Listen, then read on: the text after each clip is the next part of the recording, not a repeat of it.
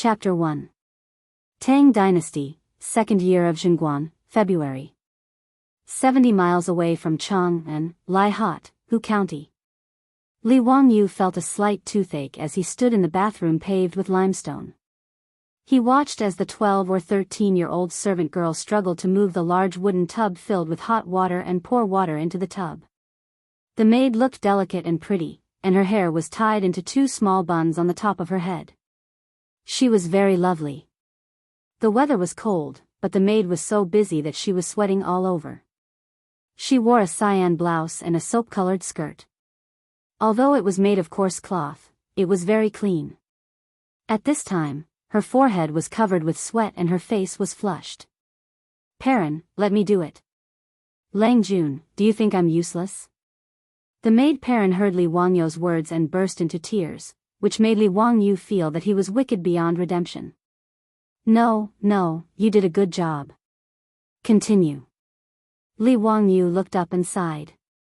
What an evil feudal society. The maid named Perrin stopped crying and smiled. She carried the wooden tub and continued her work. Li Wangyu was bored and used his hand to stir the hot water in the tub. He asked casually, "Perrin, what did you add to the water?" "It smells good." "Lang Jun, it's orchid. You have just recovered from a serious illness. Bathing with orchid can drive away the disease." Li Wangyu suddenly realized that this should be the so-called Mulan in the Tang dynasty. The tub was finally filled with hot water. Li Wangyu breathed a sigh of relief. He didn't have to watch the maid work anymore. He reached out to take off his clothes and take a bath, but suddenly froze and looked at the maid Perrin. "Why don't you go out?" "Lang Jun, I'll help you take a bath." The maid Perrin's face was red. It was unknown whether it was because of the hot work or because of shyness. Li Wangyu was so shocked by Perrin's words that his fingers trembled. After a long time, he replied stiffly, "No need. You can go out. I'll wash myself." "Lang Jun, this is against the rules of the mansion." "What rules? Are you not going to listen to me anymore?" "This slave doesn't dare." The little maidservant began to cry again. This time, Li Wangyu did not fall for her trick. He directly pushed her out of the bathroom and closed the wooden door. Li Wangyu really couldn't do such a beastly thing as letting a 12 or 13-year-old little loli help him take a bath. After all, he was a good child who grew up under the red flag. Taking off his robe clumsily, Li Wangyu stepped into the bathtub, shivering in the cold. Soaking his body in the hot water that was filled with the fragrance of orchid, Li Wangyu could not help but moan, "It's so king comfortable." He reached out to grab the soap, but there was only a small bucket in front of him. It was filled with a yellowish-brown greasy liquid. Li Wangyu stared blankly for a moment, wondering what it was. After a while, it dawned on him. It was a soap pod soup. The skin and seeds of the soap pod were peeled off, and only the flesh was dried. Then, the liquid was boiled in hot water. It was the Tang dynasty's version of liquid soap that was used for bathing. Li Wangyu helplessly scooped up some of the greasy soap pod soup with his hands and smeared it on his body while secretly cursing. "Damn you, stinky woman. Crazy woman. You win." Li Wangyu had a reason to curse. A few days ago, he was still a promising young man with a bright future. He was the hope and pride of the whole village. Because he accidentally hitched a ride with his female superior, the trajectory of his life took a strange turn. His difficult and unruly female superior actually drove the car to chase after a thief, but accidentally got into a car accident. Li Wangyu, who was sitting in the passenger seat without a seatbelt, was directly thrown out and performed a scene of flying. The consequences were not serious. Really, it was not serious at all. It was just a transmigration. It was a pity that he had just paid the down payment for a mortgage house. He did not know which bastard would benefit from it. The only good news was that he did not have to pay the mortgage for the next 20 years. Wuxia Bank did not seem to have any plans to open a branch in the Tang dynasty. Li Wanyu's soul transmigrated 1,000 years ago and possessed the body of a 16-year-old boy in the Tang dynasty who had just died of an illness. The boy was also named Li Wangyu. After sleeping on the bed for a day and a night, Li Wangyu woke up.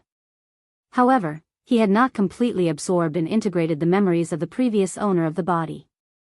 There were many things that he needed to think about in his mind for a while to understand. It had been a few days since he transmigrated. Although he was not used to his current identity, fortunately, he did not expose himself. Even Li Wangyu's personal maid, Perrin, did not realize that her master's soul had changed. Today, he finally could not stand the sweat on his body and told Perrin that he needed to take a bath, which led to the previous scene. Li Wangyu was soaking in the hot bath. In his heart, he was still complaining about the unreliable female driver who caused his soul to transmigrate to the Tang dynasty. Suddenly, he heard a scream, and then a black shadow appeared out of thin air. The next moment, the black shadow fell directly into the bathtub. With a loud splash, the hot water in the bathtub splashed everywhere, and steam filled the air. Caught off guard, Li Wangyu also let out a cry of surprise. Under his horrified gaze, a mass of long black hair slowly rose from the bathtub. Ghost.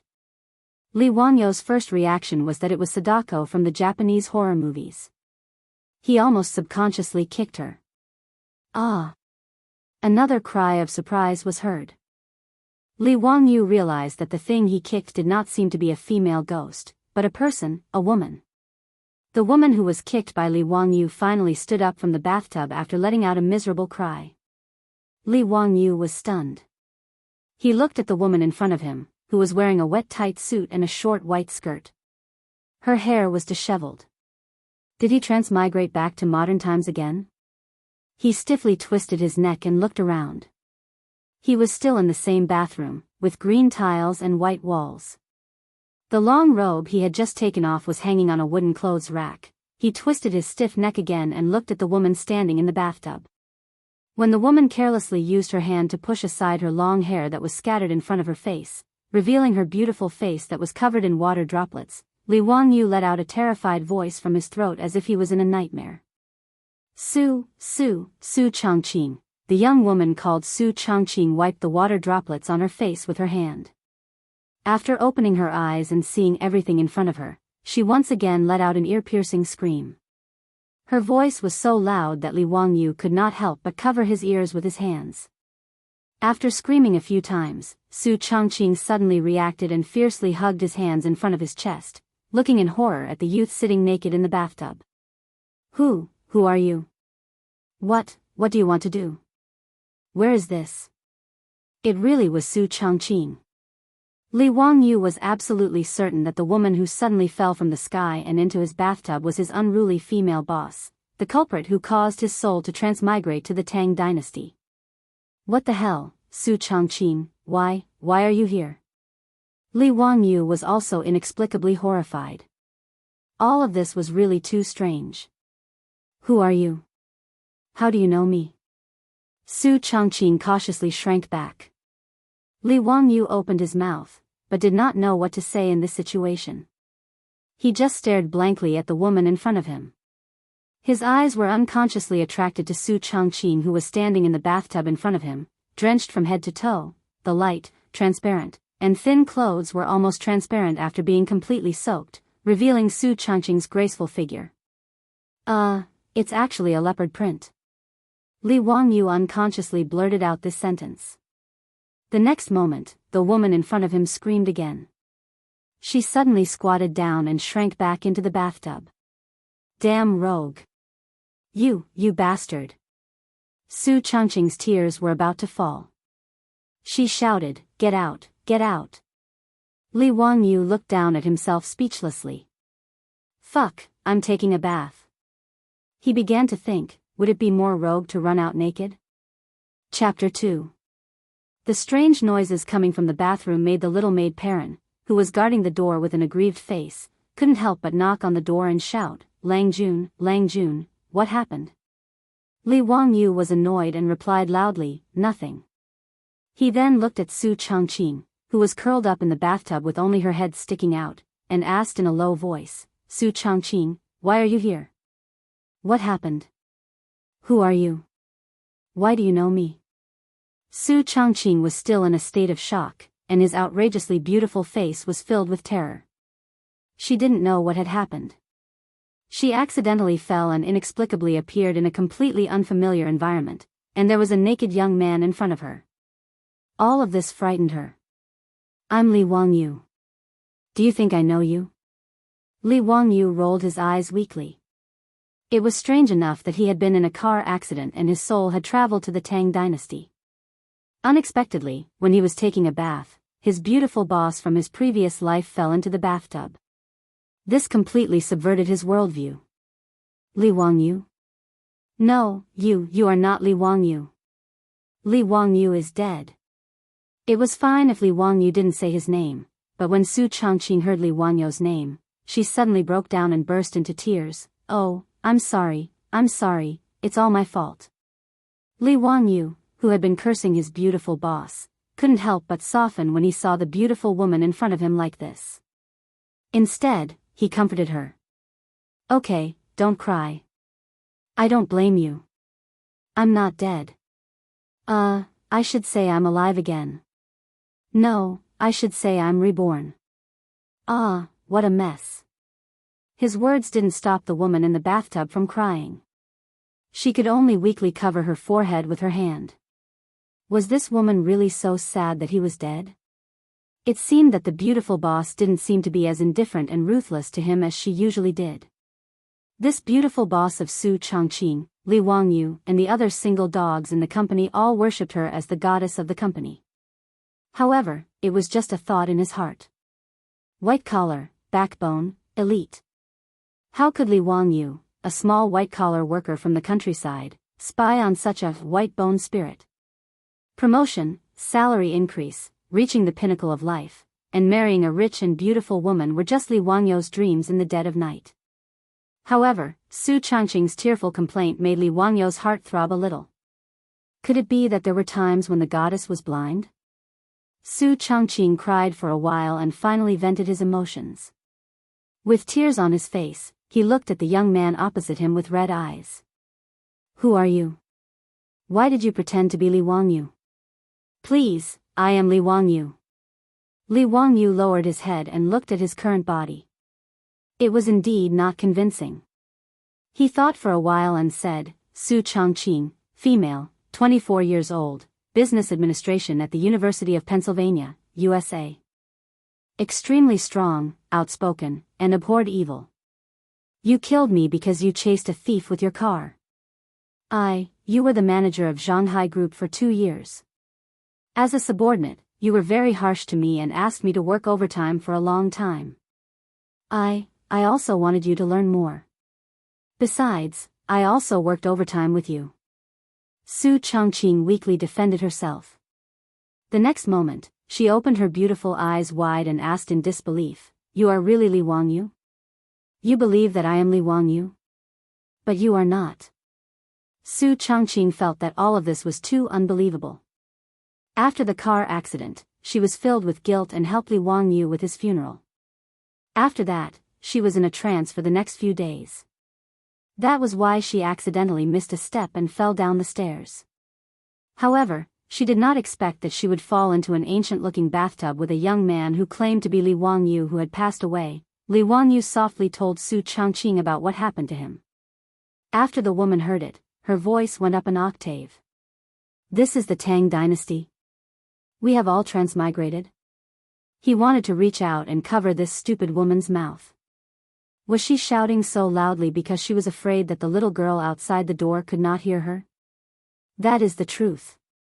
Li Wangyu helplessly spread his hands. "But why did your soul transmigrate? And I didn't?" Su Changqing asked curiously. Li Wangyu rolled his eyes again. "You ask me, but who am I supposed to ask?" Su Changqing finally accepted the fact that she had transmigrated.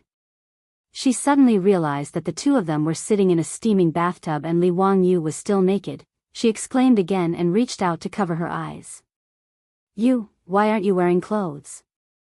"Damn, big sister, who the hell wears clothes when taking a bath? Hurry up and get out," Su Changqing urged. "So troublesome. Close your eyes and don't peek. Who wants to peek at you? I'm afraid of getting a needle eye. Little brat, is your hair all grown out? After Su Chongqing regained her composure, she returned to her usual valiant self. Her words angered Li Wangyu so much that he stood up from the bathtub. He jumped out of the bathtub and hastily wrapped himself with clothes. This woman's mouth was still so poisonous. What the f***ck-I-O-U? Wait here, I'll ask someone to bring you some clothes. Li Wangyu looked at Su Chongqing, who was still soaking in the bathtub, and felt a headache coming on. How should he explain the identity of this woman who appeared out of nowhere? He lightly knocked on the wooden door of the bathroom. Perrin, are you there? Yes, Lang Jun. What happened inside? The little maidservant Perrin had been very nervous. She didn't know what her Lang Jun was doing in the bathroom. It's nothing. Go find another tall maidservant and borrow some clothes. The little maidservant Perrin was less than 1.5 meters tall, while Su Chongqing was tall. She had the body of a model with long legs and a height of 1.7 meters. She had to make do with the other maidservant's clothes. Lang Jun, what did you say? Borrow clothes? You want maidservant clothes? The little maidservant Perrin outside the door almost thought that she had misheard. That's right. Don't ask why. Go quickly. Yes. Perrin was full of doubts, but she could only quickly leave to find other maidservants in the mansion. Li Wangyu looked back at Su Chongqing in the bathtub with a bitter smile. Suddenly, his heart throbbed. He had inexplicably traveled back to the Tang dynasty. It was impossible to say that he wasn't afraid and nervous. In addition, he also had a deep sense of vigilance and isolation for this era. Noda's Lai Hot was full of people, but Li Wangyu's loneliness could not be hidden. Su Chongqing had fallen from the sky, which made him feel surprised and excited. In the past few days, he had been carefully disguising himself and trying to adapt to life in the Tang dynasty. It was as if he was acting all the time. The moment he faced Su Chongqing, Li Wangyu's defensive shield in his heart suddenly collapsed. In this strange world, there was finally someone who could understand him. Thinking of this, Li Wangyu's tone became much gentler. He asked, Su Chongqing, how should I introduce you? This. How about you say that I'm your sister? Su Chongqing was not sure. Li Wangyu was speechless. I'm the only son of the Lai Hot. How can I have a sister? I'm now a member of the royal family.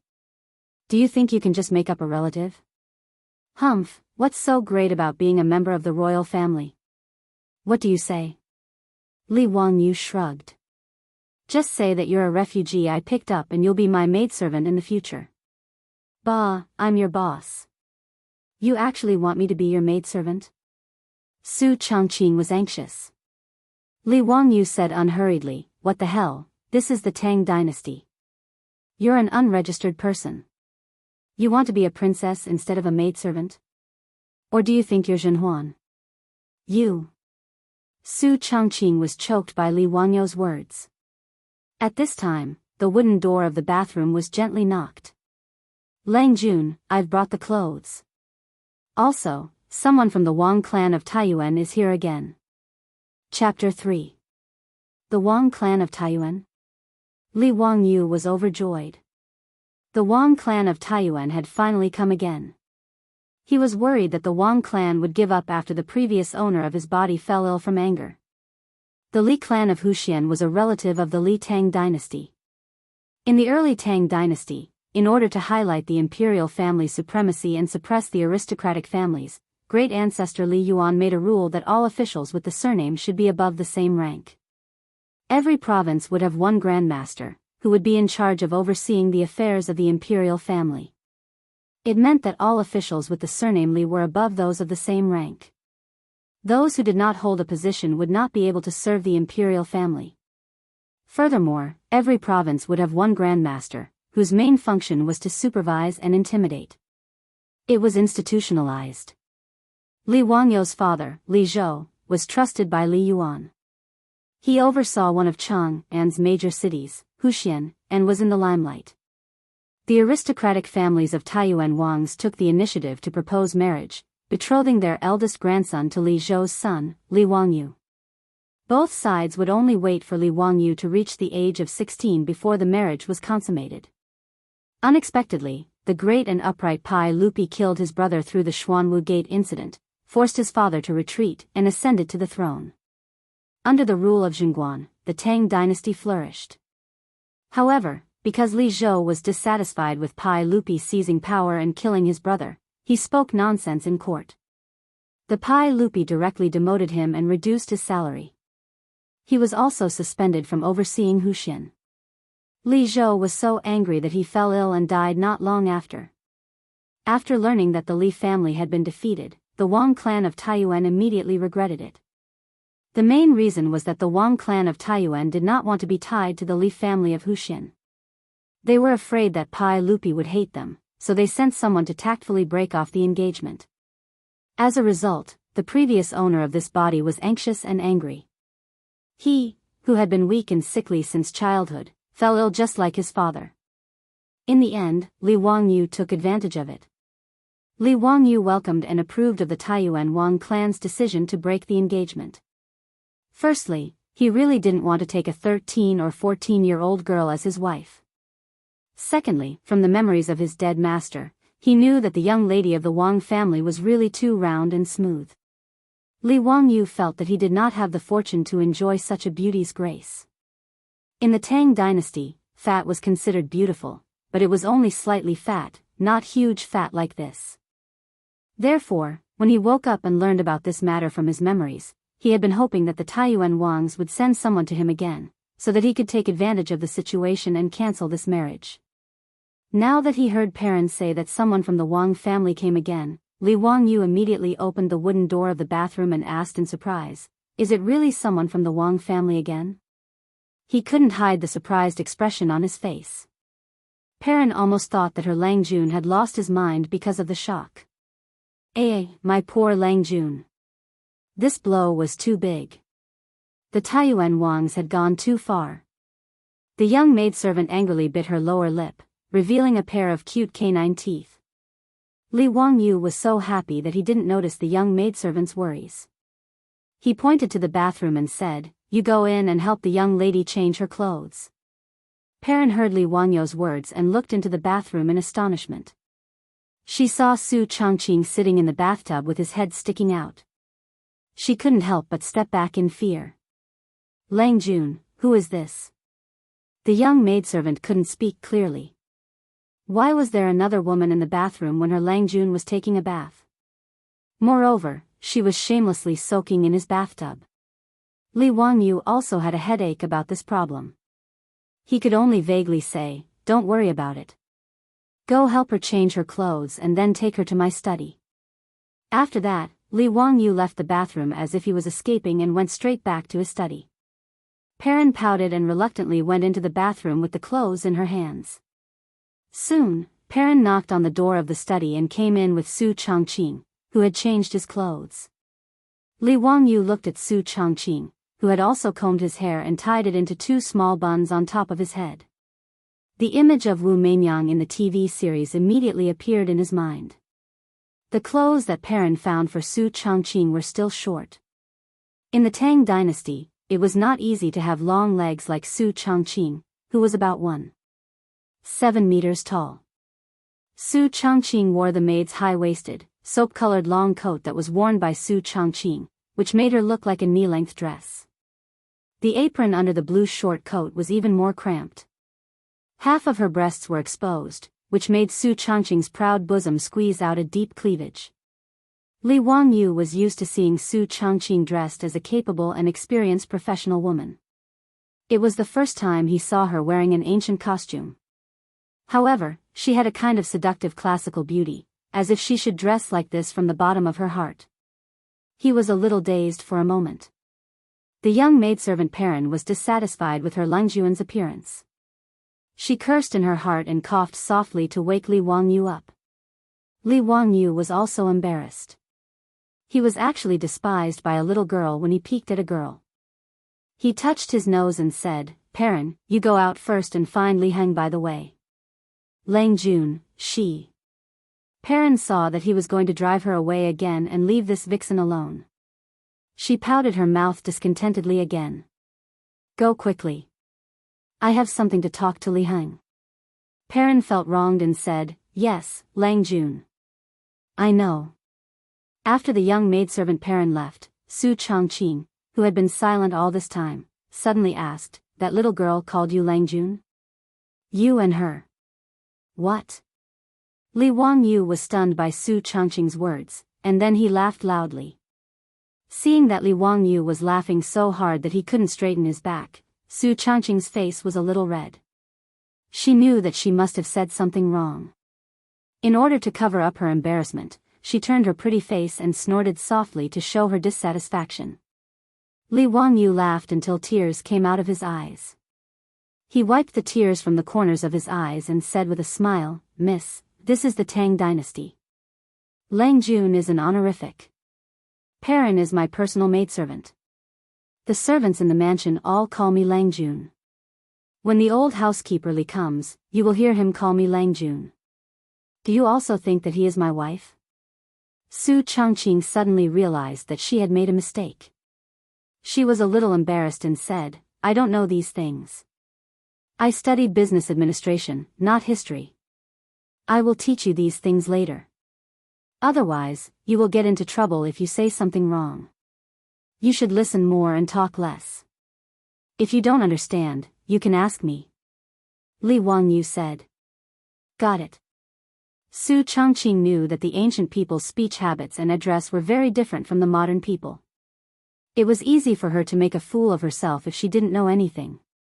I asked Perrin to invite housekeeper Du here so that he can go to Li Zhang's place to register your household. The Tang dynasty's household registration system is much stricter than the Celestial Empire's. Li Wangyu explained. Can't I do it? Su Changqing was very conflicted when she thought that she, a good modern professional woman, would suddenly become a maid of the Li family. Of course, you can do it. You can be an illegal resident. But you can only stay in the house. If you go out and get caught, you will be beaten. Li Wangyu said with a smirk. Su Changqing didn't believe it. There were many transmigrations in TV and novels. How could it be so troublesome? Seeing that she didn't believe it, Li Wangyu explained to her a little, in the Tang dynasty, if you want to go out, you must have a public inspection. It is similar to our ID cards and passports.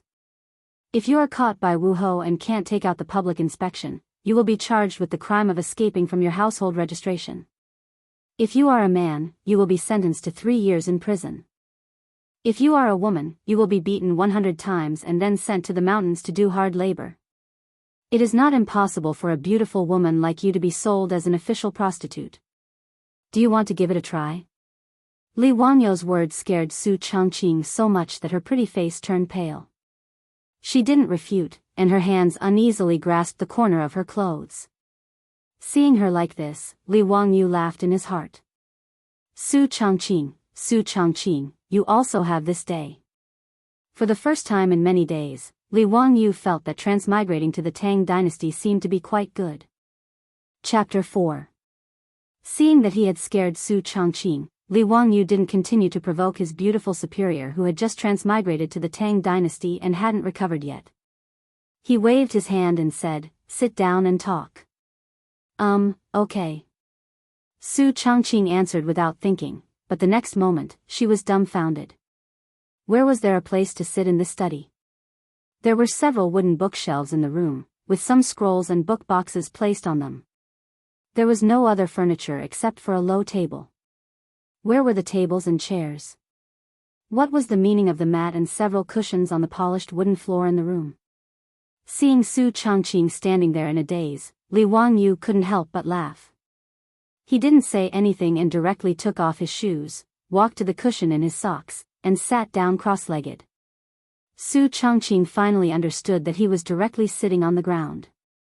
She imitated Li Wangyu and sat down, but she didn't cross her legs like he did. Instead, she sat on the cushion with her legs closed together like a lady. Li Wangyu explained with a smile, it's early Tang dynasty now. Tables and chairs aren't popular yet. Couches or floor mats are all used. And your sitting posture, you can't sit like this when you meet outsiders. He said and demonstrated. Kneel on both knees, press your buttocks against your calves and ankles, and straighten your back. This is what the ancients call sitting upright and still, understand? Su Changqing's beautiful eyes flashed. She curiously tried it and soon complained, Li Wangyu, this is too uncomfortable. Hee, you can practice slowly. This is the basics. Although Li Wangyu said so, he quietly changed his sitting posture. He couldn't stand that standard sitting posture.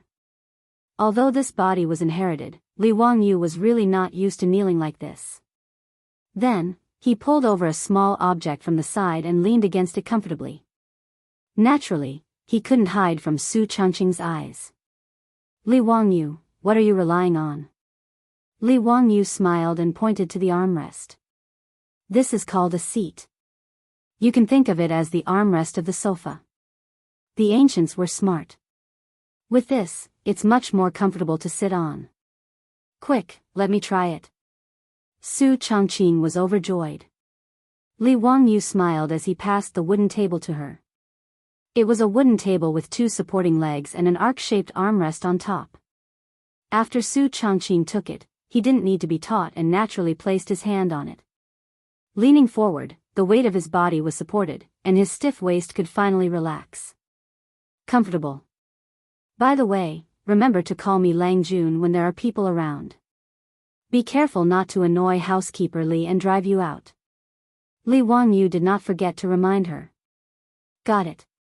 Pour me a cup of tea. I'm thirsty. Su Changqing stretched lazily.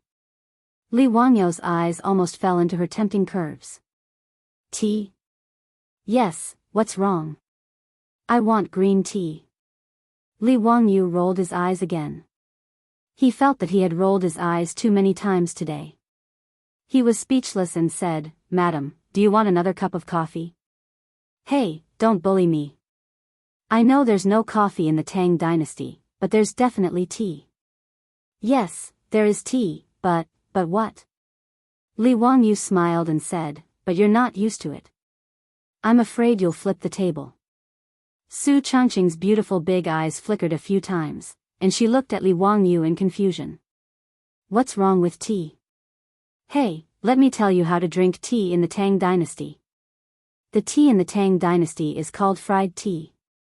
The tea leaves are roasted with fire and then crushed, poured into boiling water, and boiled together with scallion, ginger, pepper, mint, jujube, sugue, salt, cheese, and butter or mutton fat. Enough, stop talking. Li Wangyu was still describing vividly. Su Changqing could not stand it anymore. Was this still tea? Was this not soup? She felt a little sick listening to it. And do you think tea leaves are common? Except for temples and the south of the Tang dynasty, tea leaves are not common. There are not many tea shops in Chang and that sell tea.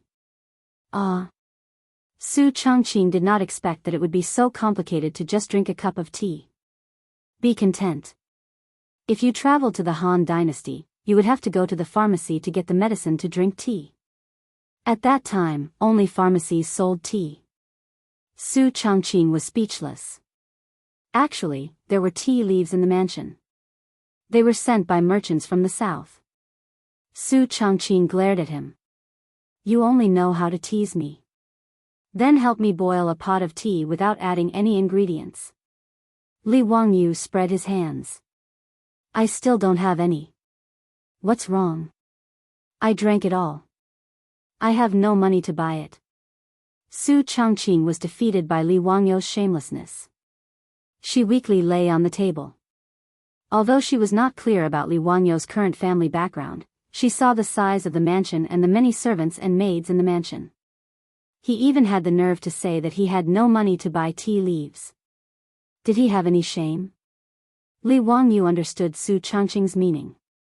He smiled bitterly and made a gesture of counting money. I really have no money. The mansion has been emptied a long time ago. The father of the original owner of this body owed a lot of debt before he died. The original Li Wangyu did not know anything and owed more and more debt. He stood up angrily. When I first transmigrated, I thought that I was lucky and became a rich second generation. But in the end, I became a debt second generation. How much money do you owe? Including principal and interest, it's almost 2 million. Damn it, I really don't know why I owe so much money. And it's a public loan shark. Li Wangyu was angry. 2 million. That's not much. If it's not enough, then let's sell this mansion. Su Changqing heard that it was only 2 million, so she did not think it was a big deal. Li Wangyu rolled his eyes at her again. Miss, do you think 2 million is the same as 2 million RMB in the future? In the early years of the Tang dynasty, 2,000 coins could buy 1 mu of land. This is equivalent to the value of 1,000 mu of land. Do you know how much this is equivalent to in the Tang dynasty? A first-rank official's monthly salary is 6,800 coins. This is equivalent to more than 290 months of salary. That's more than 20 years of salary. He began to count with his fingers for Su Changqing. 1,000 copper coins is equivalent to a string of coins. A string of coins is roughly equivalent to 4,000 RMB. 2 million copper coins is 2,000 strings of coins, which is almost equivalent to 8 million in the future. As for this mansion you mentioned, I've asked around. It's worth at most 50,000. This is not the real estate speculation of the future. The price of the house is not that outrageous. Seeing that Li Wangyu actually owed such a large sum of money, Su Changqing was also stunned. What a miserable second generation of debt. Li Wangyu was not very worried. He even comforted Su Changqing. Don't worry. With our abilities, how could we starve to death? It's just temporary. We'll earn this money back soon. When the time comes, I'll take you to eat and drink well. I'll raise you until you're white and fat. Bah, who wants you to raise me? Su Changqing spat at him, but she felt an inexplicable sweetness in her heart. In the study, the two suddenly quieted down. Neither of them spoke, and silently looked at each other. Just as the atmosphere became somewhat ambiguous, footsteps sounded outside the study, and someone knocked on the door. Chapter 5. Come in. Li Wangyu seemed to have been startled awake. Su Changqing's face also flushed red.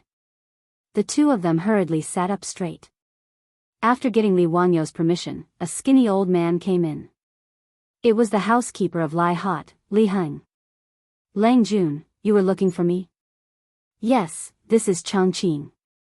She will be my personal maid from now on. Help her go to Li Zheng's place to do a public inspection. Li Wangyu pointed at Su Changqing and introduced her to Li Heng. Li Heng looked at the woman who appeared out of nowhere in surprise, but he didn't say anything. He had been a housekeeper for many years, so he had a good eye. Since his master didn't want to tell him, he shouldn't ask. Although he was old, he wasn't muddle-headed. The old housekeeper could tell that the young woman who suddenly appeared had a special relationship with his Lang Jun. He saw that she sat in front of his Lang Jun without any etiquette, but his Lang Jun didn't feel offended at all. After Li Wangyu finished talking, he saw that Li Heng wasn't in a hurry to leave.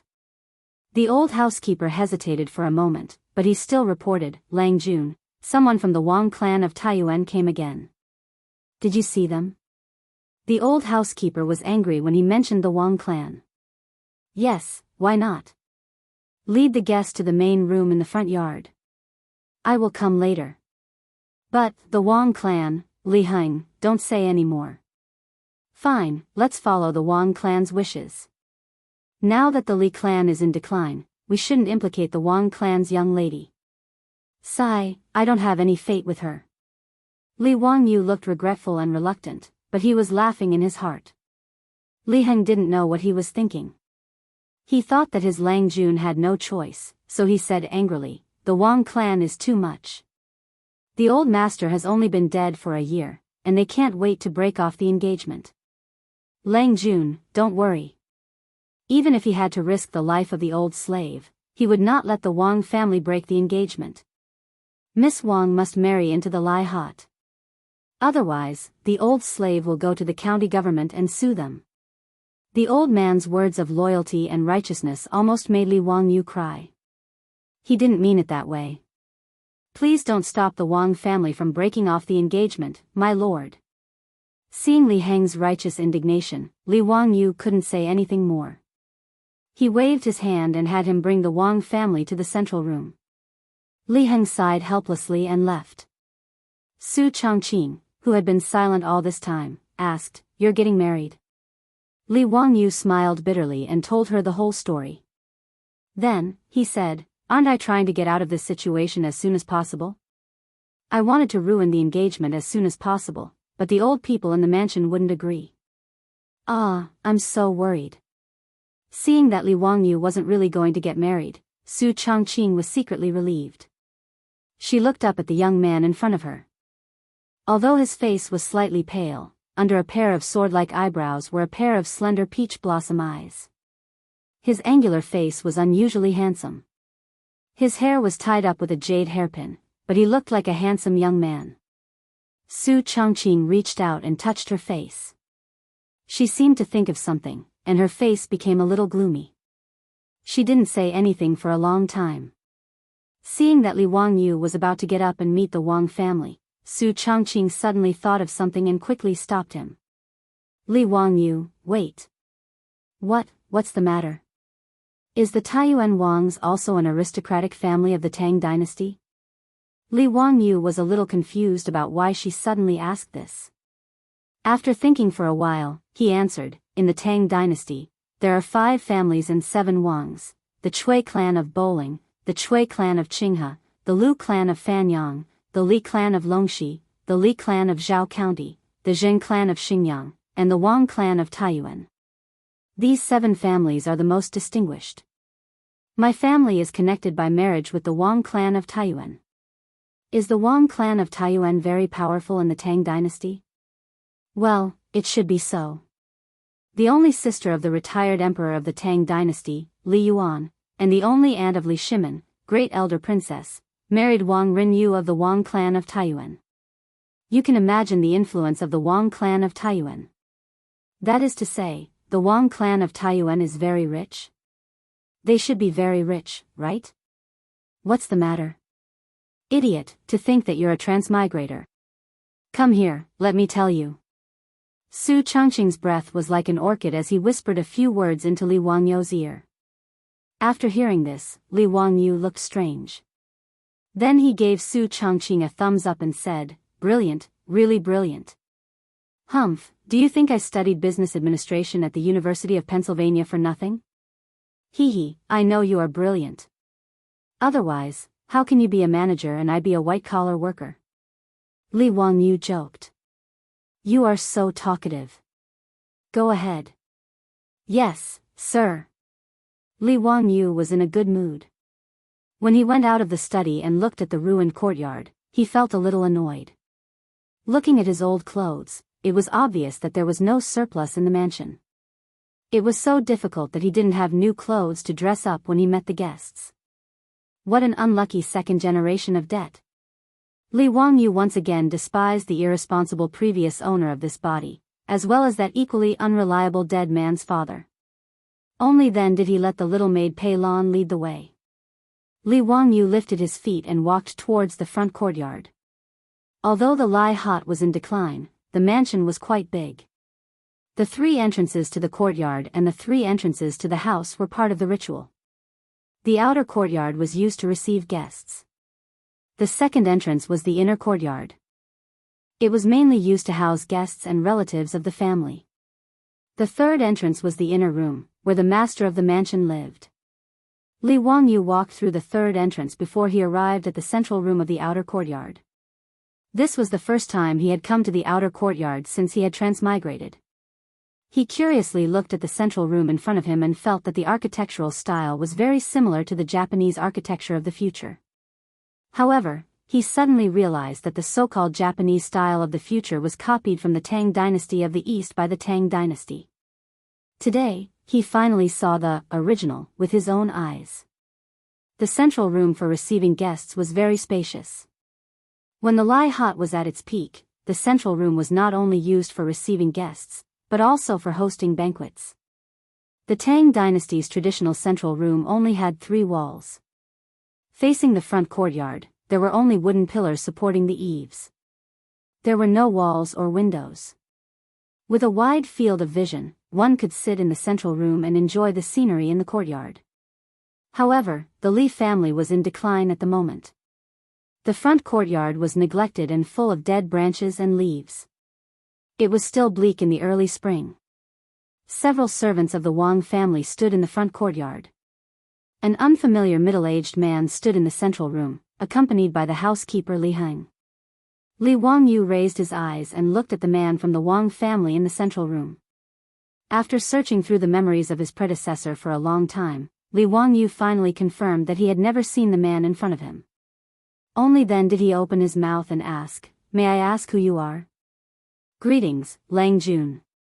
I am the housekeeper of the Wang clan in Taiyuan, Wang Yu." The man from the Wang family respectfully bowed to Li Wangyu. Bowing was a traditional Chinese etiquette.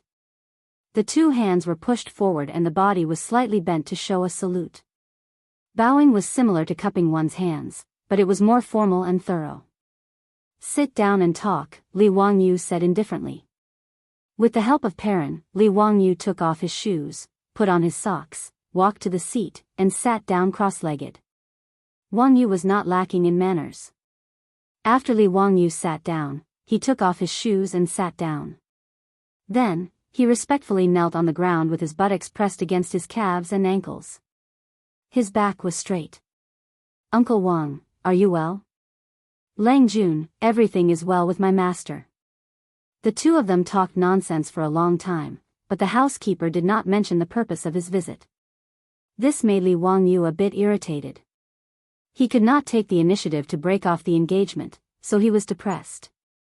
In addition, he was still not used to kneeling, so he uneasily twisted his body. Fortunately, Perrin, who was standing at the side, had good eyesight.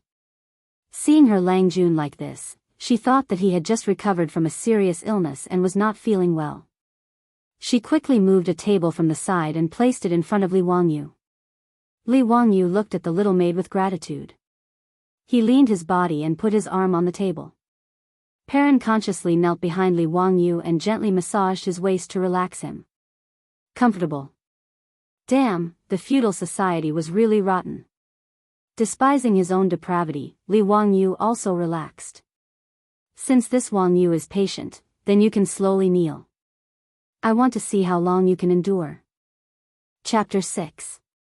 Having made up his mind, Li Wangyu began to slowly grind his teeth with Wangyu. After talking for a long time, it was clear that Wangyu couldn't take it anymore and was ready to make his intentions clear. "Lang Jun, I took the liberty of visiting today, but there is something I don't know if I should mention." Li Wangyu raised his eyebrows. "There's no harm in saying it. Lang Jun, when do you plan to give the naive sign to the Wang family?" "Nanny? What sign?" Li Wangyu was at a loss.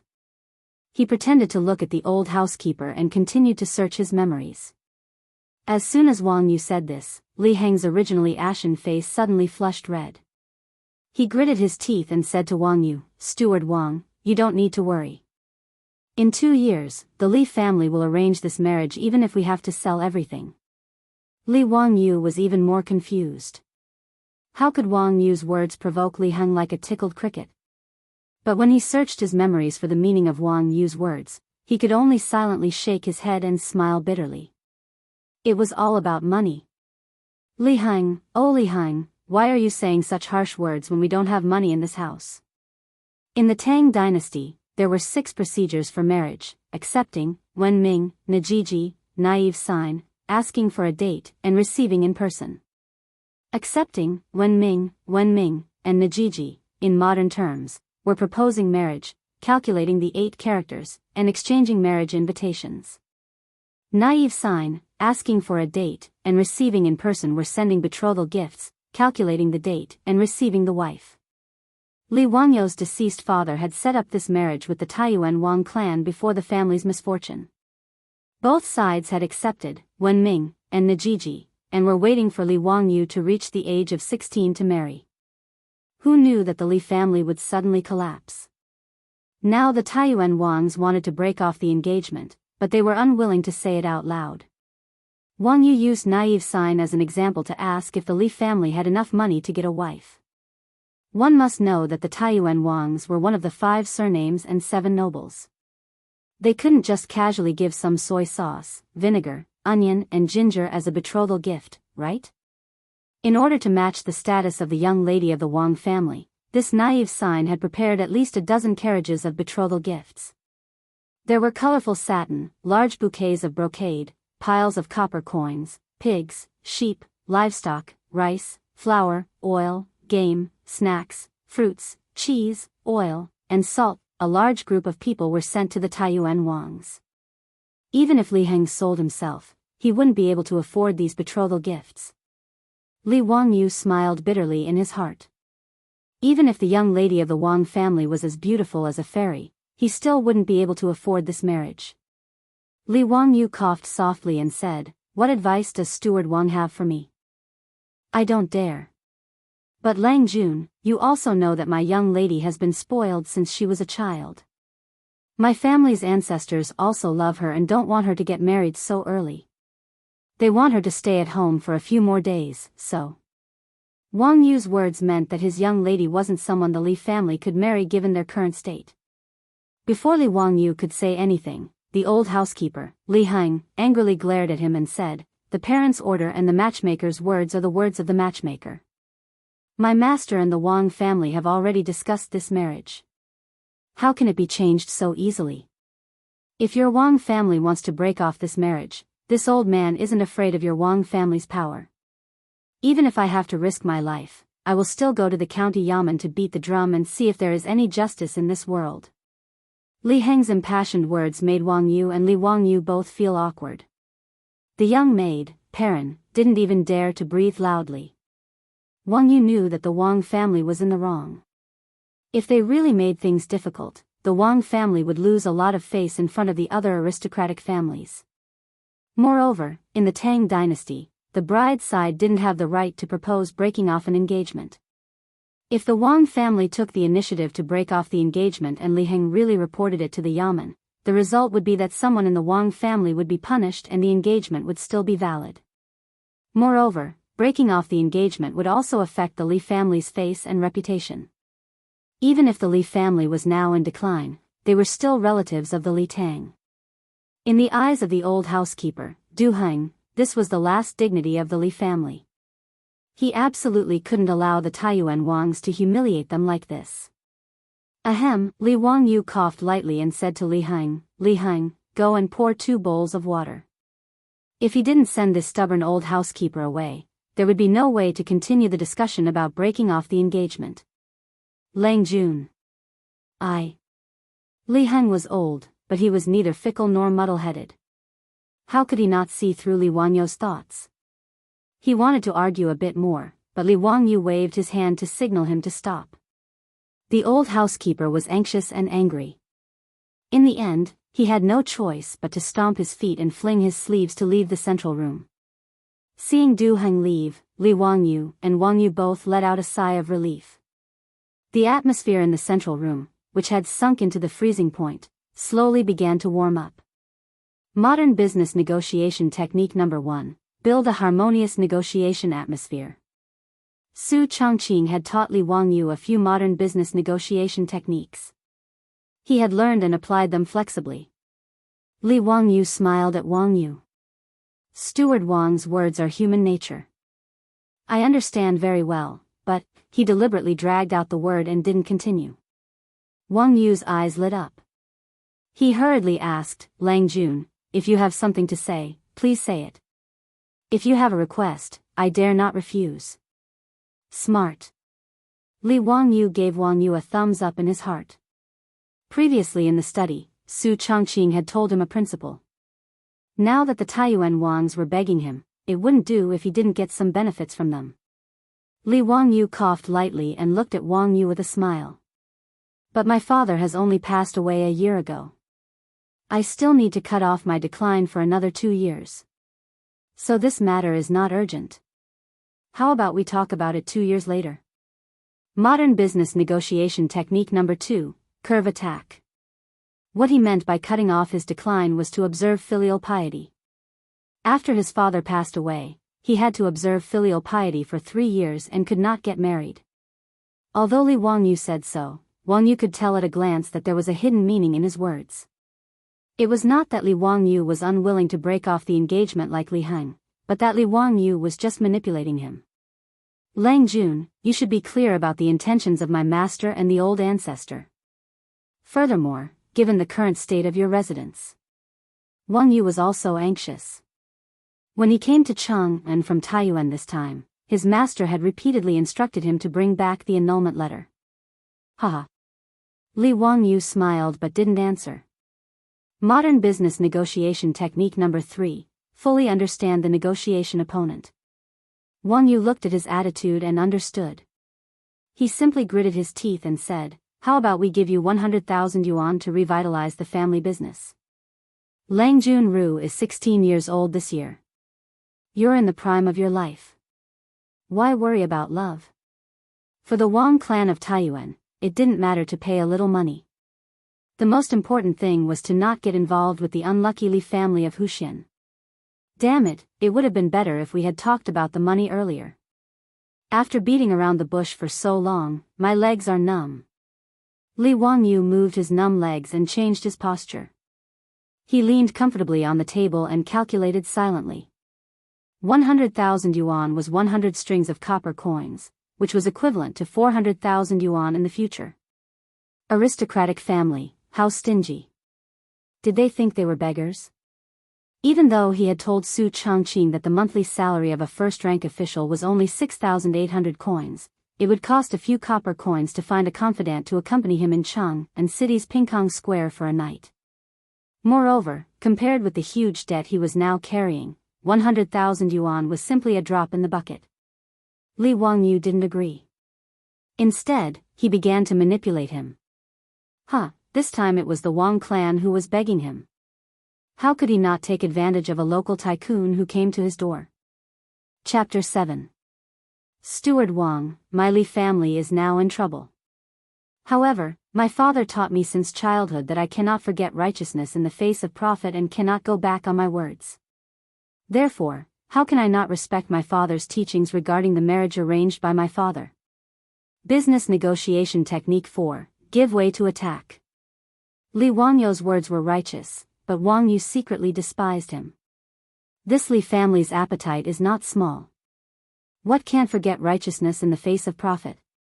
Isn't he implying that my price is not enough? 500,000. 2 million. Li Wangyu also opened his mouth like a lion and directly bargained with 5 or 6 times the price. 1 million, that's not much. Seeing Wangyu gnashing his teeth, Li Wangyu estimated that he had reached his bottom line.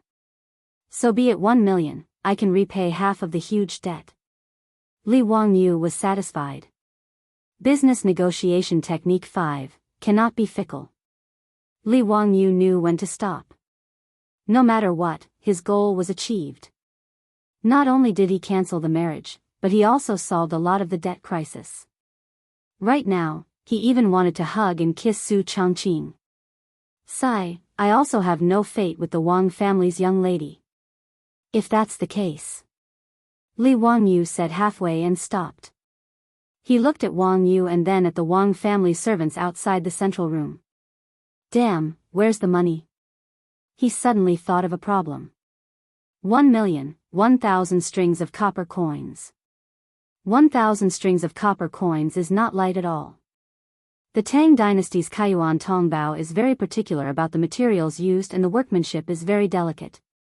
1 Kaiyuan Tongbao is about 5 grams, 1,000 pieces is 5,000 grams. In other words, 1,000 strings of copper coins is 5 kilograms. 1,000 strings of copper coins is 5,000 kilograms, 5 tons.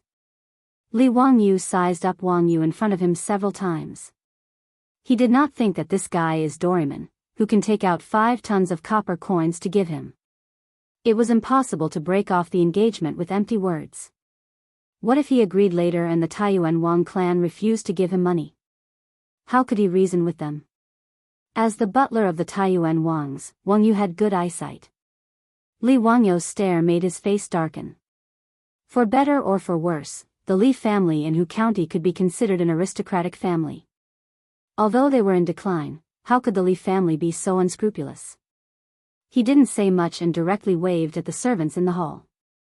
Immediately, a strong servant came up to the hall and untied the bag on his back. He took out a wooden box and placed it on the table in front of Li Wangyu. The servant opened the lid of the wooden box and left with his hands hanging down. Li Wangyu was dazzled by the dazzling objects in front of him. There were dozens of gold ingots neatly arranged in the wooden box, which was very alluring. Li Wangyu was a modern-day white-collar worker. When had he ever seen so much gold? His eyes almost popped out of their sockets. In the Tang dynasty, one tael of gold was exchanged for 6 strings of copper coins. There were a total of 34 gold ingots of 5 taels. Lang Jun, here is 170 taels of gold, which is more than 1 million yuan. Are you satisfied? No wonder Wang Yu insisted on 1 million strings of copper coins. It turned out that the Taiyuan Wang clan had already planned to use this gold to buy the annulment agreement. They had already made preparations. Li Wangyu was not pretentious. He directly called the little maid parent to the study to get a pen and paper. Exchanging a marriage that he did not want to have in exchange for 170 taels of gold was a good deal. Li Wangyu was happy, but the little maid Pei Lan beside him had a face full of anger. She did not dare to get angry at her Lang Jun. She could only glare fiercely at Wang Yu and run out of the central room. Li Wangyu was not angry at her. He was in a good mood. He chatted with Wang Yu and waited for parent to come back with a pen and paper. However, the little maid did not come back. Instead, Li Heng came. As soon as the old housekeeper came to the hall, Li Wangyu and Wang Yu were shocked. What was going on? They saw the old housekeeper take off his upper clothes. In the cold weather, he was bare-chested, revealing his skinny body. His hands were holding a shiny dagger-like saber. He went to the front of the hall and directly knelt in the central room. When Li Wangyu saw Li Heng's appearance, how could he not understand the old man's intention? He was going to remonstrate with death. Was it necessary? Wasn't it just annulment? It was not Li Heng who was getting married. Was there a need to be so exaggerated? Lang Jun, the old slave, has failed the old master's trust. He really has no face to live in this world. Today, since Lang Jun agrees that the Taiyuan Wang clan will annul the marriage, then let the old slave accompany the old master in the underworld. Li Heng's words made Li Wangyu speechless. What kind of enmity did this old man have with him? In order to make him marry the fat girl of the Wang clan, the old man even used the method of death. Was it necessary? Li Wangyu rolled his eyes a few times and decided to continue fooling him. Business negotiation skill 6, set a long-term goal and carry out value-based negotiations. He got up and walked to the old housekeeper. He reached out and helped the old housekeeper up. After a while, he said, Li Heng, I understand your intentions. However, as the eldest son of the Li family in Hu County, how can I only rely on the protection of my father's generation? Even if the Wang clan marries the young lady to my Li family, will I still have face? Could it be that I, Li Wangyu, a dignified man, need to rely on a woman to support my face? Could it be that I, Li Wangyu, can't start from scratch and rebuild my family? Could it be that I can't wear a purple gown and wear a goldfish to court and become an official? Today's marriage, I, Li Wangyu, annul it. Li Heng, just wait and see. In less than 10 years, I will make the Taiyuan Wang clan regret today's decision. I, Li Wangyu, swear to the heavens. I will not let down the glory of the Li family. I will let the ancestors be ashamed of me in the underworld. I am born to be useful. I will come back after spending 1,000 gold. Li Heng, do you still have the courage to fight with your Lang Jun one more time? Upon hearing Li Wangyou's words, the old steward, Li Heng, who had just stood up, knelt down again and kowtowed to Li Wangyu several times. Lang Jun, this old slave was wrong. This old slave understands. Today's marriage is annulled by the Li family. Li Heng was incomparably moved. Although he was a bit surprised and felt that his Lang Jun had changed a lot, he didn't think too much about it. No matter how big the hole in the old man's brain was, he couldn't possibly imagine that Li Wangyu's soul had already changed. Li Wangyu laughed loudly and helped the old steward up again. After hearing Li Wangyu's words, Wang Yu's face turned pale. He repeatedly muttered, "I am born to be useful. I will come back after spending 1,000 gold." Li Wangyu's casual plagiarism of Li Bai's poem had stunned Wang Yu. Looking at the 16-year-old youth in front of him, Wang Yu's heart suddenly throbbed. The Wang family might really regret their decision to annul today's marriage. However, since the head of the Wang clan had made the decision, he, as a steward, had no right to speak. He could only silently retreat to the side. After being excited for a long time, Li Heng finally remembered to find pen and paper. He didn't call for the other servants. He put on his clothes, picked up his blade, and quickly ran to get pen and paper. Steward Wang, I've made a fool of myself." Wang Yu cupped his hands and said, "It's nothing. Today, it's my Wang family that has offended you." Now he didn't dare to underestimate this youth, who had been very slippery just a moment ago. The Li family of Hu County had given birth to a Chilan child. Li Heng and the young servant girl Perrin brought pen and paper. They ground it until it was juiced. Li Wangyu was just about to pick up the pen and write the annulment letter when a clamor came from outside the main room. Several old men were fuming with anger. Ignoring the Li family's servants who tried to stop them, they rushed into the hall. "Vile spawn. If you dare annul the marriage, my Li family will no longer have an unfilial disciple like you." Chapter 8. When Li Heng, who was waiting at the side, saw these old men, his face couldn't help but abruptly go pale. Li Wangyu's face was also bitter. He had no choice but to step forward and bow respectfully. "Greeting, Wang Yu greets the clan leader and the elders." These old men were the Li clan of Hu County's old clan leader and several other elders. The Li clan of Hu County was a branch of the Tang dynasty. Li Wangyu's clan was one of the branches of the Li clan of Hu County. In the Tang dynasty, the influence of the clan on the clan was so great that it was hard for modern people to understand. With the power of the clan leader as the core, the clan was established with genealogy, clan rules, ancestral halls, and clan fields. Even Li Wangyu's dead father, Li Zhou, who was once in charge of Hu County, had to obey the will of the clan leader and clan elders. This was the so-called family has its rules, clan has its rules. It could be said that a large part of the 2 million yuan debt Li Wangyu was carrying was because Li Zhou had been demanded by the clan. Since the clan had no savings, they could only borrow money from the public fund to give to the clan as clan property. Ever since the news of Taiyuan Wang clan's intention to break off the engagement spread, the clan elders were the ones who opposed it the most. Unlike the loyal servant Li Heng, the elders of the Li clan of Hu County only cared about the clan's face and interests. They didn't care who Li Wangyu married. Even if he married a pig from the Wang clan of Taiyuan, they wouldn't mind. The prerequisite was that the Li clan of Hu County didn't lose face. The clan's interests were always the top priority. Li Wangyu's greeting was met with a cold reprimand. "Evil creature, kneel." Kneel? Li Wangyu was a little dumbfounded. *CK, he hadn't even knelt once in his previous life. Now that he had transmigrated, he had to kneel to someone. After hesitating for a moment, Li Wangyu decided to endure it. He had no choice but to lower his head under the eaves.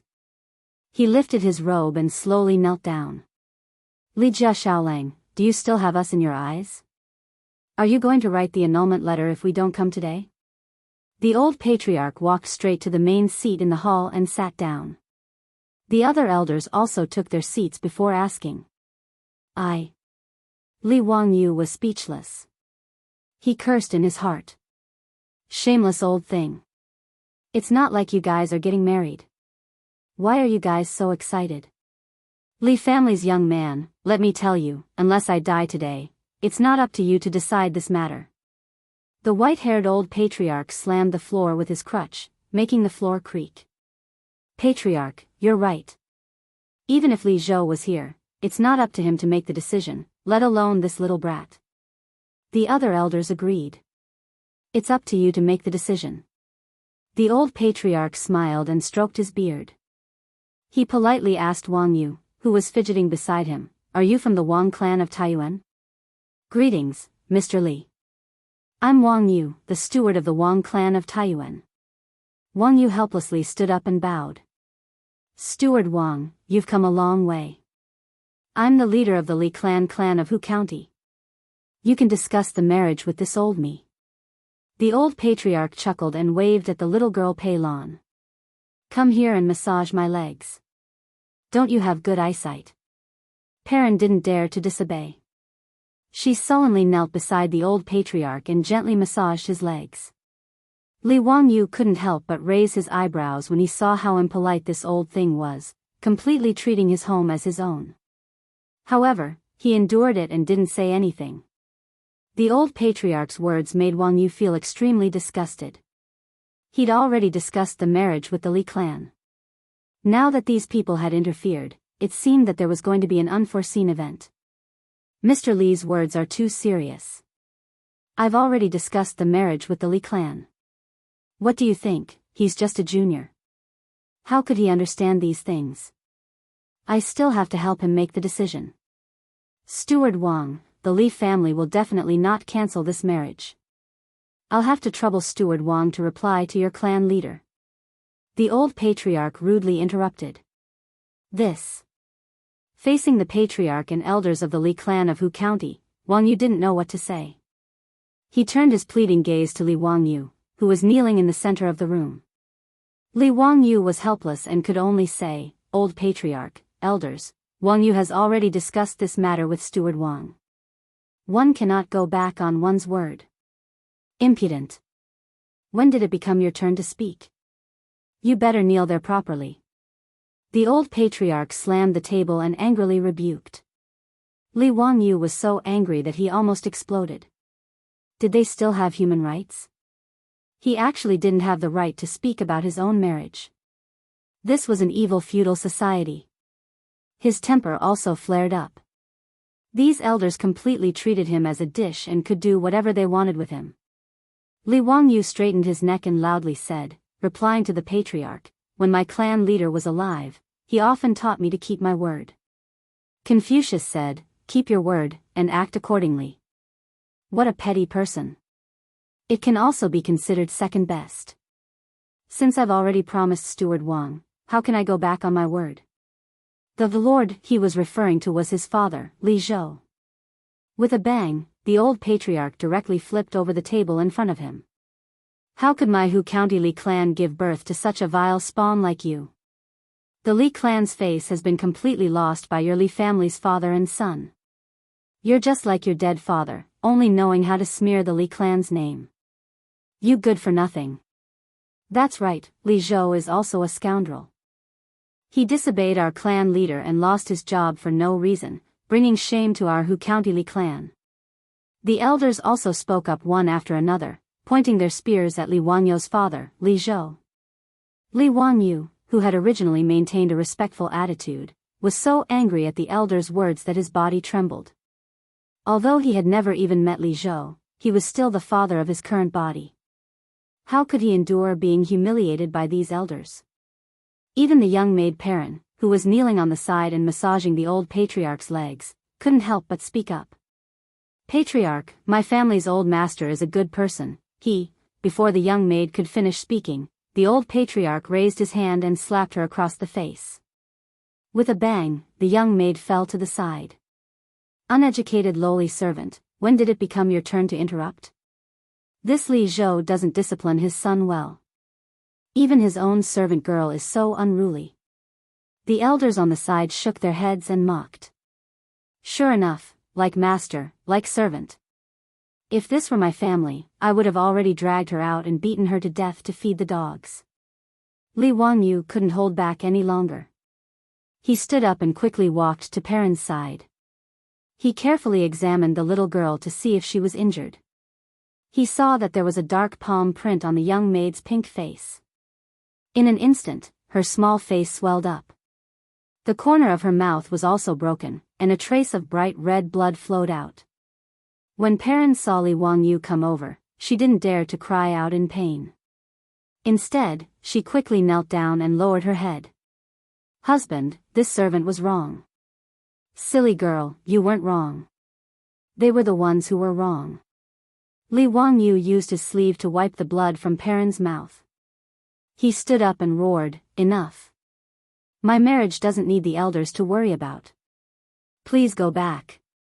Li Heng, see the guests out." Chapter 9. When Li Heng heard Li Wangyu's words, he didn't dare to move.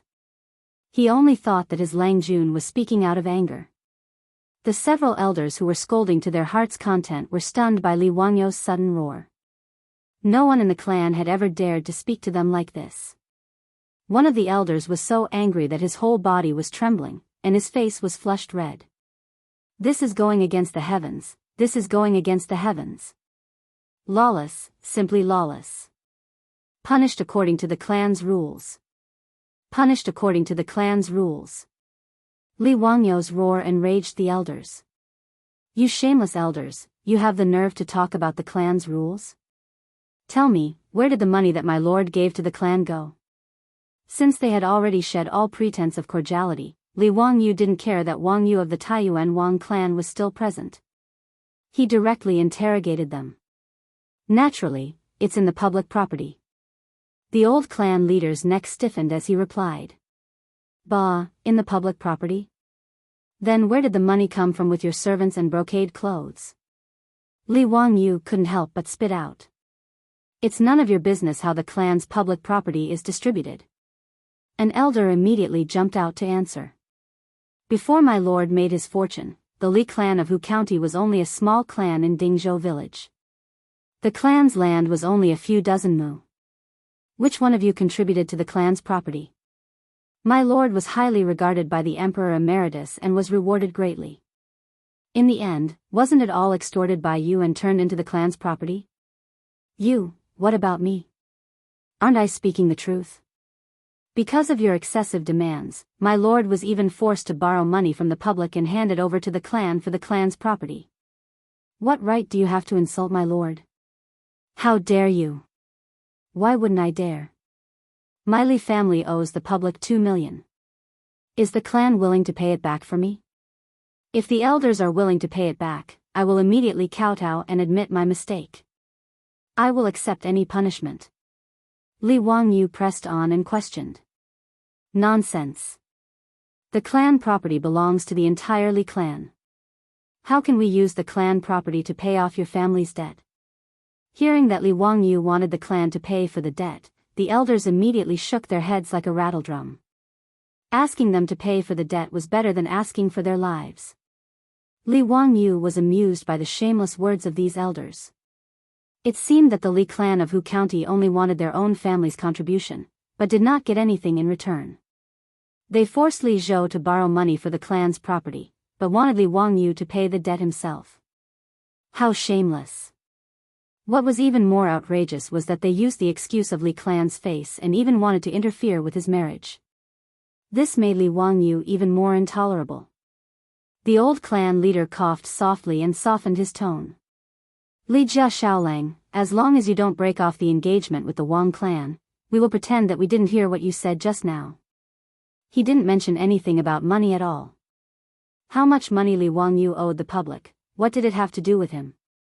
He only needed Li Wangyu to obediently marry the daughter of the Wang clan of Taiyuan and win glory for the Li clan of Hu County. Since the elders value the marriage with the Wang clan of Taiyuan so much, why don't you let your descendants propose the marriage? Li Wangyu was unmoved and asked with a sneer. The old clan leader and the other clan leaders cursed in their hearts. How could their descendants marry the Wang clan of Taiyuan? The rich and powerful families of the Tang dynasty all took pride in marrying the daughters of the 5 surnames. If not for the fact that Li Zhou was valued by Li Yuan, why would the Wang clan of Taiyuan take the initiative to propose the marriage?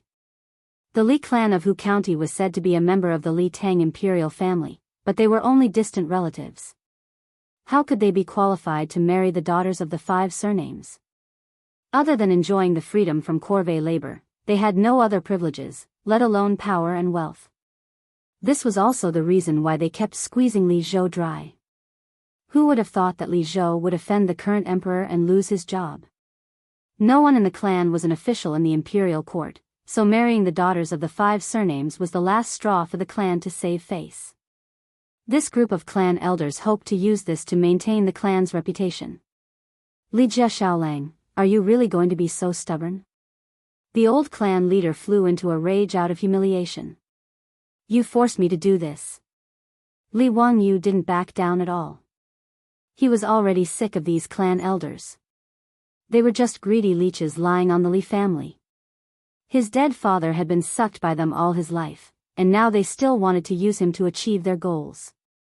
Looking at the silent maid Perrin on the side, Li Wangyu felt even more heartache. In the past few days after transmigrating, he had already treated this little girl who had taken good care of him as a little sister, but she had actually been beaten to this extent by this damned old man. His uncle could tolerate this, but his aunt couldn't. Fine, if that's the case, then don't blame me for not caring about our relationship. I will remove your name from the Li clan of Hu County's genealogy. The old clan leader shouted, trying to put on a strong front. As soon as he said this, everyone, including Wang Yu, was shocked. Li Heng was even more flustered. He immediately knelt on the ground. Clan leader, my Langjun didn't mean it that way. You can't do this. Li Heng, get up. Why are you kneeling on him? If you want to remove his name, then so be it. What's the big deal? Li Wangyu didn't care at all. He reached out to pull the old steward up. As a modern person, Li Wangyu had no attachment to the clan, nor did he have a sense of belonging. It was impossible to use the clan to make him submit obediently. However, in the eyes of the Tangs, the ancestral family rules were more important than anything else. Losing the protection of the clan and being removed from the genealogy was a disaster that could cause the world to collapse. Usually, only when the black sheep of the clan or those who had committed heinous crimes were punished would the clan leader and the elders hold a meeting to remove that person's name from the clan. When the old clan leader said that he wanted to remove Li Wangyu from the genealogy, Li Heng panicked. He never thought that things would develop to this point. The little maid, Pei Lan, knelt down again and cried, Lord Patriarch, it's all this servant's fault. This servant didn't know the rules and spoke carelessly. Please don't blame my Langjun. Perrin, get up. What are you doing? Li Wangyu was anxious. Li Heng and Perrin's attitude made him very uncomfortable. In his view, he could live a better life if he left this group of vampires. However, in the eyes of Li Heng and Perrin, it was as if the sky had fallen. Langjun, I beg you, please speak less. Talk to the patriarch properly. You mustn't leave the clan. Li Heng cried with tears and snot running down his face. Li Heng, get up. Li Wangyu was also angry. He shouted, if you still think of me as your Langjun, then get up. Let them do whatever they want. Today, I'll say it right here. I, Li Wangyu, will definitely cancel this marriage. Good. Since Li Jia Xiaolang doesn't care about the clan, then this old me has nothing to say. Tomorrow, I will hold a clan meeting and remove your clan status. Don't regret it, the old clan leader said coldly. Do as you wish. Humph, let's go. The old clan leader stood up and called everyone to leave. However, he was stopped by one of the clan elders. The elder looked greedily at the gold ingots in the wooden box on the table in front of Wang Yu. He said, Clan leader, Li Zhou was raised by our clan with money and food. Since their family has nothing to do with the clan in the future, shouldn't the clan return the gold ingots that have been raised for so many years? When these words came out, Li Wangyu and Li Heng's expressions changed. Chapter 10. Li Wangyu didn't know how much support and care his dead father received from the clan when he was young, but back then, the Li clan of Hu County was just a small clan living in Dingzhou village. How much help could such a small clan provide to Li Zhou? Ever since the establishment of the Li Tang, Li Zhou was trusted by Li Yuan and entrusted with important tasks. The Li clan of Hu County moved from Dingzhou village to Hu County and became a famous clan in Hu County. The clan's property also changed from a few dozen mu of barren land to 1,000 mu of fertile land. This was all obtained by sucking the blood of Li Zhou. Hu County was located in Guanzhong Road. It was the most prosperous area of the Tang dynasty. When the Tang dynasty was first established, agriculture was severely damaged after the chaos at the end of the Sui dynasty. In order to recuperate, the Tang dynasty implemented an equal field system. That is to say, the state distributes the land. Males over the age of 18 are each given 80 mu of farmland and 20 mu of perpetual farmland. Women, soldiers, and servants are not given farmland. Among them, perpetual farmland is not allowed to be bought or sold. Hu County was located in Guanzhong Road and had a large population, so there wasn't much land to distribute. In fact, most households only received 20 mu of farmland. In the Li clan of Hu County, there were only a few dozen people who were given farmland. The farmland they were given was private property and not public property. Currently, the price of fertile land in Hu County had reached 2 strings of coins per mu. 1,000 mu of farmland would cost around 2 million yuan. Where else could they get this money other than from Li Zhou? These clan elders had forced Li Zhou to borrow money from the public. They weren't satisfied even with a huge debt. They actually had designs on the Li family's last bit of property. This made Li Wangyu and Li Heng extremely angry. Even Wangyu felt that the clan elders of the Li clan of Hu County were too unsightly. Li Wangyu was so angry at the clan elders' shameless words that he laughed. With a mocking tone, he asked, then according to Grandpa's meaning, how many things do we need from the Li family to return to the clan? Li Zhou is deeply indebted to our Li clan. If his surname wasn't Li and he wasn't a clan relative, why would the Emperor Emeritus allow him to oversee Hu County? This is my Li clan's doorstep. Since your family no longer has anything to do with the Li clan of Hu County, shouldn't you return these things to the clan? The shameless words of this elder won the approval of the other elders and the old patriarch. That makes sense. The reason Li Zhou is where he is today is all because of his identity as a member of the clan. It's only natural for him to return to his clan. That's right, what you said makes sense. These things that were obtained because of my Li clan must be returned to the clan. Li Zhou's Yongye Tian, this house, and this servant must be returned to the clan. Li Wangyou's face became even more ashen. Shameless people were truly invincible. The old patriarch coughed lightly.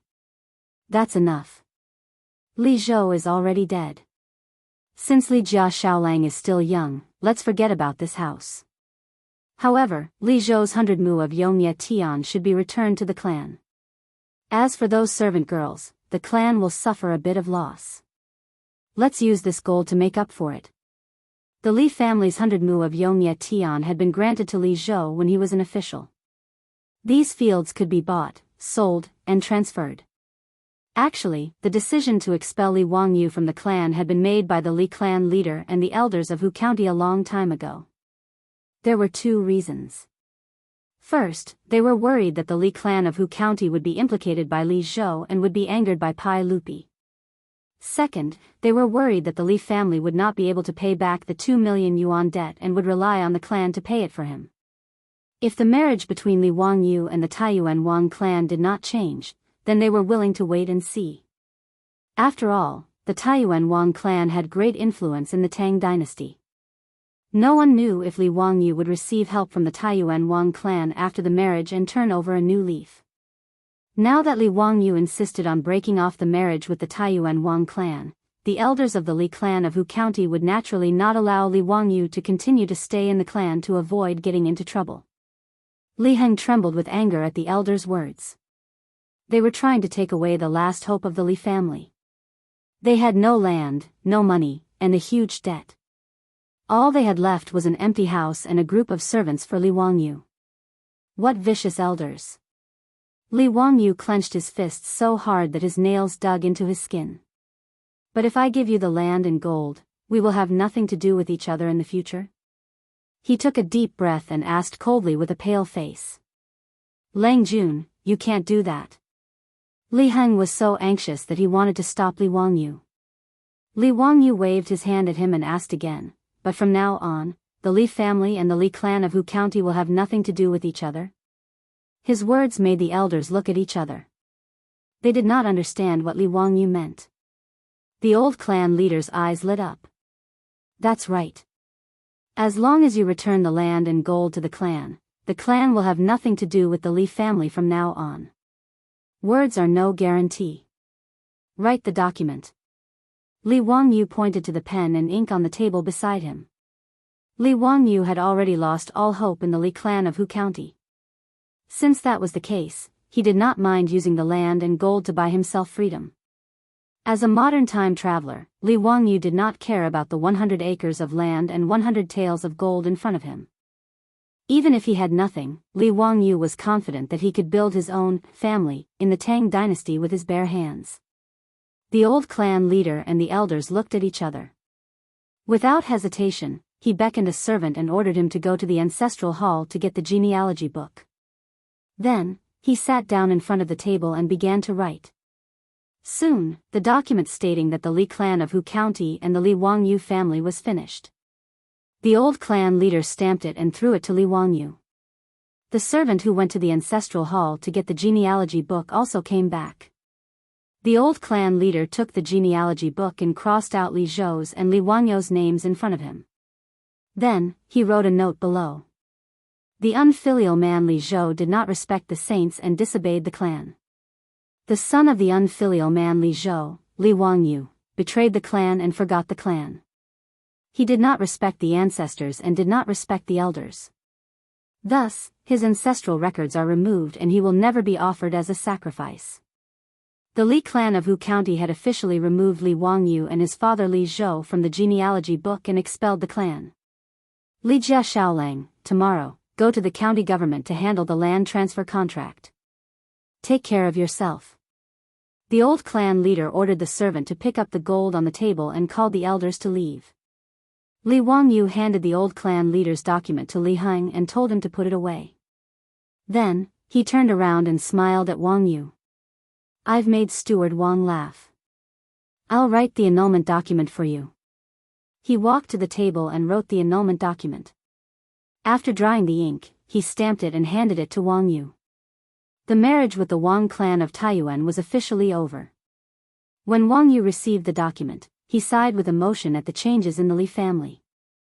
He did not stay any longer and left to return to Taiyuan Wang's. In the central room of Noda, only Li Wangyu, Li Heng, and the little girl Perrin were left.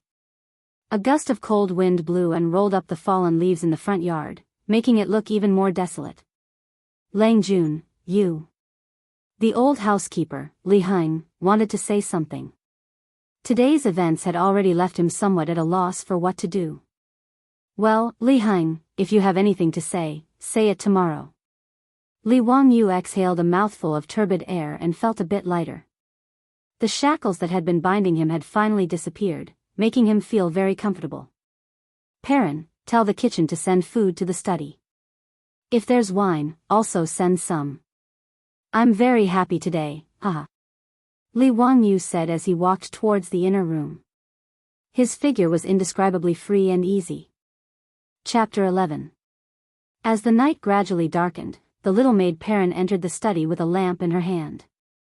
The food was delivered and placed on the table. After the food was delivered, Li Wangyu sent away the little maid Perrin, who was full of grievances. He had no choice. The conversation between him and Su Changqing was not suitable for others to listen in. Come, let's eat. If you have anything to say, we can talk after the meal. Li Wangyu called out. Su Changqing curiously looked at the few plates of food on the table and was slightly surprised. Just these? On the table, there was a plate of vinegar pickled celery, a plate of hu biscuits, 2 bowls of noodle soup, and a pot of wine that Li Wangyu specially requested. There was nothing else. It was really too simple. Li Wangyu did not care. He sat down cross-legged, took a hu biscuit, broke it open, and stuffed it into his mouth. He said vaguely, "What else? What else do you want to eat? Don't forget that I'm a poor man now. I owe a lot of money." As he ate, he told Su Changqing everything that had happened before. In the end, he concluded, I'm really poor now. Except for this house, I have nothing. Su Chongqing, on the other hand, didn't take it to heart. Instead, he chuckled and said, I think you made a smart decision. Using 100 mu of farmland and some gold, you drew a clear line with that vampire clan. In my opinion, in the future, the Li clan of Hu County will cry and beg you to return to the clan, right? Then I won't agree to it. I won't even kneel down and kowtow. Li Wangyu laughed. In this world, only Su Chongqing understood him. In Li Wangyu's view, the things that Li Heng and the others were worried about were nothing to be afraid of. With his and Su Chongqing's knowledge that was thousands of years ahead of this world, after getting rid of that decadent and greedy clan, they would be able to swim freely in the vast sea and fly freely in the sky. Li Wangyu picked up the wine pot and poured Su Chongqing a bowl of wine. Su Chongqing, come, I wish us a happy life in the Tang dynasty. Su Chongqing smiled sweetly. She raised her wine bowl and lightly clinked it with his. The two of them raised their heads and drank. Then, Su Chongqing couldn't help but frown. Li Wangyu's reaction was even more intense. He spat out the wine that he had just drunk.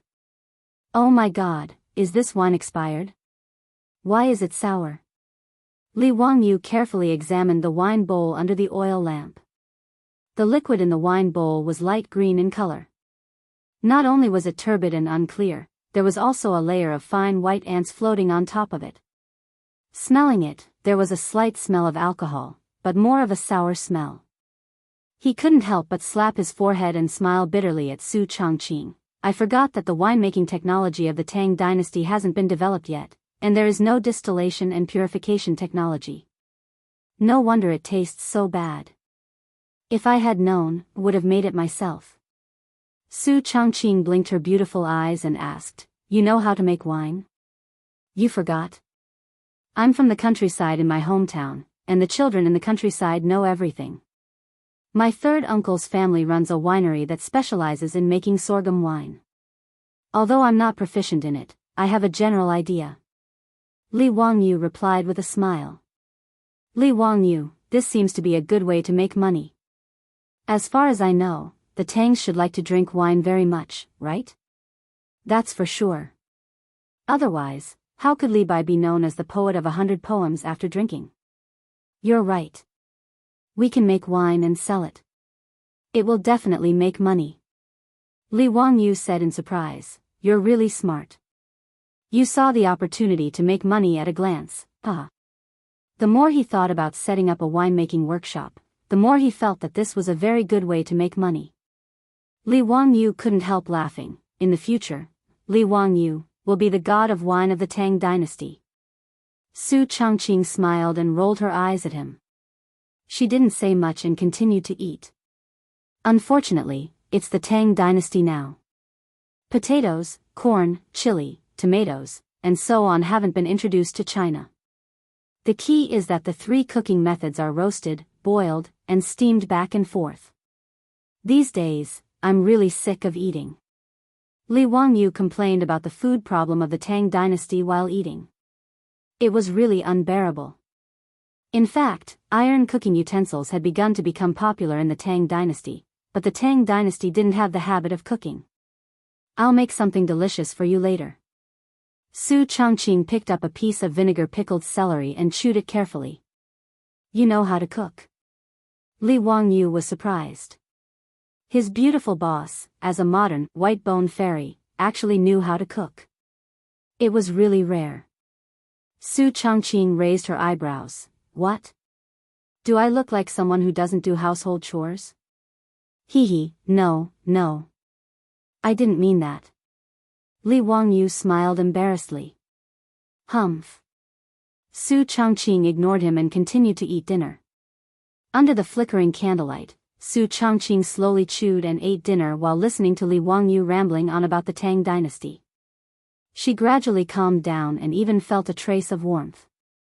After transmigrating to this completely unfamiliar Tang dynasty for half a day, Su Chongqing felt nervous. Fortunately, Li Wangyu's existence prevented her from feeling overly panicked and helpless. The dinner was finished with Li Wangyou's rambling, and the relationship between the two of them took another step forward. Even the way they called each other changed from Li Wangyou to Wangyou, and Su Changqing to Changqing. Wangyou, I want to go to the bathroom. Su Changqing's face was slightly red as she whispered. I'll ask Perrin to take you there. Li Wangyou was stunned for a moment, then stood up and walked to the table where paper, ink, and brush were placed. He picked up a piece of used rice paper and handed it over. What? Su Changqing was puzzled. Li Wangyou explained with a smirk, in the bathroom of the Tang dynasty, there's a magical thing called the toilet chip. Well, it's a small wooden stick or bamboo piece. I think you should be able to guess its use, so. Su Changqing was stunned for a moment, then her face suddenly turned red. She grabbed the rice paper in Li Wangyou's hand, lifted her skirt, and ran out with a red face. Li Wangyou was left in the study and laughed again. It was rare for him to be able to see his beautiful boss being embarrassed. There are still many differences between the Tang dynasty and modern times. Beautiful boss, you can slowly adapt to it. However, Li Wangyou's good mood only lasted for dinner. Li Heng gently knocked on the door of the study. Lang Jun, there's a guest. Li Wangyou was puzzled. He walked out of the study and asked, there's a guest this late? Who is it? Li Heng replied, Registrar Lu of the county government. Lu Xiao of the county government? Li Wangyou knew this person from his memory. This person was a good friend of Li Zhou when he was alive. After Li Zhou was dismissed by Pai Lupi, the others avoided him like the plague. Only Lu Xiao still had contact with the Li family. He could be considered a gentleman. However, it was already time to light the lanterns. Why did Lu Xiao suddenly come to visit? Was it related to his expulsion from the clan? Li Wangyou didn't dare to delay. He let Li Heng lead the way with the lantern and quickly walked to the central room in the front yard. A middle-aged man with a long white beard was sitting in the central room. It was Lu Xiao of the county government in Hu County. Li Wangyou stepped forward and bowed. Greetings, Registrar Lu. Wangyou didn't come out to meet you. Please forgive me. Lu Zhao's face was serious. He motioned for him to sit down and talk. Xiao Lang, you've caused a big trouble today. Chapter 12. Lu Zhao's words stunned Li Wangyou. He didn't quite understand what he meant. Seeing Li Wangyou's puzzled face, Lu Xiao patiently explained, did you have a falling out with the Li clan today? They removed your family from the family tree? There is such a thing. Li Wangyou answered honestly. Xiao Lang, you're stupid.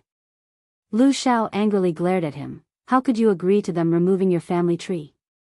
Registrar Lu, it's not that I want to leave the clan, but they've gone too far. They've wantonly humiliated my family's lord. As his son, how could I just sit by and do nothing? Li Wangyou didn't think this was a big deal. Xiao Lang, do you know that after you've been expelled from the clan, you're no longer a member of the imperial family? Lu Xiao shook his head and sighed. Is there something wrong with this? Li Wangyou didn't understand. He didn't care about being a member of the Li Tang clan. Stupid. If you're not a member of the imperial family, you have to serve the corvée. Do you know that? Lu Zhao's words stunned Li Wangyou. Serve the corvée? He had never thought about this before. After thinking about it, he suddenly realized. Damn, it's really like this. In the early Tang dynasty, the tax system was rent. It was implemented on the basis of the equalization of land. It was a system of land rent, household rent, and household rent. Every person had to pay 2 dan of millet to the state every year as rent. Paying 2 zhang of silk and 3 liang of silk was called transfer. Serving 20 days was called regular service. Those who didn't serve were called servants. Li Wangyou originally didn't have to serve the corvée because of his status as a member of the imperial family. However, after he was removed from the clan, he became an ordinary citizen and had to serve the corvée. If he didn't serve, he would have to pay the taxes. Without waiting for Li Wangyou to digest the bad news, Lu Xiao continued, there's also the money your family borrowed from the government. Originally, Yang Mingfu didn't rush you to return the money because you were a member of the imperial family and you had 100 mu of land as collateral. However, after finding out that your name has been removed from the clan and that the 100 mu of farmland will be transferred to the Li clan, Yang Mingfu ordered that tomorrow the bailiffs will come to your house to collect the debt and clear it. The Yang Mingfu that Lu Xiao mentioned was the county magistrate of Hu County, Yang Quan. Ming House was the honorific title for county magistrates in the Tang dynasty. You want me to return the money tomorrow? How could the manor have the money to pay it back? Li Wangyu curled his lips. Right now, he was poor. Li Heng had said that there was only 7 or 8 strings of coins left in the mansion. It was almost not enough to cover the food expenses of the servants in the mansion. Asking him to return the money? Was he dreaming? Xiao Lang, have you forgotten about this servant in the mansion? Servant? Li Wangyu was stunned, then suddenly stood up. Registrar Lu, does Yang Mingfu mean that he wants to take the servants of the Li clan to pay off the debt? There were currently 23 servants in the Lai Hot. These servants were private assets, and in fact, this was not a small amount of wealth. In the Tang dynasty, servants were not registered as household registers. They did not have personal freedom or any rights. They were regarded as livestock and assets. Their legal status was far lower than that of farmers. Moreover, the status of a servant was passed down from generation to generation. In the Tang dynasty, servants could be bought and sold at will. Beautiful female servants could be sold for hundreds of thousands or even millions of dollars. Elderly and sickly servants could be bought for 2 or 3 strings of coins. On average, each servant in the Lai Hot was worth 40 to 50,000 coins. The servants in the manor could be used to pay off the debt of about 1 million. Therefore, after learning that Li Wangyu's name had been removed from the clan, Yang Mingfu became anxious and angry. Tomorrow, he was going to send bailiffs to the Lai Hot to forcibly take away the servants and resell them to pay off the debt. Li Wangyu finally realized that if that was the case, the old housekeeper Li Heng and the little servant girl Perrin would all be taken away by the county government and resold. He was so shocked that he broke out in a cold sweat. Previously, he had taken it for granted that Li Heng would go and do a public examination for Su Chongqing. If it weren't for the fact that he had a lot of things to do today, Su Chongqing would probably become a servant in the Lai Hot and be sold as well. For a moment, Li Wangyu's mind was in a mess. He didn't know what to say. He hastily thanked Lu Xiao, who came overnight to tell him about this matter, and hurriedly returned to the inner room. In the inner room study, Su Chongqing was looking at the books on the bookshelf under the dim oil lamp. When he saw Li Wangyu walk in, he hurriedly asked him what happened. Li Wangyu sat down dejectedly and told him about the visit from the county government's registrar. Chongqing, what should I do now? Li Wangyu couldn't imagine the scene of the little servant girl Perrin being taken away and resold. If she met a master who was worse than a pig or a dog, he was afraid that the little girl's life would be worse than death. In the Tang dynasty, servants didn't have any human rights. Such a cute little girl, how could he personally push her into the fire pit? Li Wangyu felt that he was like Yang Bailao right now. He had a sad feeling of wanting to use Sheikh to repay his debt. As for the other servants in the mansion, Li Wangyu felt disgusted and conflicted with the idea of using people as commodities. Even if he needed to pay back the money, he didn't want to use these servants to repay his debt. Li Wangyu wasn't a moral guardian. He also enjoyed the service of the servants with a clear conscience. When he had just transmigrated, he even fantasized about buying a beautiful Persian female slave to warm his bed. However, he was very conflicted. Li Wangyu couldn't personally sell these poor people as commodities, let alone use them to repay his debt. Li Wangyu was now facing a difficult situation. Su Chongqing was also at a loss. Even if she was smart and proficient in business operations, she wasn't an immortal. She couldn't conjure up money, and she didn't know how to face the current situation in the Tang dynasty. The two of them were silent. In the study, it was so quiet that they could hear the light crackling of the oil lamp from time to time. After a long time, Li Wangyu suddenly slapped the table. I'll bear this debt alone. I won't give away any of the servants in the mansion. Tonight, I'll release all of them. Releasing all of them meant releasing them. In the Tang dynasty, it was allowed to release private servants as good people.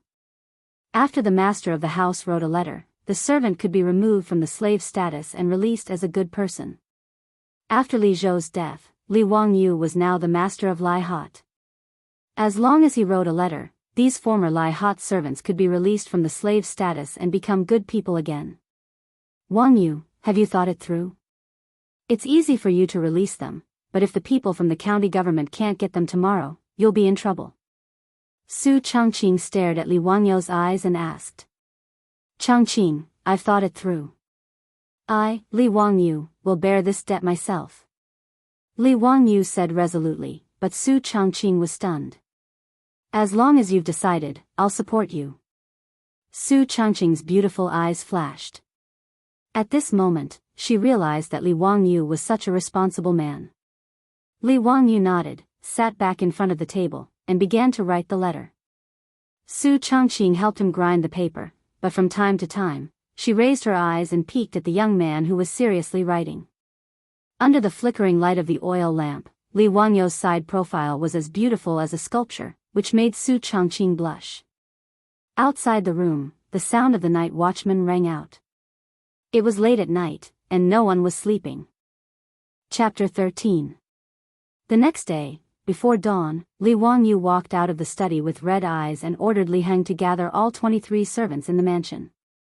Li Heng didn't know what had happened, but he followed his master's orders and called all the servants in the mansion to the inner courtyard. After everyone had arrived, Li Wangyu walked out with a stack of papers in his hand. Greetings, Lang Jun. All the servants in the mansion bowed to Li Wangyu. I called you here today because I have something to tell you.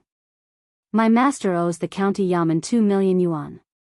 Today, the county yamen will come to the mansion and take you away to pay off the debt. As soon as Li Wangyu finished speaking, there was a burst of exclamations from the servants.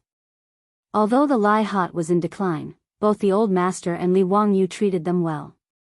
At least, they didn't beat or scold them. These servants didn't think that they would be sold off by the county yamen because of the old master's debt.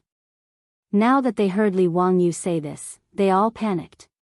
Some immediately knelt down and begged, some burst into tears, and some were at a loss. The courtyard became chaotic for a moment. All right, quiet down. Li Wangyu took a deep breath and shouted loudly. Only then did the servants in the courtyard calm down. However, the sound of crying could still be heard from the crowd.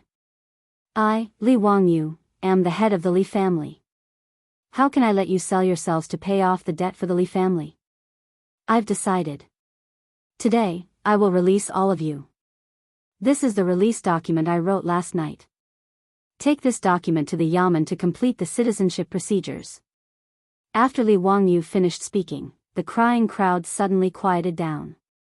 The servants couldn't believe their ears. They looked at each other, trying to confirm that they hadn't heard wrong. Lang Jun, this can't be done. The old housekeeper, Li Heng, stumbled out and knelt on the ground, crying, Thank you for your kindness, Lang Jun. But Lang Jun has released all of us. How are you going to explain this to the people from the county yamen? I have my own plans. You don't have to worry about it. Lang Jun, if you drive the old slave away, the old slave will kill himself on the steps. Li Heng knocked his head on the ground. His white hair was messy and scattered on his shoulders. Li Heng, get up. Li Wangyu grabbed the old housekeeper and tried to pull him up. No, Lang Jun, the old slave was born a member of the Li family. Even if he dies, he will be a ghost of the Li family. Today, if you don't take back what you said, he will not get up. After Li Heng finished speaking, he turned his head and shouted at the servants below, Say something. Persuade Lang Jun. However, except for the little maid Perrin who ran out of the crowd and knelt in front of Li Wangyu, the other servants suddenly became silent. Releasing them was good, this was what they had dreamed of. No one wanted to be a servant forever, and they didn't want their descendants to be slaves. Now that Li Wangyu had offered to release them, how could these servants not be moved? Seeing that the servants were silent, the old housekeeper became angry. Your conscience has been eaten by dogs? Did the old master and Lang Jun mistreat you? He wanted to continue cursing, but he was stopped by Li Wangyu. Li Heng, that's enough. I have decided to release them. Perrin, give them the release papers. The little maid Perrin didn't listen to him this time. She didn't speak, but stubbornly knelt there and didn't move. Li Wangyu sighed. Li Heng, Perrin, why bother? Even if I don't release you, you will be taken away by the county government and sold again. What is the point? Lang Jun, it is. Li Heng said stubbornly. At least the old slave can reduce the debt of the Li family and make your life easier. In the future, when I go to hell, the old slave will have the face to see the old master. Li Wangyu didn't know whether to laugh or cry at this loyal old housekeeper. He would rather sell himself to pay the debt of the Li family. This damned feudal society should really be criticized. Bah, you are just an old slave. How much can you be worth? Li Wangyu laughed and scolded. He didn't want to continue talking nonsense with him. He took out Li Heng's release papers and stuffed them into the housekeeper's arms. He then took out Perrin's papers, pulled the little maid's hand, and stuffed them in. Then he stood on the steps in the courtyard and read the names of the servants one by one. He personally handed the release papers to each of them. The servants all had guilty looks on their faces as they silently walked forward. They first knelt down and kowtowed to Li Wangyu a few times. Then they respectfully took the release papers that represented their freedom with trembling hands and left. Many of the servants who received the papers couldn't help but cry. At this moment, they didn't even dare to dream. Freedom was such an unattainable word. Li Wangyu could understand their feelings.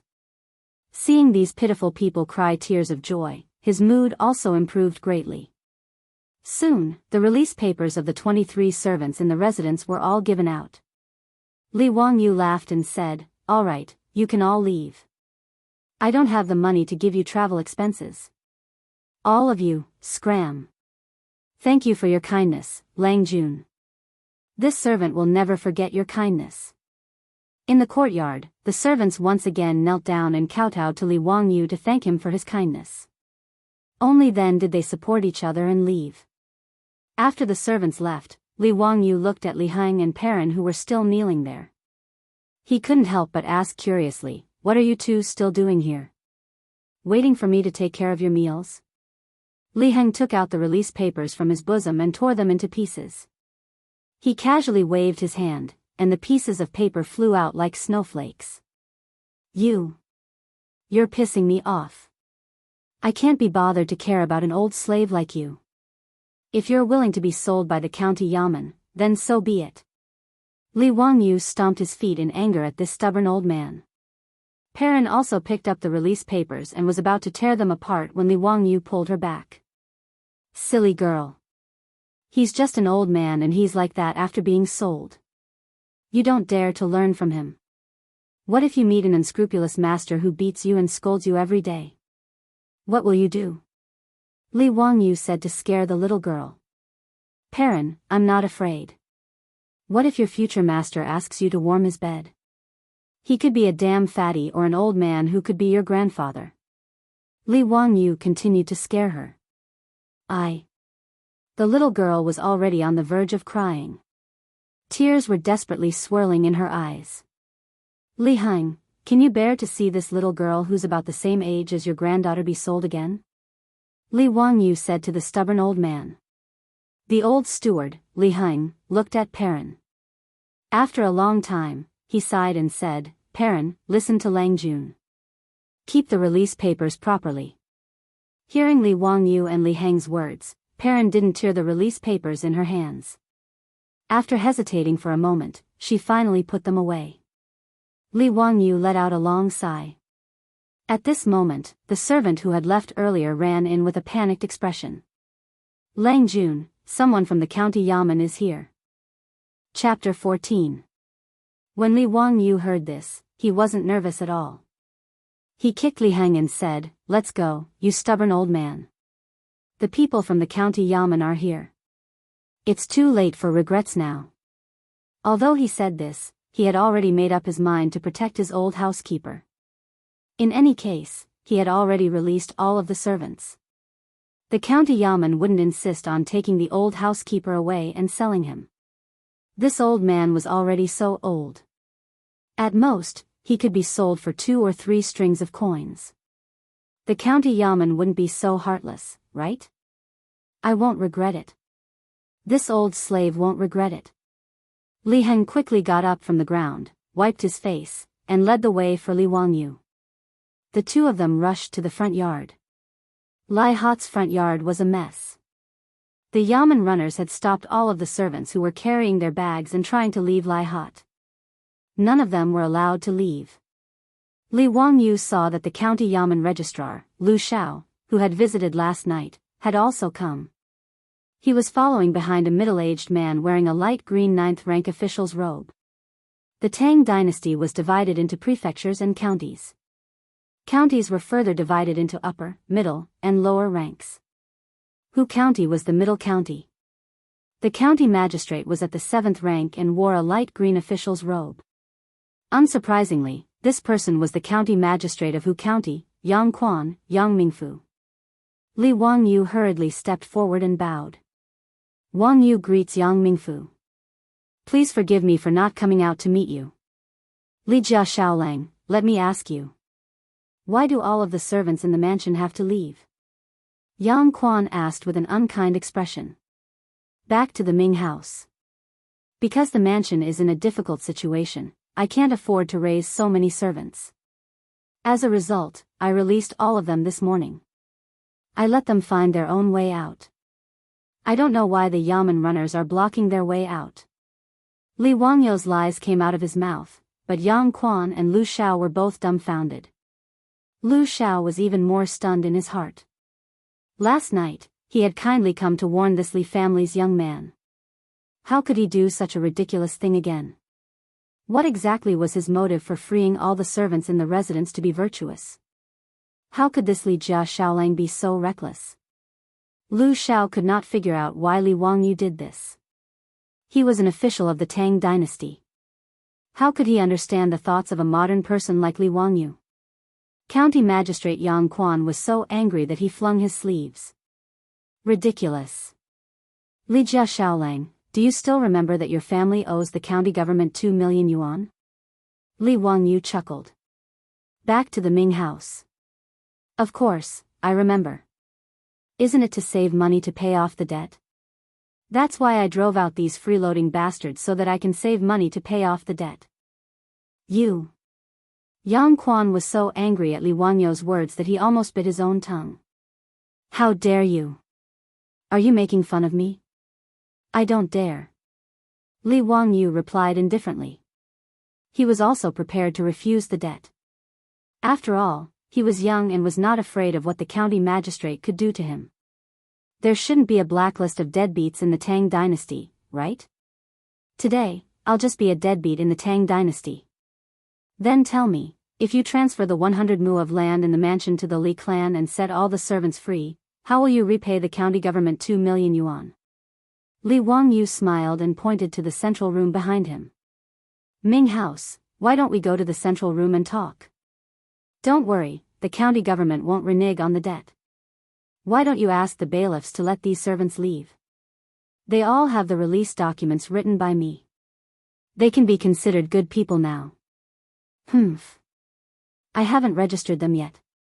They can't be considered good people of the Tang dynasty. Yang Quan snorted coldly and said discontentedly. Then is the Ming house going to force good people to become slaves? Li Wangyu was not in a hurry and said with a smile. The reason why Li Wangyu was not worried that the county magistrate would not let them go was because the Tang dynasty had just been established. After the chaos at the end of the Sui dynasty, the population had plummeted. Whether it was Pai Lupi's attitude or the government's attitude, they both hoped to increase the population as soon as possible. The servants did not pay taxes, nor did they accept corvée labor. They were only the private property of the master. Therefore, the government actually encouraged the people to release the servants as good people. However, in the face of benefits, no one would do what Li Wangyu did. In fact, Li Wangyu would not have released all the servants in the mansion if he had not been forced by the county government and was not willing to use the servants to pay off the debt. Since these servants already had the release documents written by the master, legally speaking, they were already good people. If Yang Quan refused to register them again, or even caught them to sell, then Yang Quan's official position would be over. Li Wangyu's words made Yang Quan angry. He flung his robe and turned to walk to the central room. Li Jia Xiaolang, today you, sigh. The registrar, Lu Xiao, wanted to say something to Li Wangyu, but he did not know what to say. He could only sigh and turn to wave his hand at the bailiffs, indicating that they should release the servants. Seeing the county government's bailiffs move aside, the servants released from the Lai Hot did not have time to say anything. They were afraid that the county government would change its mind and take them back. They hurriedly bowed to Li Wangyu again and turned to quickly leave. Seeing that the servants in the Lai Hot had all left, Li Wangyu let out a sigh of relief. He politely invited the registrar, Lu Xiao, to sit down in the central room. At this moment, only the old housekeeper, Li Heng, was left in Noda's Lai Hot. Suddenly, a person flashed out from the back hall. It was the little servant girl, Perrin. She did not say anything. She silently poured a bowl of water for Yang Quan and Lu Xiao before retreating to the side. Yang Quan looked at them and asked Li Wangyu, "Are these two servants the only ones left in your residence?" "Only this old slave is left in the Ming house. If you have the heart, you can take him away to pay off the debt. I have already released this little girl. The Ming house can't take her away." Li Wangyu replied with a smile. The old housekeeper, Li Heng, also smiled and nodded, indicating that he was the only servant left in the residence. Humph. Yang Quan was once again angered by his words. He fiercely picked up the bowl of water on the table and drank it in one gulp. If he forcefully took this old slave away from the Lai Hot just to sell 2 or 3 strings of money to pay off the debt, it would become a joke if word got out. "Li Jia Xiaolang, it's not that I want to force you. Your master was previously in charge of this county, so he can be considered my superior. It's not that I'm unreasonable, but your master owes too much money to the public purse." Yang Quan saw that the situation had reached this point, so he could only let it go. "Wangyu knows that we have to return to the Ming house. It's all thanks to the kindness of the Ming house that my master hasn't come to our residence to force me to pay back the debt since he passed away a year ago." Wangyu is moved to tears. He doesn't dare to forget the kindness of the Ming house. "Then this is how you repay me?" Yang Quan asked with dissatisfaction. Li Wangyu smiled bitterly. "When we returned to the Ming house, the public purse was borrowed by my master, so naturally, I have to pay it back. Wangyu really feels guilty about selling the servants to pay off the debt. That's why he did such a ridiculous thing. I hope that the Ming house will forgive him." Hearing Li Wangyu's words, Yang Quan didn't know what to say. He sighed again. "AI, Xiaolang is really muddle-headed. Now that you've been expelled from the clan and your servant has been released, how are you going to pay back the public purse?" The registrar, Lu Xiao, was afraid that Li Wangyu didn't understand, so he explained, "Xiaolang, it's not that I don't want to give you some face, but this is all according to the law." He explained to Li Wangyu the rules of the Tang dynasty, which made the originally relaxed Li Wangyu stunned. It seemed that it wasn't easy to be a deadbeat in the Tang dynasty. Chapter 15. Tang dynasty laws. If the debt is not repaid by more than 1 bolt, 20 lashes for 20 days will be added, 60 lashes for 20 days will be added, 30 bolts plus 2, etc. 100 bolts plus 3, each order will be repaid. What does it mean?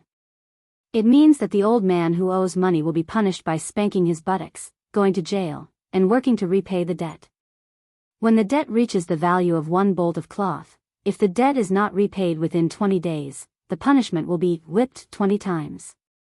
Every 20 days, the punishment will be increased by 1, until the punishment is upgraded from 20 whipped to 60 whipped, Li Wangyu calculated in his mind. 1 bolt of silk is 500 copper coins. 1 bolt of coarse cloth is 100 copper coins. That's the price of silk. He owes 2 million yuan, which is equivalent to the price of 4,000 bolts of silk. If his buttocks are spanked, even if his buttocks are made of titanium alloy, he won't be able to withstand it. While he was still fretting over whether or not he would be able to save his butt, Lu Xiao heaved a long sigh and said, "Xiao Lang, do you know who is the guarantor of your family's lord when he borrowed the public funds?" Guarantor?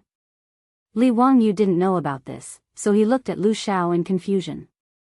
Lu Xiao smiled bitterly and pointed at himself and the county magistrate Yang Quan, who was sitting in the main seat in the central room. "Yang Mingfu and I are the guarantors for your master." Lu Xiao was also annoyed. Last night, he kindly reminded the descendant of his old friend so that he could be mentally prepared. In the end, he didn't expect that Li Wangyu would release all the servants in the residence. This made him very regretful. Li Wangyu didn't know what to say. No wonder the county magistrate Yang Quan was so anxious. The Tang dynasty order for collecting lost miscellaneous things article states, if the debtor escapes, the guarantor will pay on his behalf. It turns out that if he can't repay the 2 million public funds, the county magistrate Yang Quan and the registrar Lu Xiao will have to pay. Li Wangyu broke out in a cold sweat. The money that the Li family owed was the money that Li Wangyu's dead father, Li Zhou, had borrowed from the public accounts when he was alive. And it was King Loan Shark. In the Tang dynasty, there were merchants, monasteries, and public banks that lent money, which were the usury of the government. In order to obtain office expenses and official salaries, the government would take out taxes, treasuries, and other gifts to lend out loans and charge high interest rates in order to make a profit. In the Tang dynasty, the highest annual interest rate for public loans was 100%, which was very frightening. Fortunately, Li Zhou was, after all, a relative of the Tang dynasty at that time.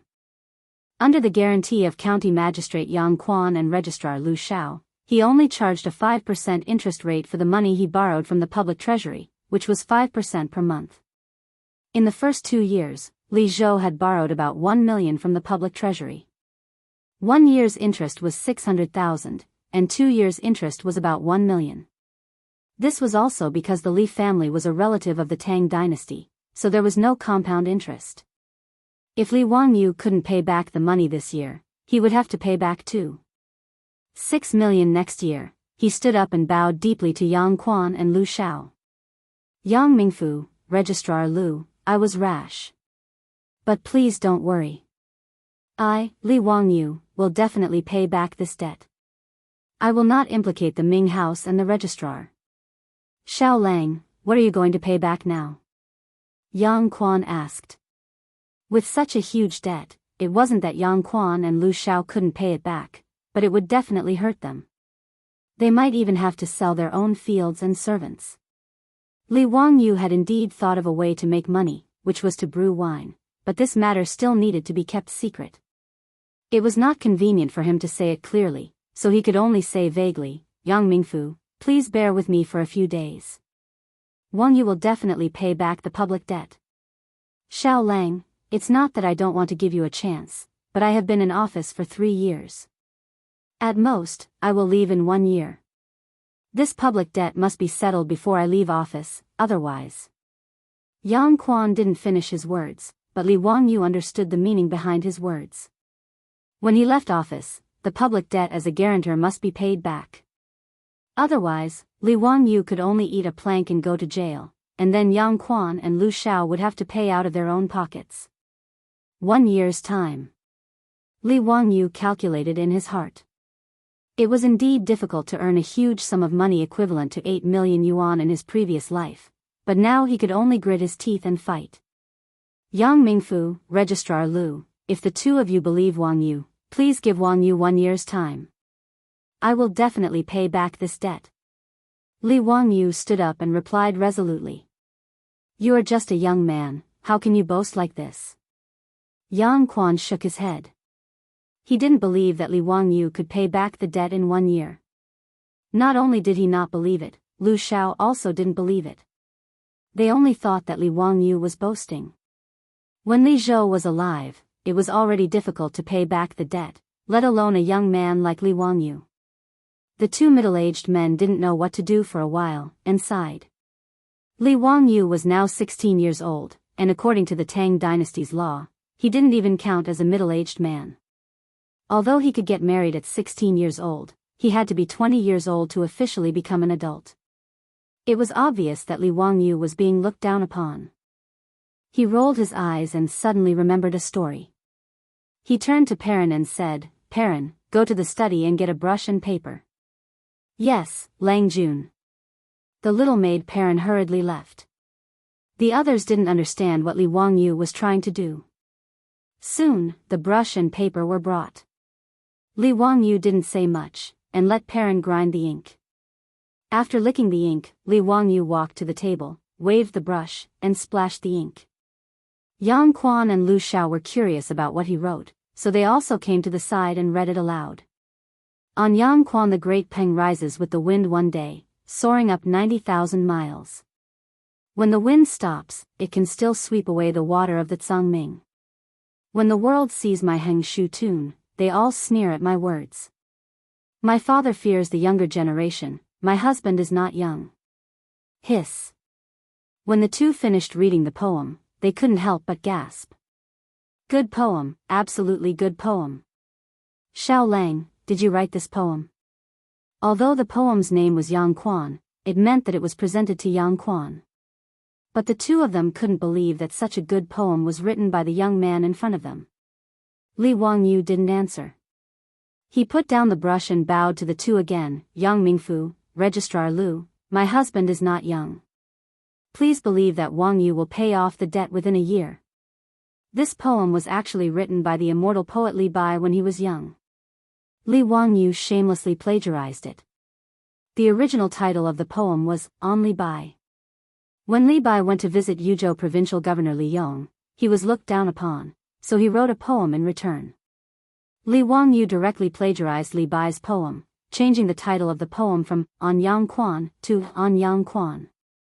The meaning of the poem was, "Don't sneer at my bold words." Confucius also said, "The younger generation will surpass us in time, who knows if it will come today." A real man shouldn't look down on a young man. Don't bully a young man for being poor. The great Peng rises with the wind one day, soaring up 90,000 miles.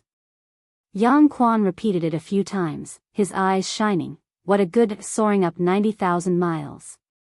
Li Jia Xiao Lang, this county allows it. So what if I give you a year? Chapter 16. When Li Wangyu heard Yang Quan agree, he couldn't help but make a victory sign in his heart.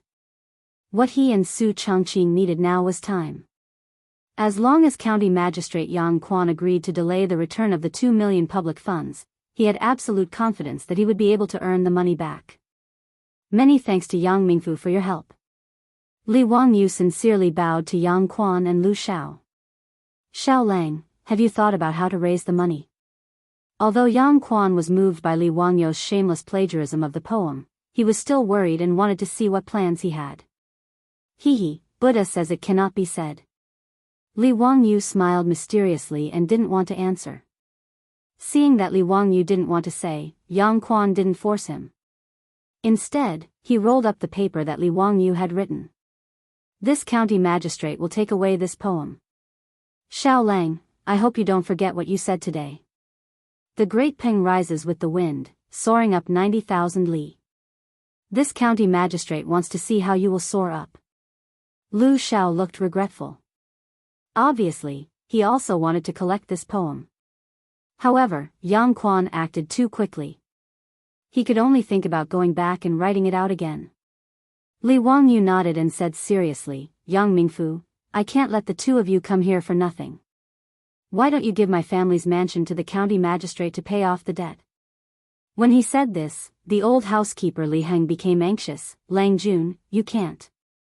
This mansion was bought by the old master. How can you use it to pay off the debt? Why not? Now that I have released all the servants in the mansion, will you, an old slave, clean Noda's mansion alone?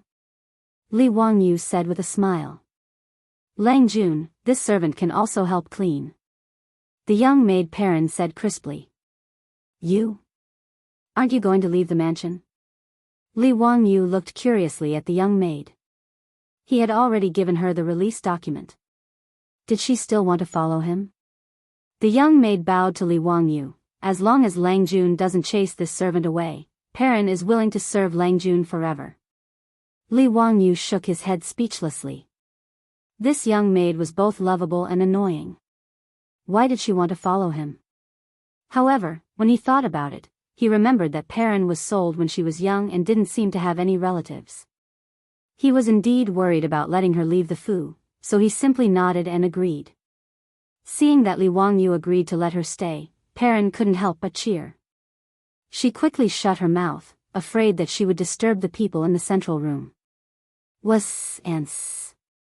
Yang Quan stroked his beard and said with a smile, Xiao Lang's servant is indeed affectionate and righteous. It's rare. The Ming residence is overpraising me. What I said just now is the truth. Please send someone to take over this residence. Xiao Lang, have you thought it through?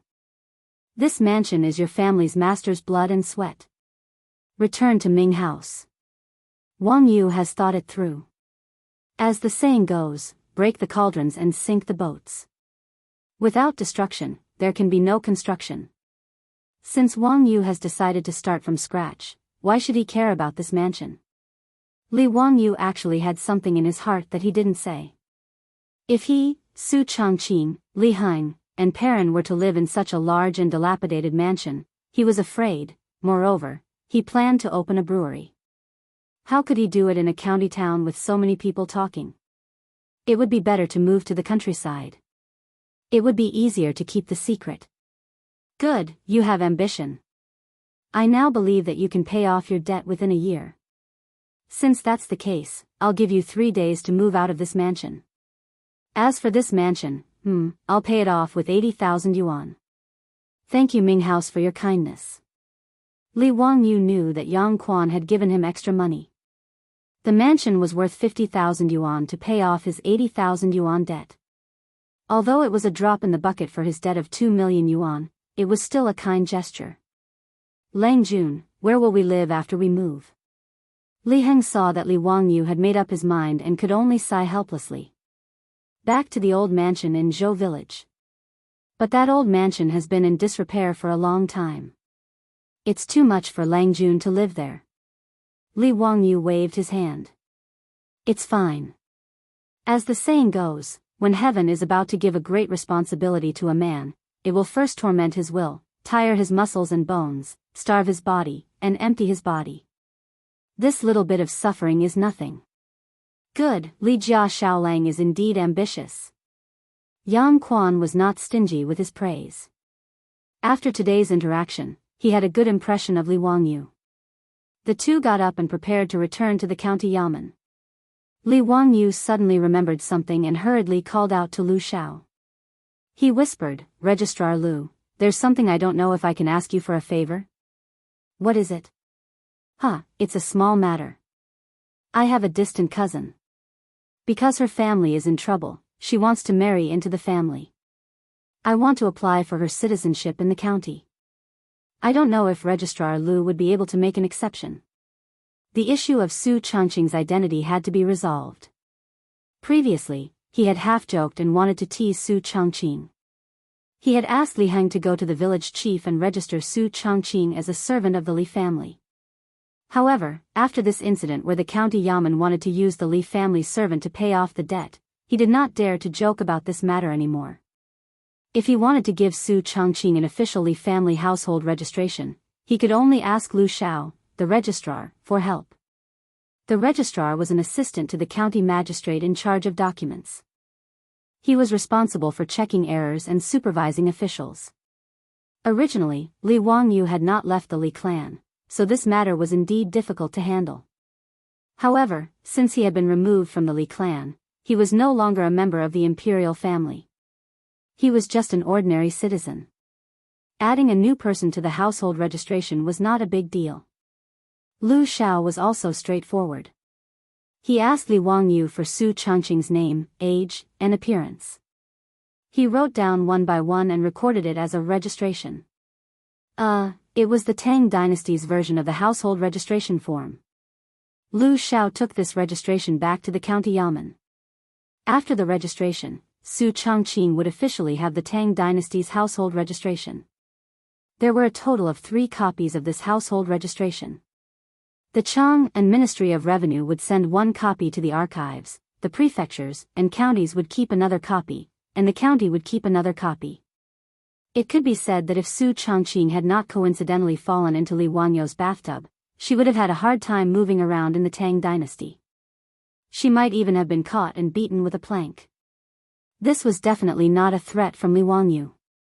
After sending off the county magistrate Yang Quan and the registrar, Lu Xiao, Li Wangyou ordered Li Heng and Perrin to pack up and prepare to move. He went straight to the inner room to find Su Changqing. Li Wangyou was the only master of Lai Hot now. He lived alone in the main room, and the little maid, Perrin, slept in the side room outside the main room.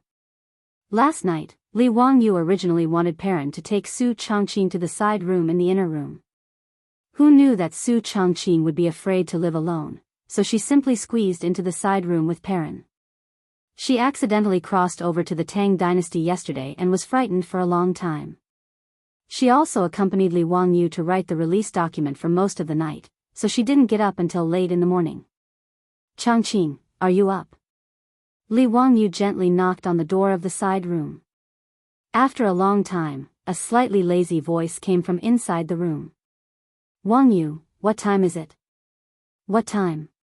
Do you still think you're in modern times? Li Wangyou ridiculed in his heart. After crossing over for so many days, Li Wangyou had long lost the concept of hours and minutes. Instead, they were replaced by the unit of time, the hour. Li Wangyou looked at the sky and estimated that it was around 9 in the morning or noon. When he was about to answer, he heard Su Changqing call out softly from inside the room. It's already 10:30. Why didn't you wake me up? 10:30. Li Wangyou's brain didn't react. How did she know it was 10:30? Changqing, how did you know the time? Li Wangyou asked curiously. By looking at my watch, Su Changqing answered matter-of-factly from inside the room, but Li Wangyou was stunned again. Watch? Did he mishear? Su Changqing said watch. Chapter 17. Where did you get the watch? Li Wangyou was stunned. The door of the side room opened with a squeak. Su Changqing yawned and appeared at the door with a tired face. I usually wear the watch. What's wrong? Su Changqing was still not fully awake, and replied in a slightly confused manner. Li Wangyou slapped his forehead.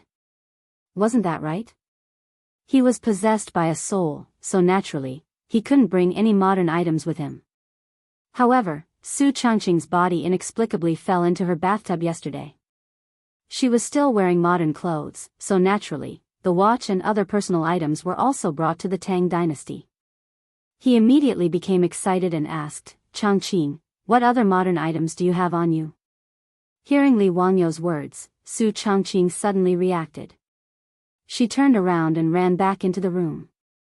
Li Wangyou quickly followed her in, but saw Su Changqing take out a lady's bag and pour all the things inside on the bed.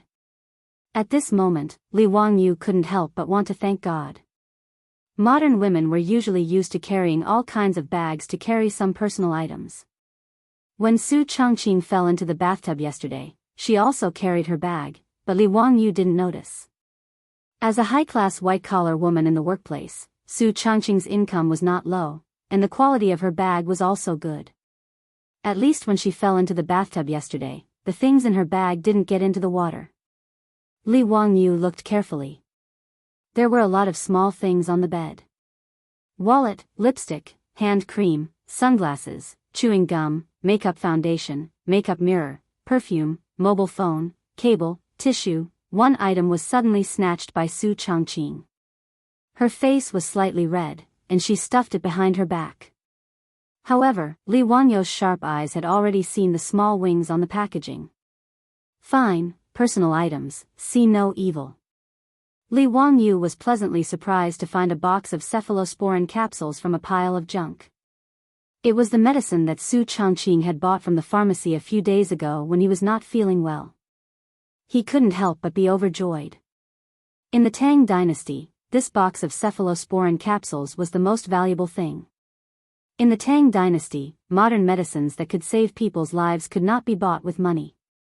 In addition to the lady's watch on Su Changqing's wrist and the wet set of modern clothes, these were all the modern items that Li Wangyu and Su Changqing owned in the Tang dynasty. Li Wangyu casually tossed a piece of chewing gum into his mouth. As he chewed, he smiled happily and said, "Changqing, you brought a bunch of treasures." Although it had only been a few days since he transmigrated to the Tang dynasty, Li Wangyu was still playing with all kinds of modern items like a naughty child. In particular, Su Changqing's mobile phone almost made him cry. After the screen was lit up, Li Wangyu mischievously took a picture of Su Changqing with the mobile phone and let her see how she looked in the Tang dynasty-made uniform.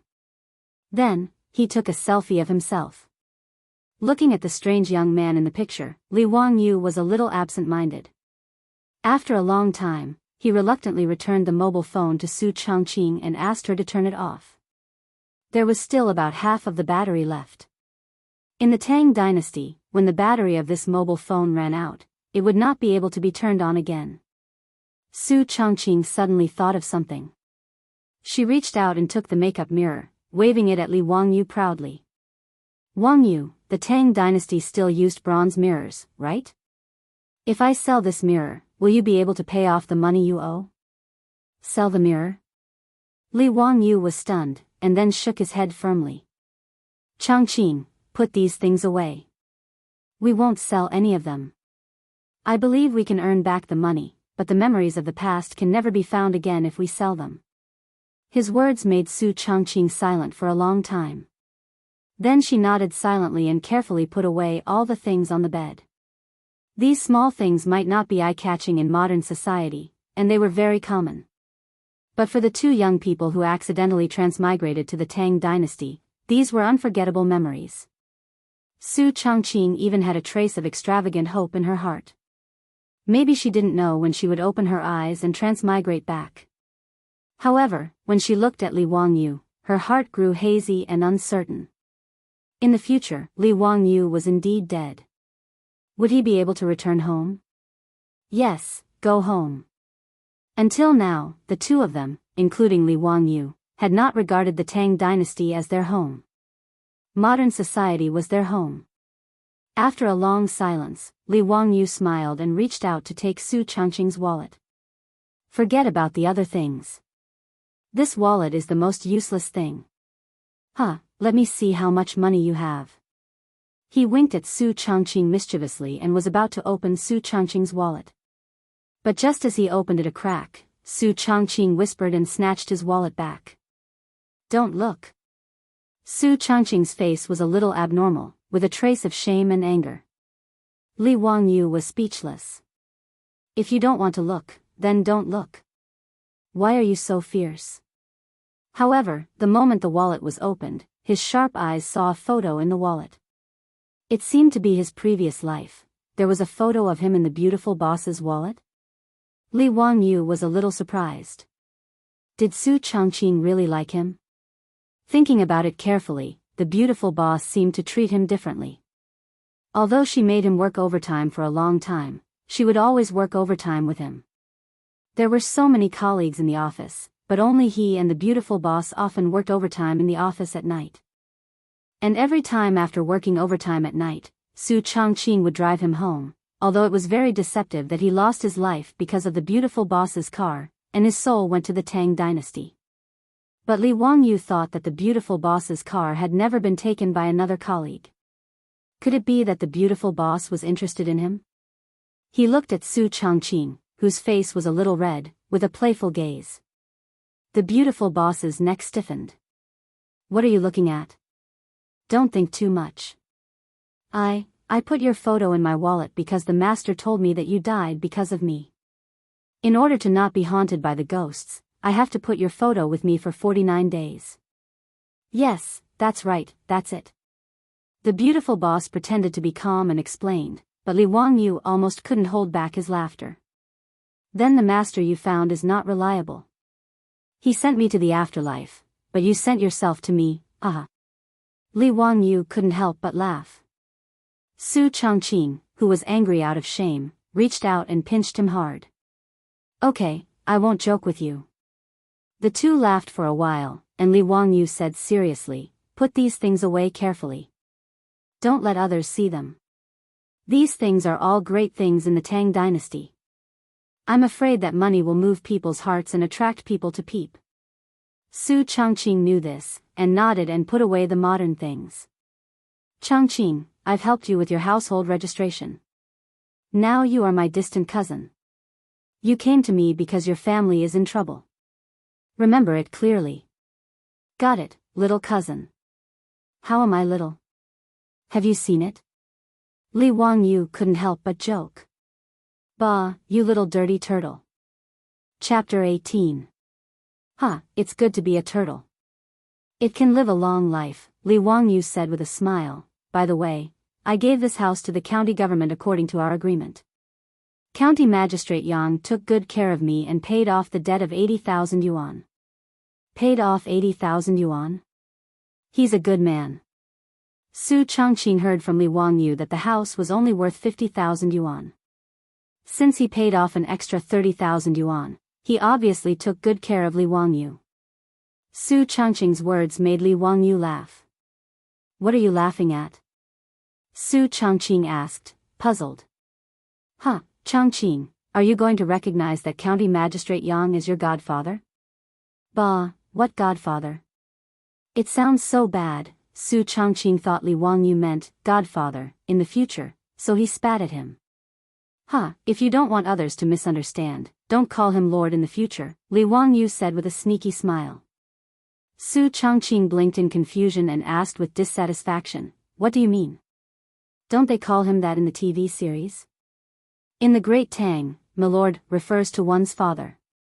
If you call someone else County Magistrate Yang Lord, what do you think others will think? Ah! Su Changqing exclaimed softly and covered his mouth.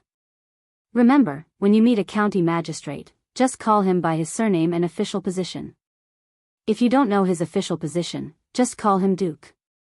Su Changqing nodded repeatedly, rejoicing in his heart that he had Li Wangyu by his side to teach him, and his gaze towards Li Wangyu carried a trace of tenderness. After having a simple lunch with Su Changqing, Li Wangyu took the old butler Li Heng to the county government to deal with the land transfer contract. Because the house was short of money, the cattle and horses had been sold out. Li Wangyu didn't pretend to be pretentious. He walked with Li Heng to the county government. When they arrived at Cross Street, they saw that there was a huge crowd in front of them. It was even livelier than the New Year. Li Wangyu was curious, so he squeezed into the crowd with Li Heng to see what was going on. After squeezing through the crowd with great difficulty, he saw a monk sitting cross-legged by the roadside with his eyes closed, not saying a word. Beside the monk, there were a few old men who were talking to the monk. It's them? The ones who were talking to the monk were the clan leader and several elders of the Li clan of Hu County. What was going on? Out of curiosity, Li Wangyu asked the crowd what had happened, but the answer he received surprised him. It turned out that this monk had been meditating here for 3 days and 3 nights. He did not move at all and did not eat or drink. Although it was already early spring in February, the temperature at night was still very low. Many people were worried that the monk would freeze to death on the street. But after 3 days, the monk's face was glowing red, and his breathing was even. He was safe and sound. In 3 days, the news had spread throughout Hu County. Other than Li Wangyu, who was in seclusion and didn't know anything, the people of Hu County all thought of this monk as a senior monk. Some people even began to burn incense and kowtow to the monk. Today, as the crowd was discussing the monk, the clan leader and several elders of the Li clan happened to pass by. After hearing the news, they were very surprised and came to take a look. When the monk saw the elders arrive, he, who had been silent all this time, suddenly shouted, "Do you know that a great disaster is imminent?" His sudden outburst scared the few elders and they quickly asked the monk why he said that. But after the monk shouted those words, he closed his eyes again and didn't say a word. This made the clan leader and several elders anxious. They wanted to leave, but they didn't dare to. They kept asking the monk why. When Li Wangyu arrived, he saw the elders of the Li clan surrounding the monk and talking non-stop, hoping to get an explanation. The onlookers were also discussing in whispers. The monk said that a calamity will befall these old men. Looks like it's not far from the truth. I recognize these people. They are the clan leader and elders of the Li clan of Hu County. TSK, I'm afraid the monk's words are true. Why do you say that? Do you know that the Li clan leader's family has been involved in a murder case recently? The man said mysteriously. The people around him quickly asked him, but he didn't say anything. Is this monk really that amazing? He even knows about this? Isn't that right? This monk is amazing. He didn't eat or drink for 3 days and 3 nights. Which normal person can do that? Yeah, the weather is so cold now. I feel cold even when I sleep with a thick blanket. I thought that this monk would either starve to death or freeze to death here. Who knew that after 3 days, he was still fine? It's really amazing. Shoo, you guys, don't talk nonsense. What monk? Call him master. He's an enlightened monk. A devout follower immediately corrected them. He even put his palms together and bowed to the monk. When Li Wangyu heard these discussions, he thought to himself, could there really be an enlightened monk? He didn't believe in any god, Buddha, or religion. But since he could even encounter something like transmigration, and his beautiful boss fell into his bathtub for no reason, then it wasn't impossible for there to be an enlightened monk. The group of elders begged the monk for a long time before the monk slowly opened his eyes and chanted, Amitabha. Poor monk has already revealed the secret of heaven. How can I say anything more? Elders, there's no need to say anything more. Leave quickly. Master, please be merciful and show us the way. The old patriarch and the elders were unwilling to leave. Although they were skeptical of the monk's words, they didn't dare to be careless at this time. The monk glanced at them and chanted, Amitabha. It's not that poor monk isn't willing to help. It's just that your troubles are too big. Poor monk can't help. Master, please be merciful. Fine, this penniless monk will speak frankly. You have been haunted by ghosts recently. I'm afraid your lives are in danger, the monk said calmly. The old patriarch and the elders' faces stiffened when they heard this. They asked in horror, Master, what ghosts? Is there a way to resolve it? Although they were skeptical, they were still afraid when the monk said that they were haunted by ghosts. Amitabha. It's fate that we met. Poor monk will help you this time. Whether it succeeds or not depends on your luck. After the monk finished speaking, he put his palms together and chanted the name of Buddha. He rubbed his palms together. Buddha's palm. The monk shouted. A blue flame suddenly ignited between his palms and covered the monk's hands. This change scared the surrounding people into an uproar. Many believers knelt down and kowtowed to the monk when they saw this magical spell. Seeing this, Li Heng's legs couldn't help but go soft. He wanted to kneel down as well, but he was pulled back by Li Wangyu. Lang Jun, this is an eminent monk. You can't be rude. What's the hurry? Let's wait and see. Li Wangyu almost laughed when he heard the words Buddha's palm. The image of a beggar holding a tattered martial arts manual quickly appeared in his mind. Wow, that's amazing. Do you know that there's a spiritual light shooting out from the top of your head? You're so young and yet you've already trained your muscles and bones. You're really a rare martial arts genius. If one day you open up your conception and governing vessels, won't you soar into the sky? As the saying goes, if I don't go to hell, who will? I'll leave the task of punishing evil to you, okay? I have a manual here. It's fated to be with you. The original price is 1380 yuan. I'll sell it to you for 10 yuan. Chapter 19. While Li Wangyu was hiding in the crowd to watch the show, an ox cart came to his side. An old man walked down from the ox cart with the help of an old servant.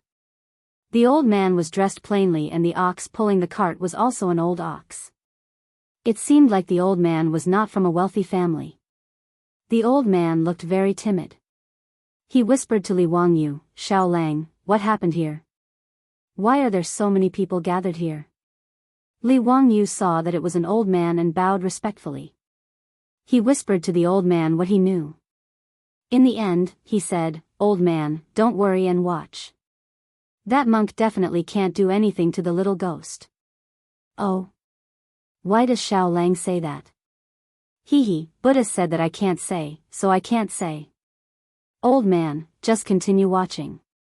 The old man looked at Li Wangyu in surprise. He did not say anything and looked carefully at the monk. In the crowd, the monk's hands were burning with blue flames. It was very scary. The Li clan leader and elders beside him could not help but take a few steps back. The surrounding crowd also let out all sorts of exclamations. The old man beside Li Wangyu also had a look of fear on his face. Although he was experienced and knowledgeable, he had never seen such a miraculous scene. The old man could not help but put his palms together and silently recited Buddhist scriptures. The monk did not seem to feel burned at all. He stood up and used his burning palms to strike the elders with various mysterious palm techniques. Not long after, the flames on the monk's hands slowly extinguished. He sat down again and sighed while reciting Buddhist scriptures.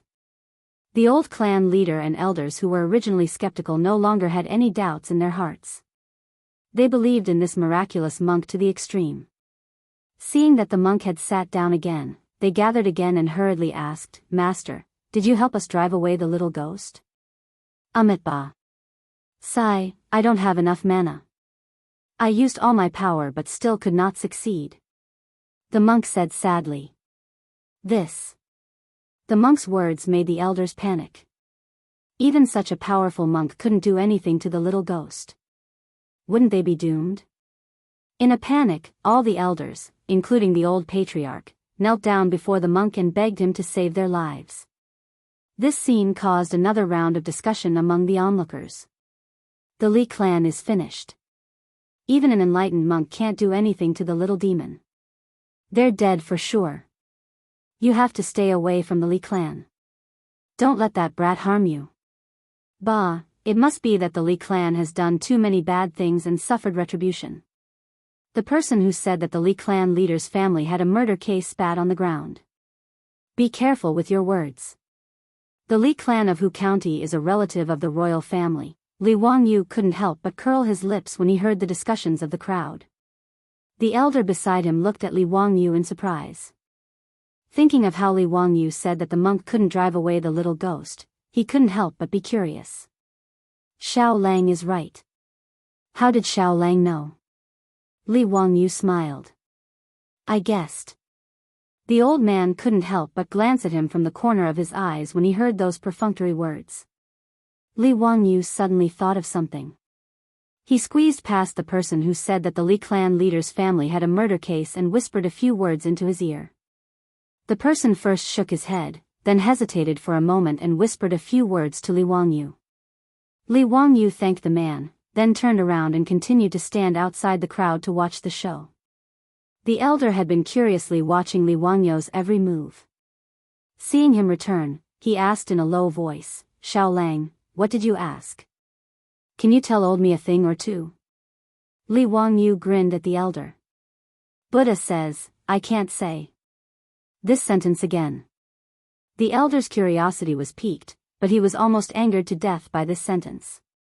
The old servant beside him glared and was about to reprimand Li Wangyu, but the elder waved his hand to stop him. The elder and the youth continued to stand in the crowd and watch, but the monk closed his eyes again and didn't say a word. The Li clan leader and the other elders could only plead. After seeing this miraculous scene with their own eyes, they now completely believed the monk's words. After a long time, the monk sighed again. Amitabha. Forget it. Poor monk will use 10 years of cultivation to fight this little demon for you. The monk ordered someone to bring a bucket of water and a piece of white paper.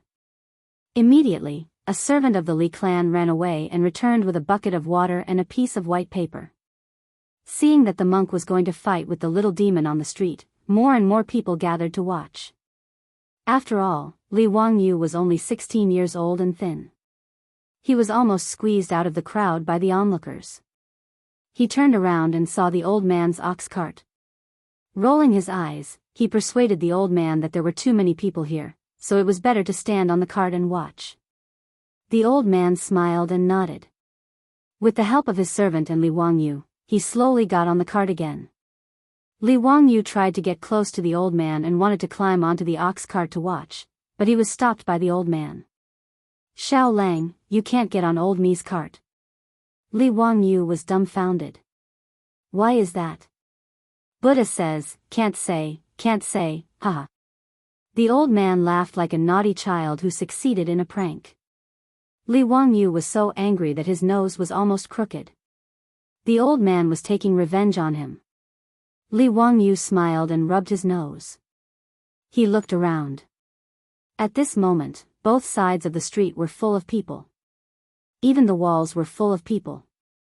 Where could he find a place to watch the show? Li Wangyu looked pitifully at the old man who was standing on the cart and watching the show. The old man couldn't help but stroke his beard and laugh. He beckoned him to get on the cart.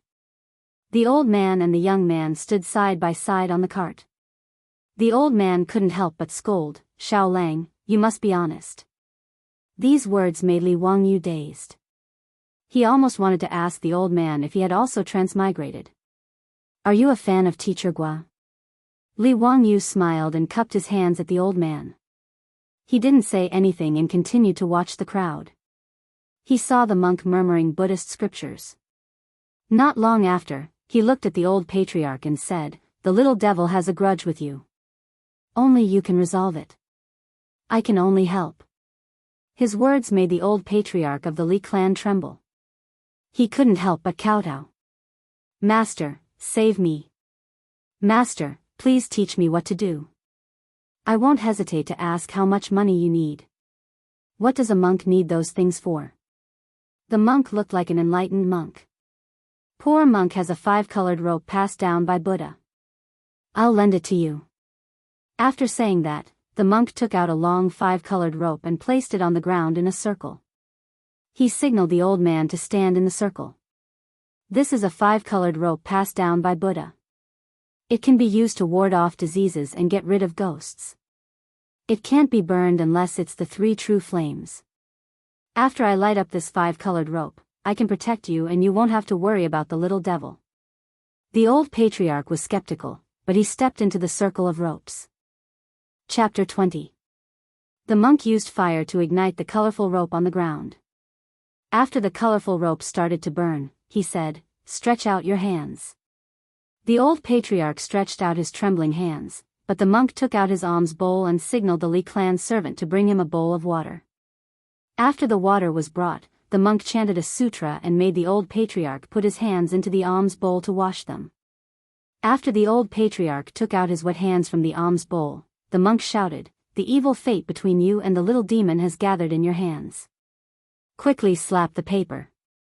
He pointed at the white paper that the Li clan servant had brought and signaled the old patriarch to slap it with both hands. As the old patriarch's hands slapped the paper, his body trembled even more. The Li clan's elders could not help but take a few steps back.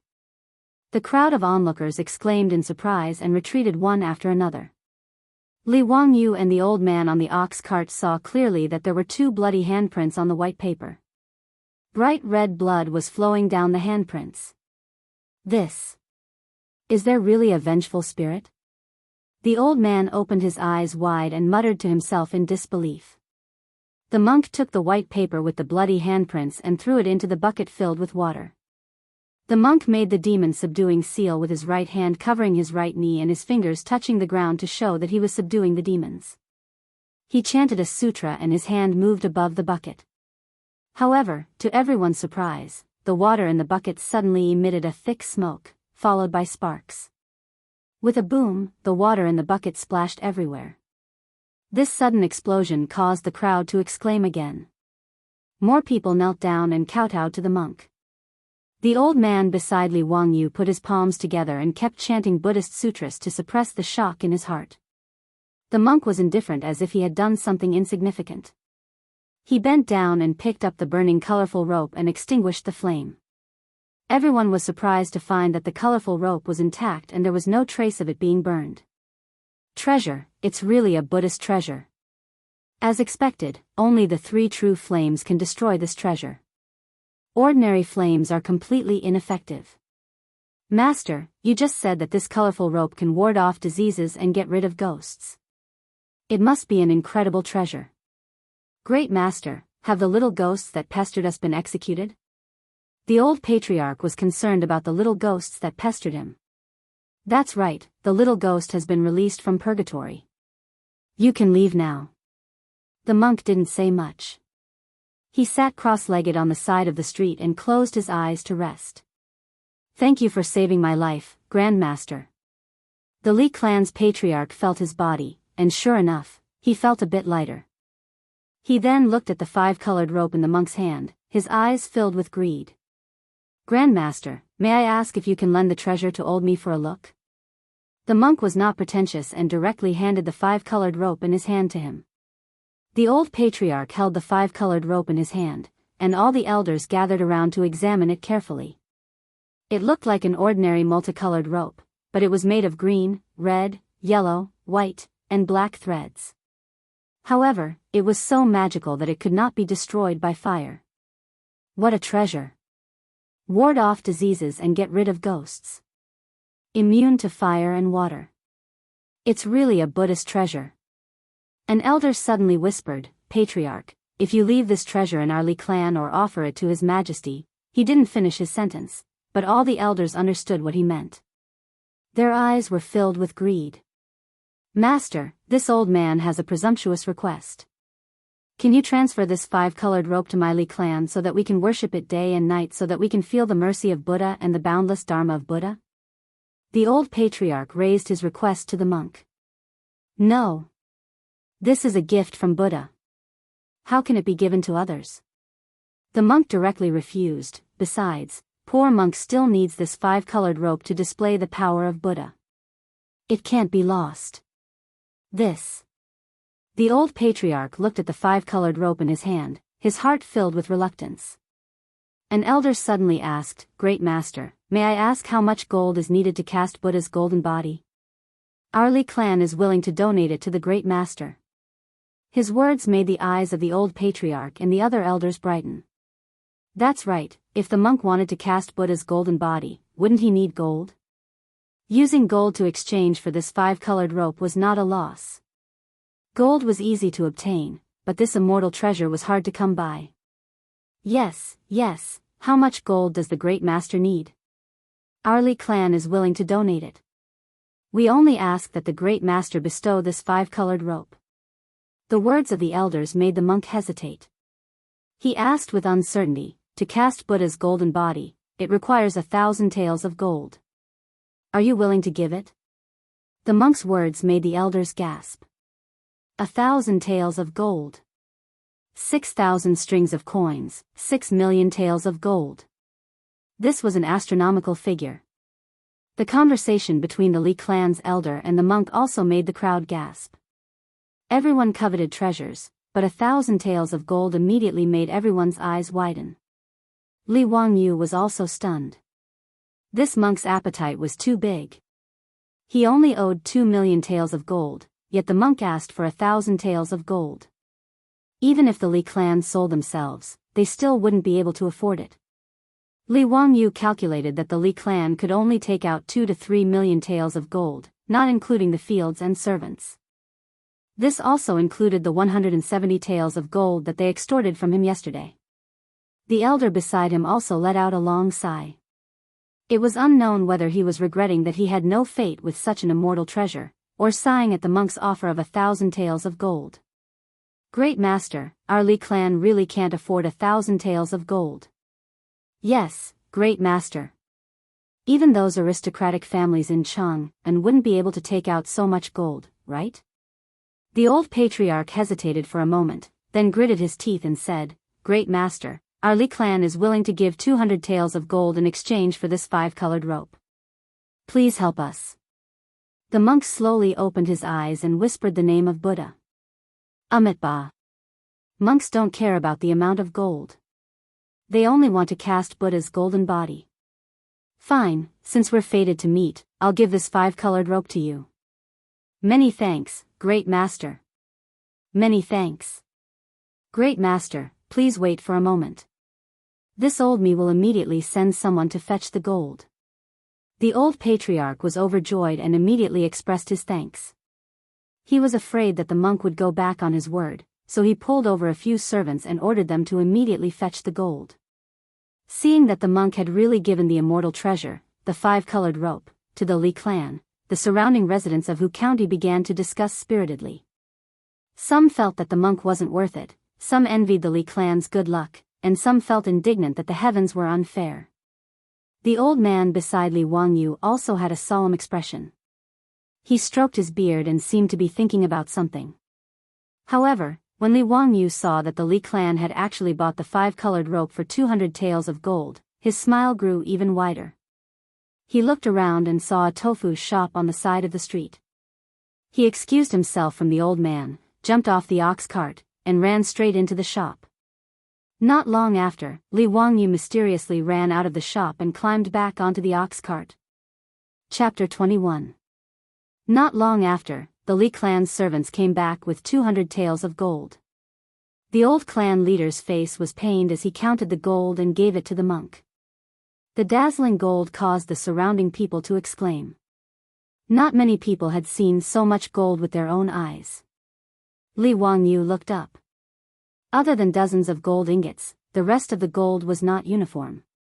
There were gold leaves, gold pieces, and even gold jewelry. Obviously, the 170 taels of gold ingots were extorted from him by these shameless old men yesterday. The remaining 30 taels of gold were the Li clan's stockpile. 200 taels of gold was not heavy. During the Tang dynasty, 16 taels of gold was 1 jin. 200 taels of gold was only 12 or 13 jin. The monk did not count them. He looked at the gold and whispered a Buddhist mantra. Then he put the gold into the alms pouch. The old clan leader had been holding the magical colorful rope tightly in his hand. Now that the monk put away the gold, he sighed in relief. Thank you for giving it to me. May I know your Buddhist name? Where are you going to help the Buddha build his golden body? When the Buddha's golden body is completed, we will go burn incense and thank the Buddha. Poor monk is a righteous monk. Xinghua Temple in Duku Town, Jianghu County, the monk replied. He stood up and put his palms together. Amitabha. Poor monk will take his leave. Take care, righteous master. The Li clan's elders were very happy. They bowed respectfully and sent the monk off. Seeing the monk leave without looking back, there was no more drama to watch. The surrounding people started to talk and then dispersed. The originally crowded cross street quickly became quiet again. The elders who were still admiring the colorful rope finally noticed Li Wangyu standing on the ox cart. The old clan leader curled his lips in disdain. Li Jia Shaolang, you kept your promise. Let's go. This old me has been waiting for you for a long time. Now go to the county government to sign the land transfer contract. Let's go, let's go. After we finish, we will drink 100 cups to celebrate. Today is a big day for the Li clan. It's worth celebrating. A group of elders stared at the colorful rope on the old patriarch's hand with fervent eyes, wishing that they could tie it on their own hands right now. Huh, what a pity. Li Jia Shaolang was removed from the imperial clan yesterday. Otherwise, such a treasure could have protected you from all kinds of diseases. You wouldn't have died so early like your dead father. An elder couldn't help but ridicule. Avoid diseases, get rid of ghosts, and be immune to diseases and plagues. Do you think anyone deserves to have such a treasure? Yesterday, we were expelled from the imperial clan. Today, our Li clan obtained such a treasure. It can only be said that this is the will of the heavens. Senior Patriarch is right. Haha. Our Li clan should be blessed by our ancestors for having such a fortunate encounter. A group of Li clan elders continuously ridiculed Li Wangyu in front of him. Yesterday, Li Wangyu's attitude had made them very dissatisfied. Now that they had obtained such a treasure, they could use this opportunity to teach this young man the meaning of regret. The elder beside Li Wangyu frowned when he heard the elder's unscrupulous words. He looked at Li Wangyu with pity in his eyes. Humph, what colorful rope. Is it that amazing? Li Wangyu disdainfully jumped down from the ox cart. I also have one. Ha, clan leader, did you hear that? Li Jia Shaolang said he also has one. What a joke. What does he think this treasure is? Is it a vegetable from the fields?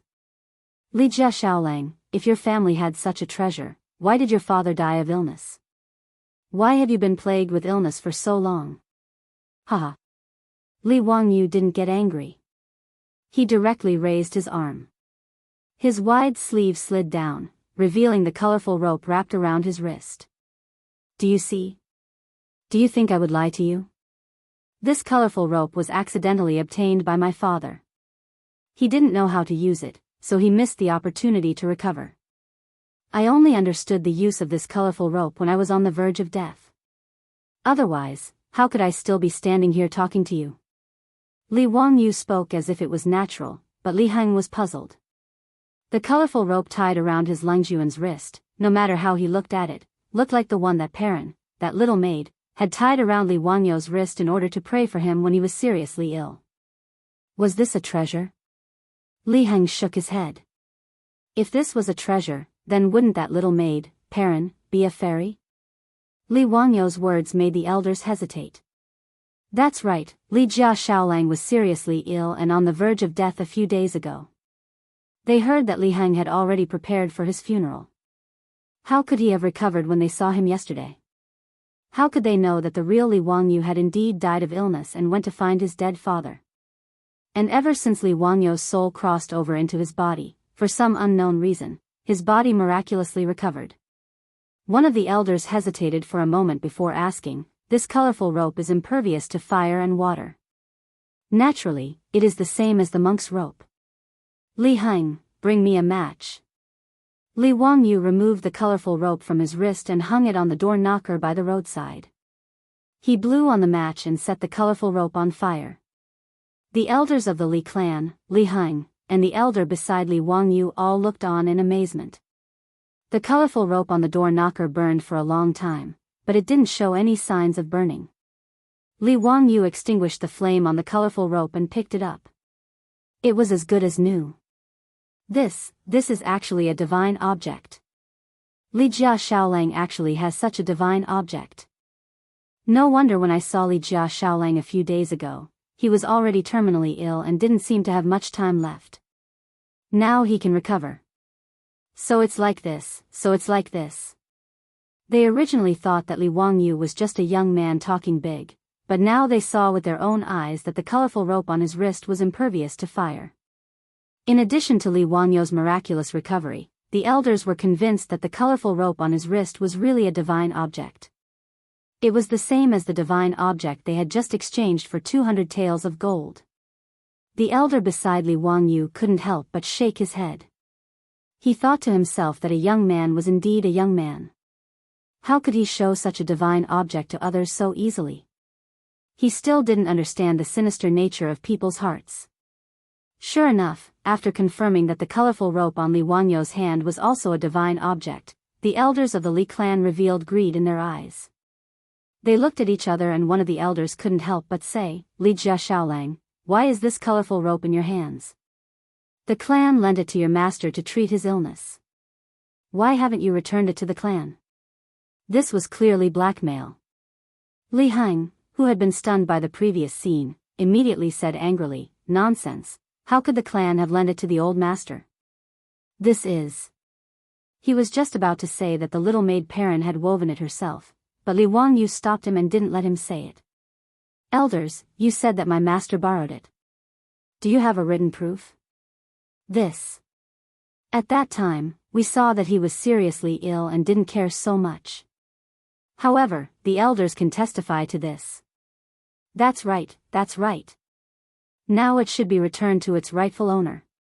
The other elders also spoke in support. Li Wangyu couldn't help but laugh. He laughed so happily. Chapter 22. As expected, these Li clan elders were still as greedy and shameless as ever. Li Wangyu had already anticipated this and replied with a smile, words are no proof. If you want to take away my family's treasure with empty words, I advise you all to give up. Li Heng, let's go. They are still waiting for us to go to the county yamen and transfer the land to them. Li family's little boy, wait. How could these elders be willing to let him go? They directly blocked his path. What? You want to rob me in broad daylight? Li Wangyu glared and pretended to be angry. Li Jia Xiaolang, this item is indeed the property of my Li clan. What right do you have to take it for yourself? If you want to take the treasure, you will have to step over my dead body. One of the elders wanted to take advantage of his seniority and directly lay down at Li Wangyu's feet, ignoring the mud on the ground. Old me will fight you to the death if you don't return the treasure. Even if we go to the county yamen to file a lawsuit, my Li clan won't let you go. The group of elders threatened the young man. The elder beside Li Wangyu couldn't help but want to speak, but he was stopped by the old servant beside him. Master, you can't get involved in this matter. I just learned that the Li clan in Hu County is a relative of the imperial family. Even if the saint personally came, so what? The elder glared and shook off the old servant's hand. The saint mentioned by the elder was the current emperor. The word emperor was only used in writing. No one would call the emperor this way. Saint, master, and everyone were all titles for the emperor. However, in front of the emperor, people would still call him His Majesty. This elder was also a person who abhorred evil. Even though he was 70 years old and rarely seen since ancient times, he was unwilling to stand by and do nothing when he saw such injustice. But before the old man could say anything, the old leader of the Li clan stepped forward and said to Li Wangyu with a pleasant expression, Li Jia Xiaolang, don't blame your grandfathers for acting this way. This divine item indeed belongs to the Li clan and should be returned to its rightful owner. However, this old man will not force you to give it to me. How about an exchange? Li Wangyu secretly rolled his eyes. Do you really think I'm a child? A bunch of elders are playing the bad cop, and you're playing the good cop. Fine, let's see what you have to say. He didn't say anything and just pretended to be dumb as he looked at the old patriarch. How about 100 mu of farmland in exchange? When the old patriarch said this, Li Wangyu almost laughed out of anger. This old fox had a good plan. Using the 100 mu of farmland that he was going to transfer to the clan in exchange for his things, did he have any shame? That's inappropriate. Previously, you exchanged 200 taels of gold with the righteous path masters. Why are you only offering 100 mu of farmland now? The old man beside Li Wangyu couldn't bear it anymore. Afraid that Li Wangyu would agree in a moment of confusion, he hurriedly tried to dissuade him. Who are you, sir? Seeing that the old man was much older than him, the old patriarch was unhappy, but he couldn't do anything about it. Just a passerby. This is a matter of the Li clan. Sir, please do not interfere. Seeing that the old man wasn't willing to reveal his identity, the old patriarch naturally didn't give him any face. Oh. This Xiao Lang is a member of the Li clan? The old man asked. This. The old patriarch was momentarily speechless. He and the others had just removed Li Wangyu's name from the family register yesterday. Now that Li Wangyu was a member of the Li clan, he naturally couldn't accept it. This is the divine item that his father borrowed from the Li clan. Naturally, it should be returned. Now that the old patriarch is kind and benevolent, he is willing to exchange 100 mu of farmland for it. What's wrong with that? The old man beside him immediately chimed in. That's right. Moreover, the 5-colored rope that we exchanged with the righteous path masters is about 6 feet long, while Li Jia Xiaolang's rope is only 4 or 5 inches long. How can it compare? The old man was infuriated by their unreasonable pestering. Do you think this is buying cloth? How could treasures be calculated by length? He also didn't want to waste his breath on this group of old fogies. In a clear voice, he said to Li Wangyu, Xiao Lang, if you really want to sell it, then sell it to the old me. The old me will also give you 200 taels of gold. As soon as he said this, the Li clan elders and Li Wangyu were all dumbfounded. No. This belongs to the Li clan. How can it be sold to someone else? That's right.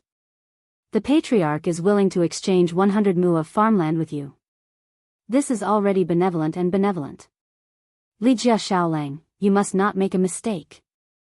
The Li clan elders saw that the old man also wanted to offer 200 taels of gold. How could they let him buy it? They all began to clamor. Li Wangyu was also a bit surprised by the old man's words. He could only bow to the old man, thank you for your kindness. However, the 100 mu of farmland that the Li clan is talking about originally belonged to my family. This little one is unfilial. Before, when I agreed to return the family property to the clan, it is already too late for regrets.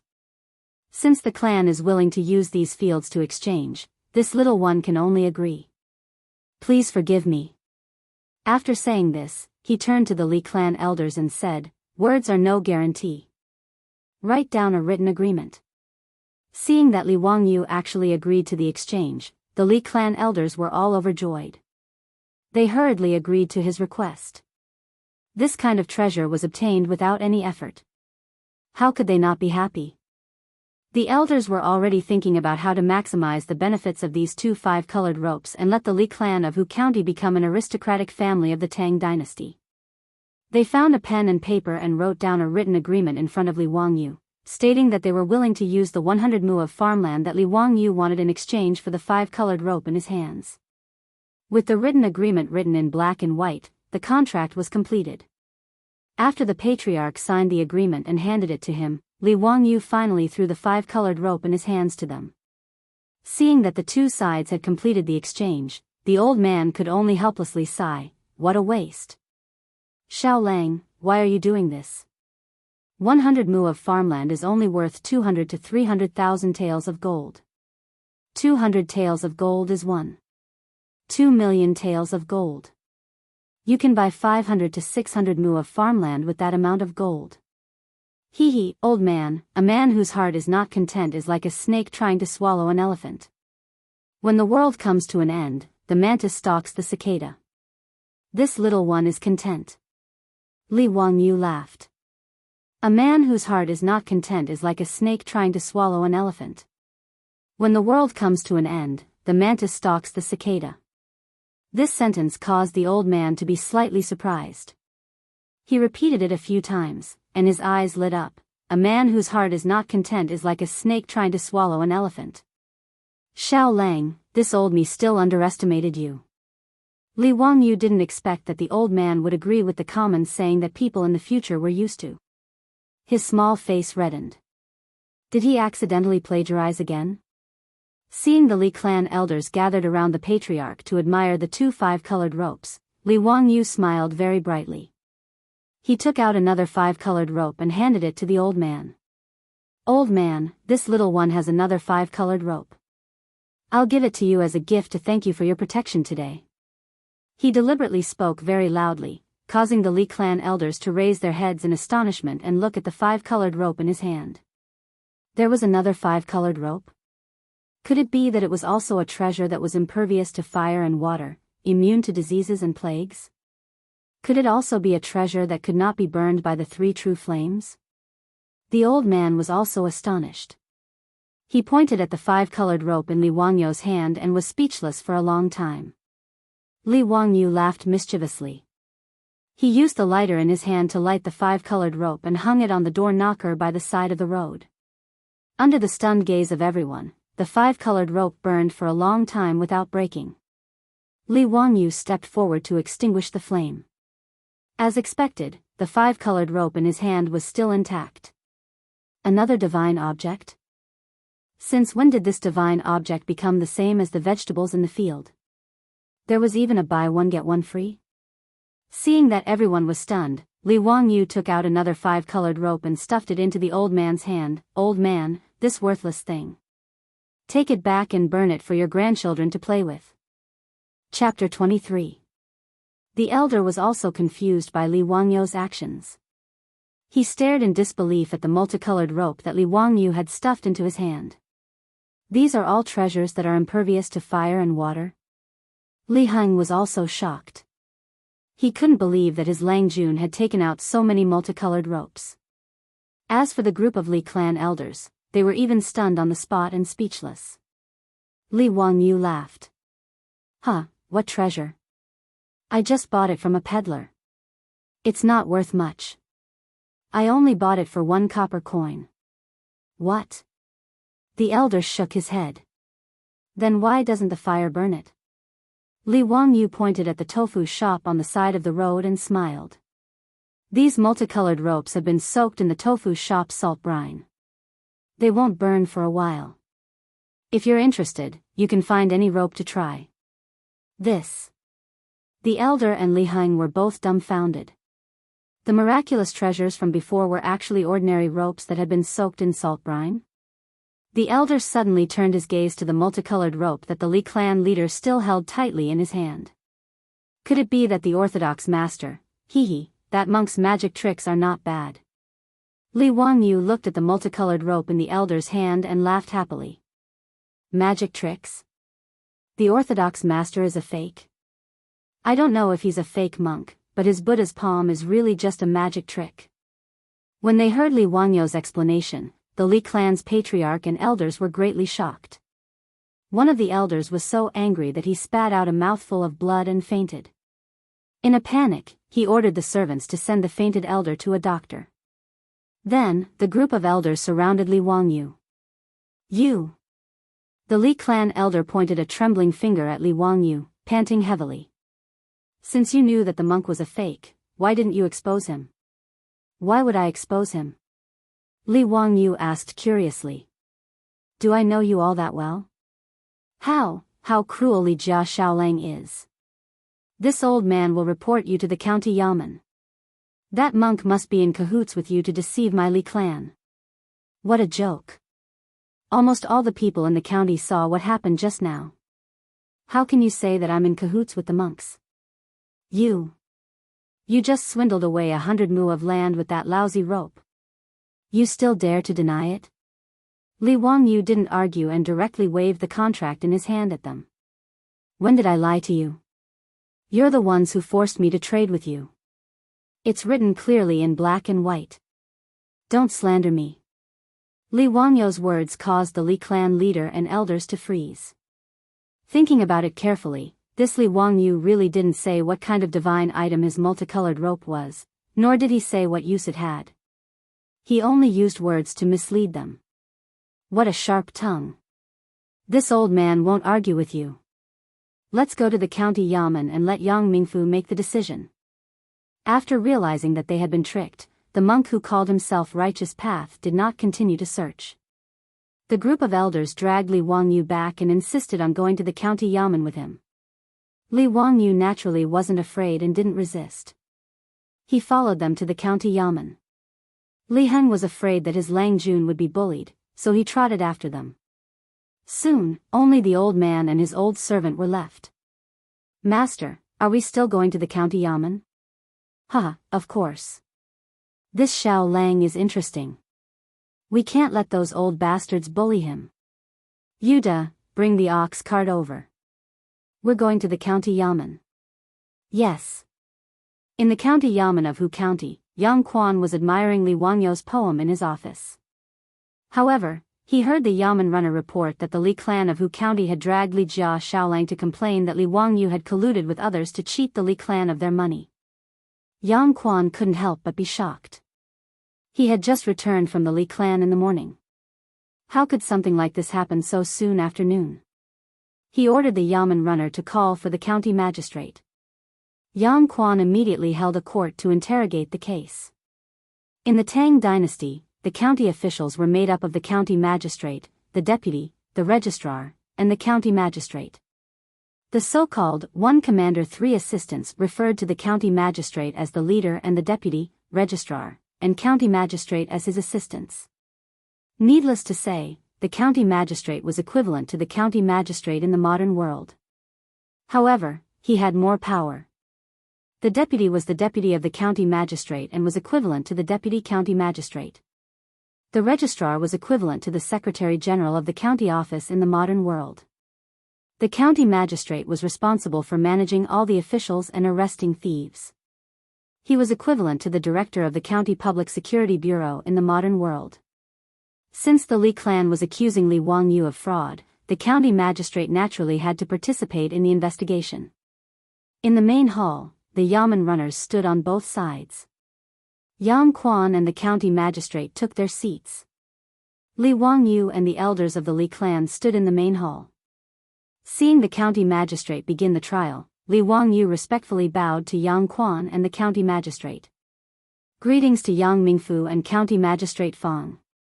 No need for formalities. Li Jia Shaolang, why did you and the elders of the Li clan make a scene in court? Yang Quan asked, puzzled.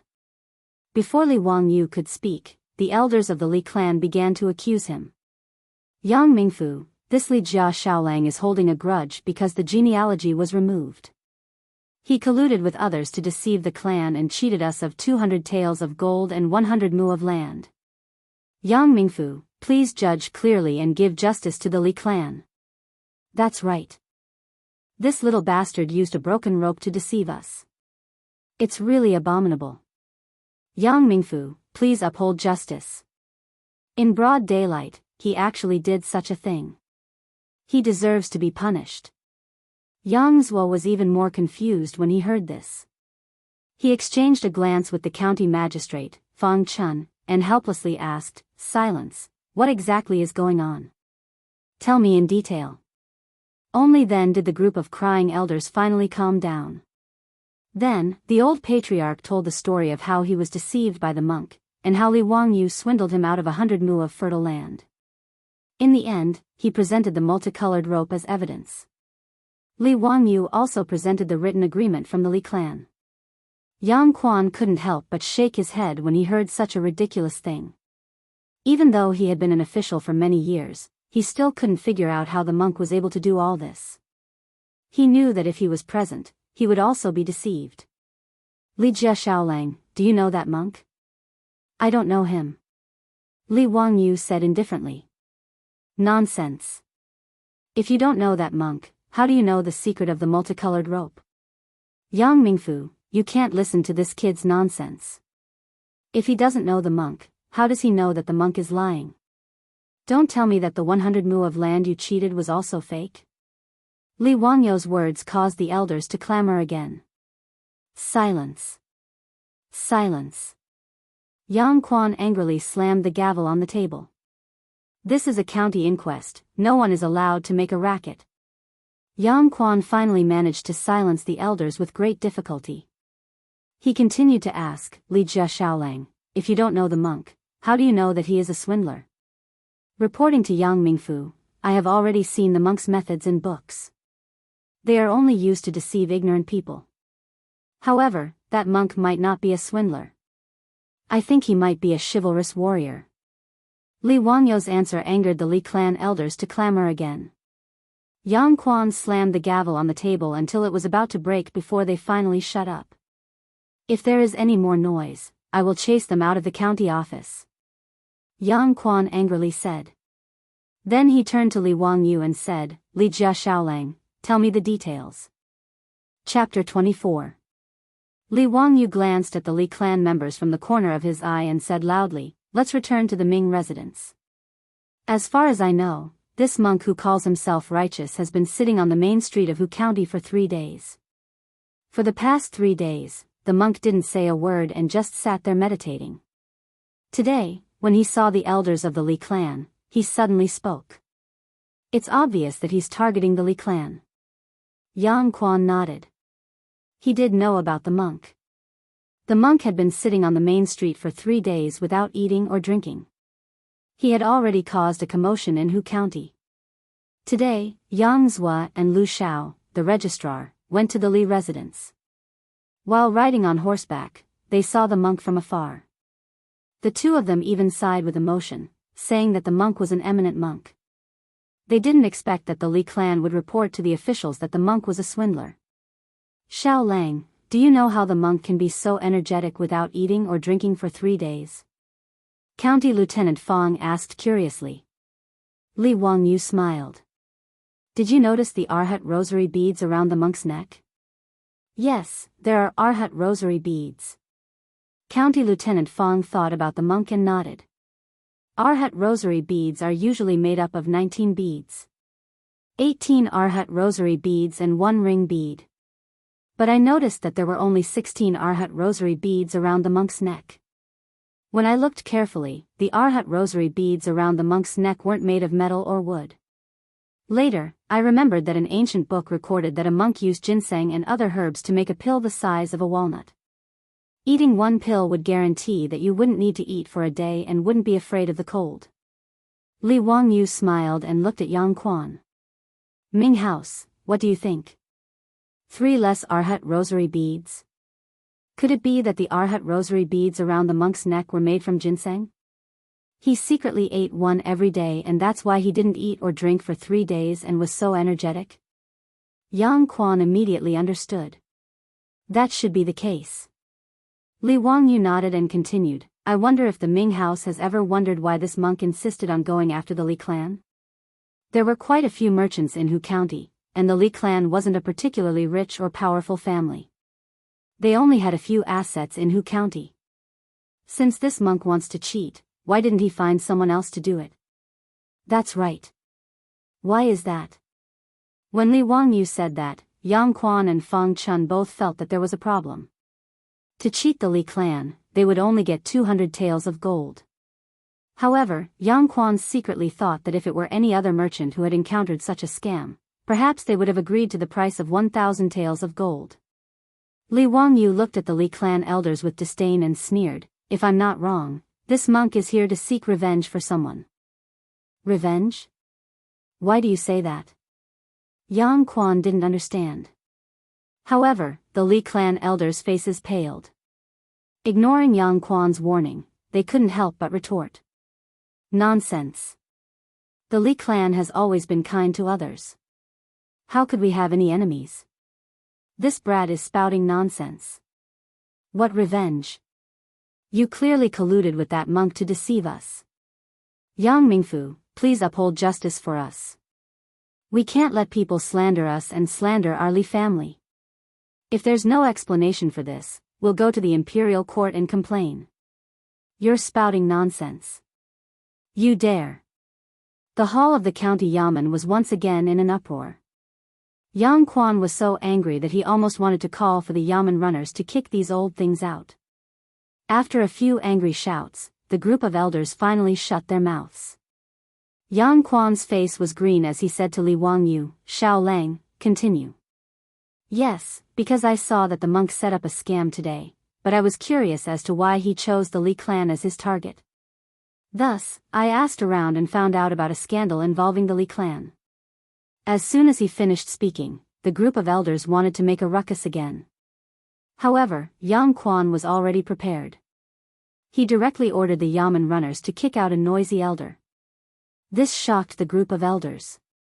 Li Wangyu sneered and continued, Today on the street, someone in the crowd suddenly said that the Li clan was involved in a murder case some time ago. Thus, I asked him about it out of curiosity. At first, that person refused to say anything. Thus, I used a little trick. I got the whole story out of him. He didn't use a little trick. He was just deceiving that passerby. He said that he was from the county yamen. If he didn't, he would take him to the yamen. Only then did that person tell him the truth. However, Li Wangyu naturally wouldn't be so foolish as to tell Yang Quan this. What did you find out? Why didn't the county know that the Li clan was involved in a murder case? Yang Quan asked curiously. In the Li clan's residence, there was a maidservant named Hua Shang. Does the old patriarch still remember her? Li Wangyu looked at the old patriarch, only to see the old man's face turn pale. She was just a lowly maidservant who didn't follow the rules. She stole money from the residence and was caught by this old man. Originally, I only wanted to give her a light punishment. Who knew that the maidservant couldn't withstand the whip? She deserved to be beaten to death. The old patriarch argued. If that's the case, why didn't you report it to the county? Yang Quan asked in dissatisfaction. According to the Tang dynasty law, the punishment for beating a soldier to death was 1 year of apprenticeship, regardless of the severity of the crime. Those who killed on purpose, add a level. Those who killed on purpose, add a level. Those who killed on purpose, add a level. They would be disciples for 1.5 years. Intentional murder was a crime. Death by punishment and manslaughter were not guilty. Maidservants were like livestock. They were the personal property of the master. They were no different from cows, horses, pigs, and sheep. If intentional murder was committed, the punishment would be 1 year of imprisonment. The most serious punishment would be 1.5 years. However, the master had the right to punish the guilty servant. Even if the servant was accidentally beaten to death, the master wouldn't have to bear legal responsibility. Even so, the master still needed to report the matter to the county yamen. However, the death of the Li clan leader's maidservant, Hua Shang, was obviously concealed by the Li clan.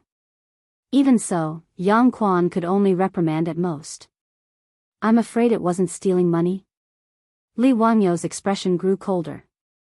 During the golden age of the Tang dynasty, what he couldn't stand the most was treating people like livestock.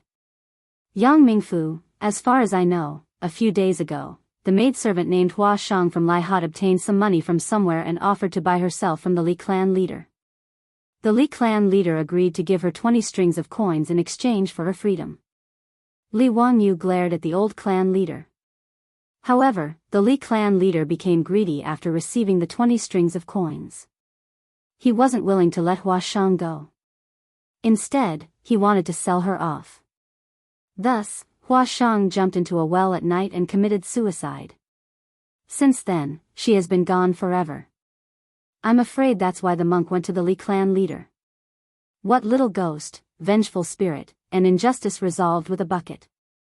He must be referring to Hua Shang's suicide. Nonsense. Faced with Li Wangyou's accusation, the old clan leader pointed a trembling finger at him. He wanted to refute, but he couldn't find the words to say. Li Wangyou stared into the Li clan leader's old eyes and said coldly, "Whether it's nonsense or not, let's ask Yang Mingfu and County Magistrate Fang to send bailiffs to retrieve Hua Shang's corpse. Then we'll know whether she died from being whipped or drowning." The Li clan leader became even more flustered and hurriedly corrected himself. "Old me remembered wrongly. That lowly maidservant lost her footing and fell into the water." Li Wangyou couldn't be bothered to pay attention to his incoherent words. However, he heard an angry roar from the entrance of the hall. What a Huxian Li clan! Despicable, shameless, untrustworthy, and ungrateful for profit. You're a member of the imperial family in vain, a scoundrel. Chapter 25. Everyone in the hall looked at the entrance of the hall in shock. Li Wangyou saw the old man he had met by chance earlier walking into the courtroom with the help of the old servant. Before he could speak, Yang Quan hurriedly got down from his seat and ran to the old man. He bowed deeply and said, "Teacher, why are you here? Please forgive me for not coming out to meet you." "Su Qing, there's no need to be so courteous. You can continue with the trial. This old man will listen to the trial from the side." Su Qing was Yang Quan's courtesy name. Yang Quan hurriedly asked the yamen runner to bring a soft stool for the old man. He respectfully invited the old man to sit before returning to his seat. The Li clan leader's expression turned ugly after being reprimanded by the old man. However, seeing the county magistrate being so respectful to the old man and even calling him teacher, he couldn't do anything about it. He could only pretend that he hadn't heard anything. Yang Quan didn't intend to introduce the old man to everyone. He slammed the gavel on the table and asked the Li clan leader, eunuchly, "Is what Li Jia Xiaolang said true?" The Li clan leader hesitated for a moment before answering, There is indeed a servant girl called Hua Shang in the residence. She drowned herself in a well a few days ago. This has nothing to do with me. As for the ransom Li Jia Xiaolang mentioned, there is no such thing. It is pure nonsense." He firmly refused to admit that he had taken Hua Shang's ransom and didn't let her go. Neither Yang Quan nor Li Wangyou could do anything about this. After all, Li Wangyou had only heard it from a passerby and didn't have any evidence. In that case, regardless of why the servant girl committed suicide, this county magistrate believes that the monk has nothing to do with Li Jia Shaolang. There is no evidence to accuse him of colluding with the monk, so there is no need to mention it again. The elders of the Li clan were unwilling, but saying that Li Wangyu colluded with the monks to deceive them was just to vent their anger. The Li clan leader was not satisfied and said, even if he did not collude with the monks, it is still a fact that he used a lousy rope to cheat the Li clan of 100 mu of fertile land. Li Jia Shaolang, do you have an explanation? Yang Quan asked. Replying to Yang Mingfu, I didn't lie to them. They forced me to change. If you don't believe me, you can ask the old man beside you. Have I ever told you what kind of divine item my multicolored rope is? This old man can testify to this. Shaolang definitely didn't say this to deceive others. The old man stroked his beard and laughed. But you said that your rope is impervious to fire and water. Seeing that the situation was not good, the Li clan leader hurriedly argued. Yeah, didn't you see it? My multicolored rope can't be broken. Li Wangyu spread out his hands and helplessly replied. Your lousy rope is like this because it has been soaked in salt brine. The old clan leader anxiously said. I didn't say it didn't exist. Wasn't that what I told you? Wasn't it the same when the monk sold it to you? I already said that my rope is the same as his. What's wrong with that? The Li clan leader was so angry that he was speechless. He could only cup his hands towards Yang Quan and say, Ming House, please make the decision. The Li family's 100 mu of fertile land should be returned to my Li clan. Yang Quan was a bit embarrassed. The Li clan of Hu County was a relative of the imperial family. Today, Li Wangyu used a lousy rope to trade for 100 mu of fertile land. This matter was difficult for him to deal with. From the bottom of his heart, Yang Quan was biased towards Li Wangyu. However, he couldn't help but consider the background of the Li clan of Hu County. Teacher, what do you think of this matter? Yang Quan respectfully asked the old man for guidance. Deal with it impartially and honorably. The old man only spat out these words before closing his eyes to rest and not saying anything else. However, the old man's attitude was already very clear. He didn't want him to yield because of the pressure from the Li clan of Hu County. Yang Quan bitterly smiled. After weighing the pros and cons in his heart, he made up his mind. With a pa sound, Yang Quan swept his gaze over the people in the hall. He picked up a brush and directly wrote down his verdict. Snatch the mouth of a swallow made of mud, slice the head of an iron needle, scrape the face of a golden Buddha, search carefully, but find nothing. 200 gold multicolored rope and 100 mu of fertile land in exchange for a treasure. One is willing to hit and the other is willing to be hit. Black and white words, the contract has already been signed. To go back on your word like this, thank you for taking action. This verdict. Yang Quan was also a clever person. He directly wrote a limerick as his verdict. He directly mocked the Li clan's elders for snatching mud from the mouth of a swallow, scraping iron from the head of a needle, and scraping gold from the face of a Buddha. Since they were willing to use 200 taels of gold to exchange for the multicolored rope with a monk, then using 100 mu of fertile land to exchange for Li Wangyu's farmland was naturally a matter of one being willing to hit and the other being willing to be hit. To go back on their word after signing the contract, how could they do such a thing? After the Li clan's elders in the hall saw this unreasonable verdict, they all felt their faces turn red. Even with their thick skin, they still felt that this matter had caused them to lose face. They didn't dare to stay and make a ruckus. They simply cupped their hands and took their leave. They didn't dare to bring up the matter of fighting a lawsuit against Li Wangyu to get their farmland back. The Li clan of Hu County could be considered to have lost face. Not only were they cheated of 100 taels of gold by a swindler, but they were also ridiculed by Yang Quan. This slap to their old faces couldn't be described as not loud and clear. For the Li clan's elders who cared a lot about their reputation, this matter was even worse than death. However, Li Wangyu wasn't satisfied. Hua Shang's innocent death wasn't even explained, let alone punished. Regarding this matter, there was nothing he could do. However, he made a mental note of this matter. Li clan of Hu County, let's ride a donkey and read a songbook. Just wait and see. Many thanks for Yang Mingfu's protection. Seeing this, Li Wangyu hurriedly bowed respectfully to Yang Quan. He only wanted to anger the group of greedy elders of the Li clan. As for whether or not he could get his farmland back, he didn't have much hope. Li Jia Xiaolang, there's no need to be overly courteous. Quickly come and greet my teacher. Yin Qing Guan Lu Daifu, Hongwen Guan Scholar, Secret Supervisor Yu. Yang Quan smiled as he left the court and pulled Li Wangyu over to greet the elder. Secret Supervisor Yu? Li Wangyu knew that Secret Supervisor referred to an official position, the junior supervisor of the secretarial department. A name suddenly flashed through his mind and he couldn't help but become excited. Yu Shinan. One of the four great families of the early Tang dynasty, Yu Shinan. Looking at the aged elder, Li Wangyu was even more certain that this was the famous person of the ages, Yu Shinan. In the second year of Zhengguan, Yu Shinan was already 71 years old. He submitted a petition to resign from his position, but Pai Lupi refused and promoted him to the crown prince's right concubine's son. Yu Shinan firmly refused and was promoted to junior supervisor of the secretarial department. Li Wangyu was extremely excited to be able to meet this famous person of the early Tang dynasty. Li Wangyu greets Secret Supervisor Yu. I have offended you before, please forgive me. Li Wangyu respectfully bowed with his hands clasped in front of his chest. The county magistrate Fang Chunfang also hurriedly stepped forward and bowed to Yu Shinan. Xiao Lang, you didn't have this attitude before. This old man remembers that you said twice that you can't talk about the Buddha. Can you talk about it now?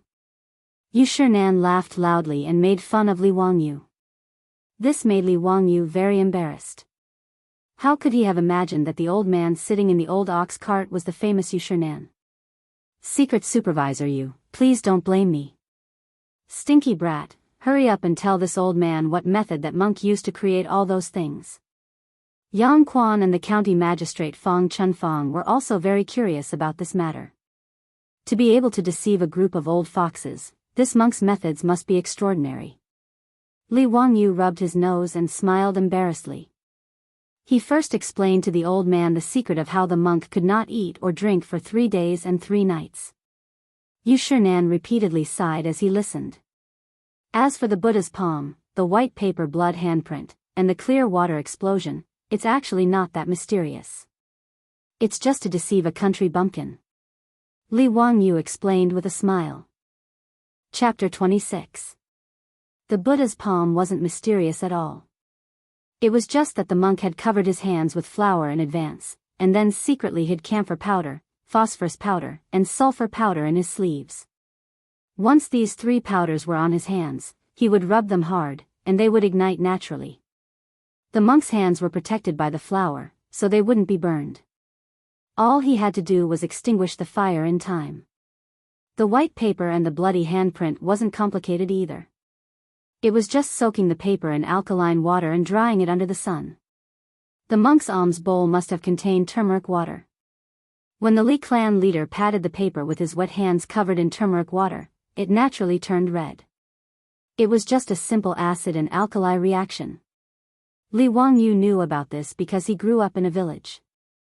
When he was young, there were many gods and goddesses who deceived the villagers, and many villagers were deceived. Later, the government popularized scientific knowledge and got rid of superstitions. They used these deceptive examples to propagate in the village for a long time. Li Wangyu had a very deep impression of them. However, Li Wangyu knew the principle behind the water explosion, but he was also very curious about where the monk got the material. If he guessed correctly, the monk should have hidden a small piece of sodium metal in his hands. When it was thrown into a bucket when people weren't paying attention, the sodium metal would explode under a chemical reaction when it came into contact with water. But this was the Tang dynasty. Where did the monk get the sodium metal? Li Wangyu couldn't figure it out. Li Wangyu didn't tell Yu Shinan and Yang Quan about the sodium metal. He only said that it was something that would explode if it was thrown into water. Yu Shinan didn't ask too much about it, but he thought for a while and asked, Xiao Lang, if that's the case, there must be something wrong with the servant of the Li clan. He was the one who colluded with the monk. Li Wangyu laughed. Why do you say so, secret supervisor you? Brat, do you think I'm old and blind? The white paper and the turmeric water in the monk's alms bowl were both obtained by the servant of the Li clan. If the monk didn't collude with him, how could he have done this? Secret supervisor you is wise. When Yang Quan heard this, he wanted to ask the bailiffs to go to Lai Hot to arrest them, but Li Wangyu stopped him. Yang Mingfu, can you investigate that maidservant called Hua Shang first? He wanted to see if she still had any family members.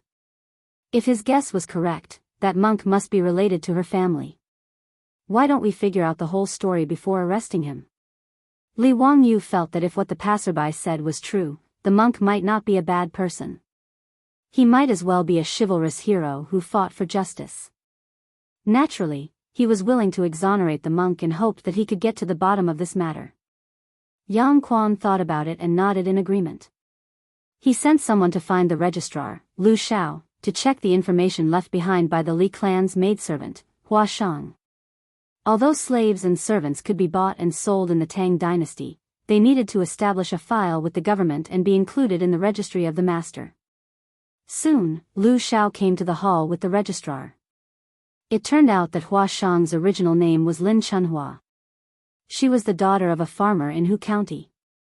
3 years ago, she sold herself to the Li clan leader as a maidservant. Yang Quan also ordered someone to find the village chief of the Lin family's village. After a round of questioning, everyone understood the whole story. Lin Chunhua originally had parents and an older brother.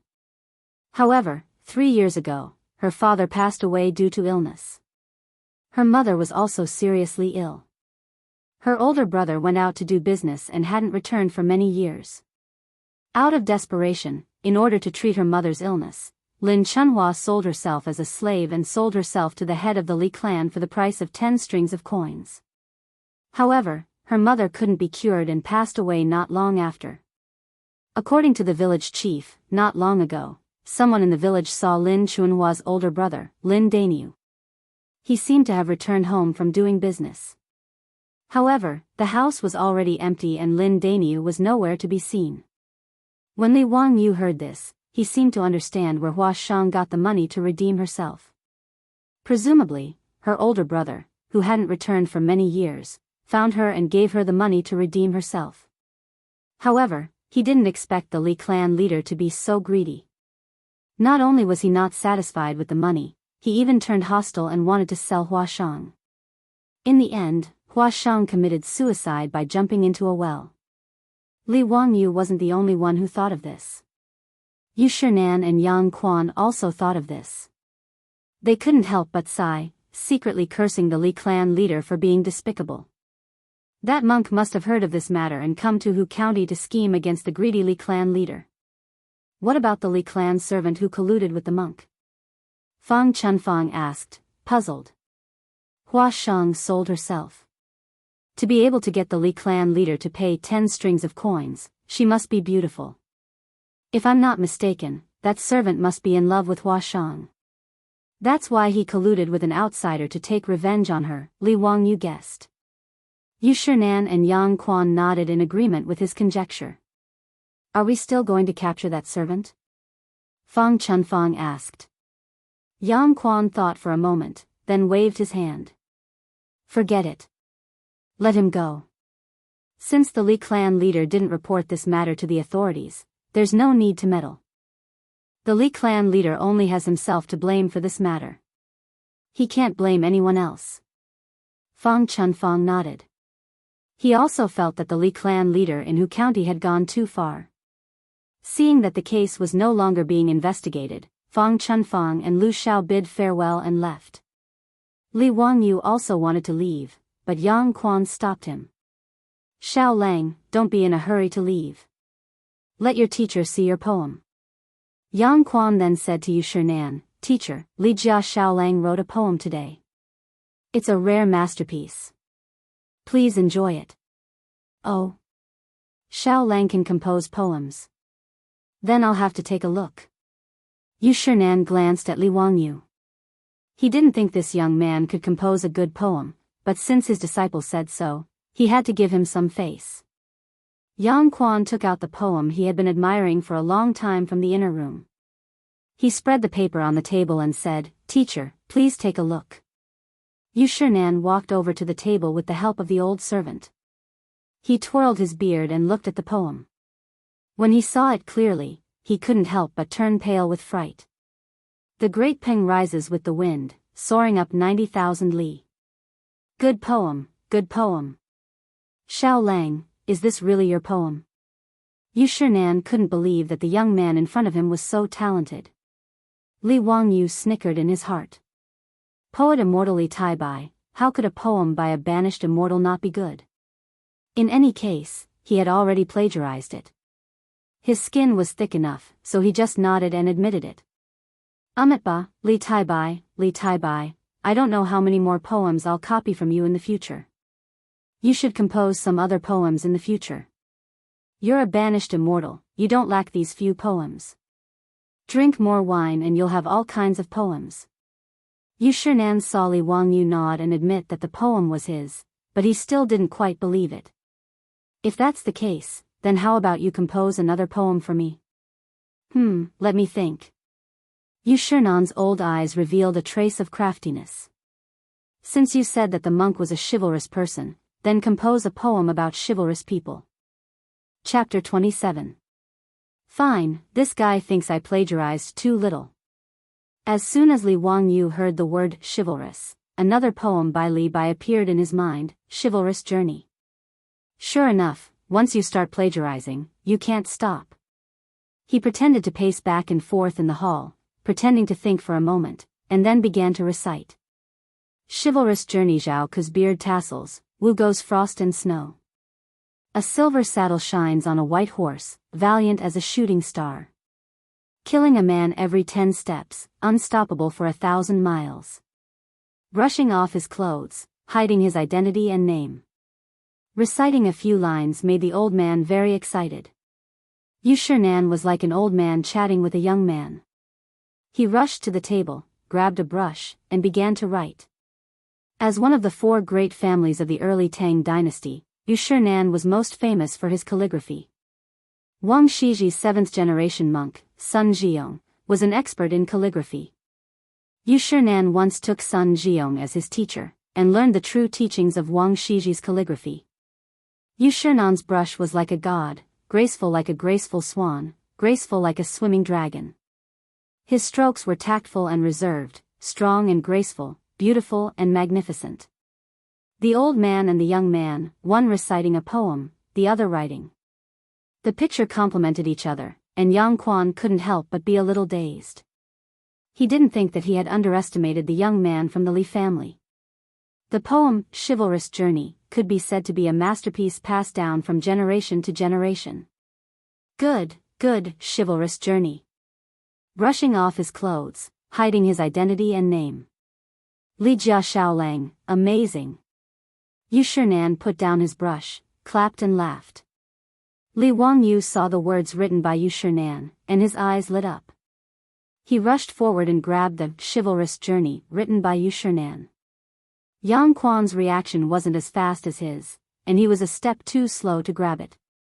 He angrily grabbed Li Wangyu's hand and said, "Xiao Lang, let go, this paper is mine." "He, Yang Mingfu, this poem is mine." What a joke, how could he let Yang Quan have something that could be used as a family heirloom? The reason why Li Wangyu had acted so quickly was because he remembered the scene of Yang Zhua snatching the poem, Shang Yang Zhua, in his house this morning. That was why he made the first move and grabbed Yu Shinan's Ode to Chivalry in his hand. Journeys, chivalrous journeys, chivalrous journey. Li Wangyu was amused by Yang Zhua's shameless appearance. This petty middle-aged man, why did he have to snatch everything? Yangming residence, my family still has 100 mu of fertile land. I'll just hand it over to the county to offset the debt. This piece of calligraphy, I'm not giving it to you. Yu Shinan watched his disciple and Li Wangyu fight over his calligraphy like naughty children, and couldn't help but stroke his beard and laugh. Su Qing, don't fight with Xiao Lang. You've already taken a lot of my calligraphy. After being scolded by his teacher, Yang Quan also felt embarrassed. He muttered to himself and reluctantly let go of Yu Shernan's calligraphy to Li Wangyu. Li Wangyu chuckled mischievously. Once again, he laid the paper flat on the table and asked Yu Shernan to use his seal to draw the paper. Only then did he blow dry the ink and carefully roll it up for Li Heng to keep. This was a family heirloom. Li Taibai's poem with Yu Shernan's handwriting. If this were to be passed down to future generations and auctioned, those rich people would fight to the death for this piece of calligraphy. Xiao Lang, who is your teacher? To think that you have such heaven-defying talent, it seems that this old man has underestimated you. Everyone sat down again, and Yu Shernan opened his mouth to ask. Li Wangyu didn't have a teacher. The previous owner of this body had only studied at a private school. Replying to secret supervisor Yu, this little one has no teacher. I only studied at a private school for a few days. Li Wangyu answered honestly. His answer surprised Yu Shernan. Could it be that there really was a heaven-defying talent that could be learned without studying? Yu Shernan's murky eyes kept sizing up Li Wangyu, trying to see what was so special about this young man. Yang Quan saw that Yu Shernan was interested in Li Wangyu, so he told him about Li Wangyu's family background and recent situation. When he found out that Li Wangyu was originally a member of the Li clan in Hu County, but had been expelled from the clan and extorted for gold and farmland, Yu Shernan was so angry that his beard puffed up. Old men who don't die are thieves. That bunch of old bastards. Yu Shernan had forgotten that he was already 70 years old, much older than the Li clan elders. In a moment of anger, he even scolded himself. When Li Wangyu heard Yu Shernan's words, he almost couldn't hold back his laughter. He quickly pinched his thigh, causing him to grimace in pain. Yang Quan told him about the origin of the poem, on Yang Quan, as well as the fact that Li Wangyu had set free all of the servants in his family and was willing to shoulder the huge debt alone. Yu Shernan couldn't help but shake his head and sigh. Oranges are tangerines when born in Huainan, oranges are tangerines when born in Huaibei. Xiao Lang, you have a good father. He was reading a conversation between Yan Zi and the king of Chu in Yan Zi's Spring and Autumn Annals. He lamented that although they were both members of the Li clan in Hu County, the difference in their conduct was too great. Li Zhou was also an official in the same court as Yu Shernan. Although they didn't have any interactions, he knew that Yu Shernan was a gentleman. That was why he spoke so vehemently after the incident at Pai Lupi's Xuanwu Gate and angered the sage. Yu Shernan only thought that Li Wangyu could be like this because his father, Li Zhou, taught him well. Li Wangyu smiled bitterly. Forget it, he had taken over Li Zhou's son's body. It could be said that he had reincarnated in someone else's body. However, he still owed this favor and could only silently accept Yu Shernan's praise of Li Zhou. Knowing that Li Wangyu was in a difficult situation, Yu Shernan's love for talent was aroused. He probed, Xiao Lang, do you still want to continue studying? Continue studying? What does this mean? Does he want me to continue studying? Or does he want me to be his disciple? However, Li Wangyu wasn't interested in learning calligraphy or scholarly articles, not to mention that he had enough of the school days in his previous life. He had already graduated from university for a few years. If he had to continue studying calligraphy after transmigrating to the Tang dynasty, it would be too difficult. Moreover, there were many Tang and Song poems in his mind that he could shamelessly plagiarize. If he continued studying, would he be able to write better poems? Is it shameful to plagiarize? So what if I plagiarize? Can Li Bai, Du Fu, Bai Ji, and Su Shi still transmigrate to the Tang dynasty and bite me? I should thank my grandfather. Li Wangyu silently praised his grandfather who had passed away long ago. He grew up in the countryside, but was forced to memorize the 3-character classic, 1,000-character classic, Tang and Song poems, and practice calligraphy by his grandfather who was like an old scholar. Li Wangyu wanted to ask his grandfather if he knew that his grandson would transmigrate, so he had to live such a miserable life when he was young. He couldn't remember how many times he had been beaten by his grandfather for memorizing and practicing calligraphy, and he couldn't even remember how many times he had cried. Now that he looked back on the past, Li Wangyu couldn't help but sigh with emotion. At the same time, he felt more gratitude and understanding towards his grandfather. His grandfather didn't make him memorize poems, but the history of China. Li Wangyu was lost in thought for a while and didn't speak for a long time. However, Yang Quan beside him was anxious.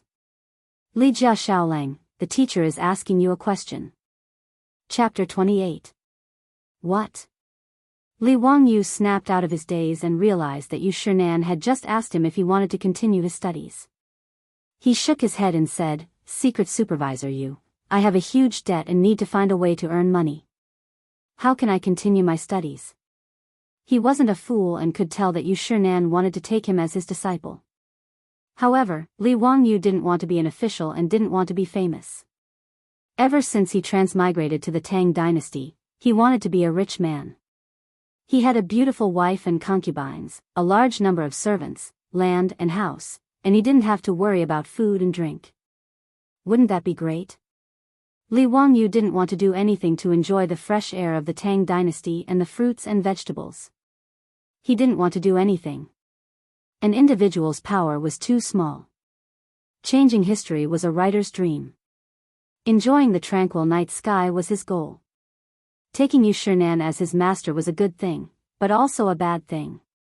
Not to mention that studying was hard, he wasn't interested in learning. He also didn't want to use Yu Shinan's reputation to pave his future.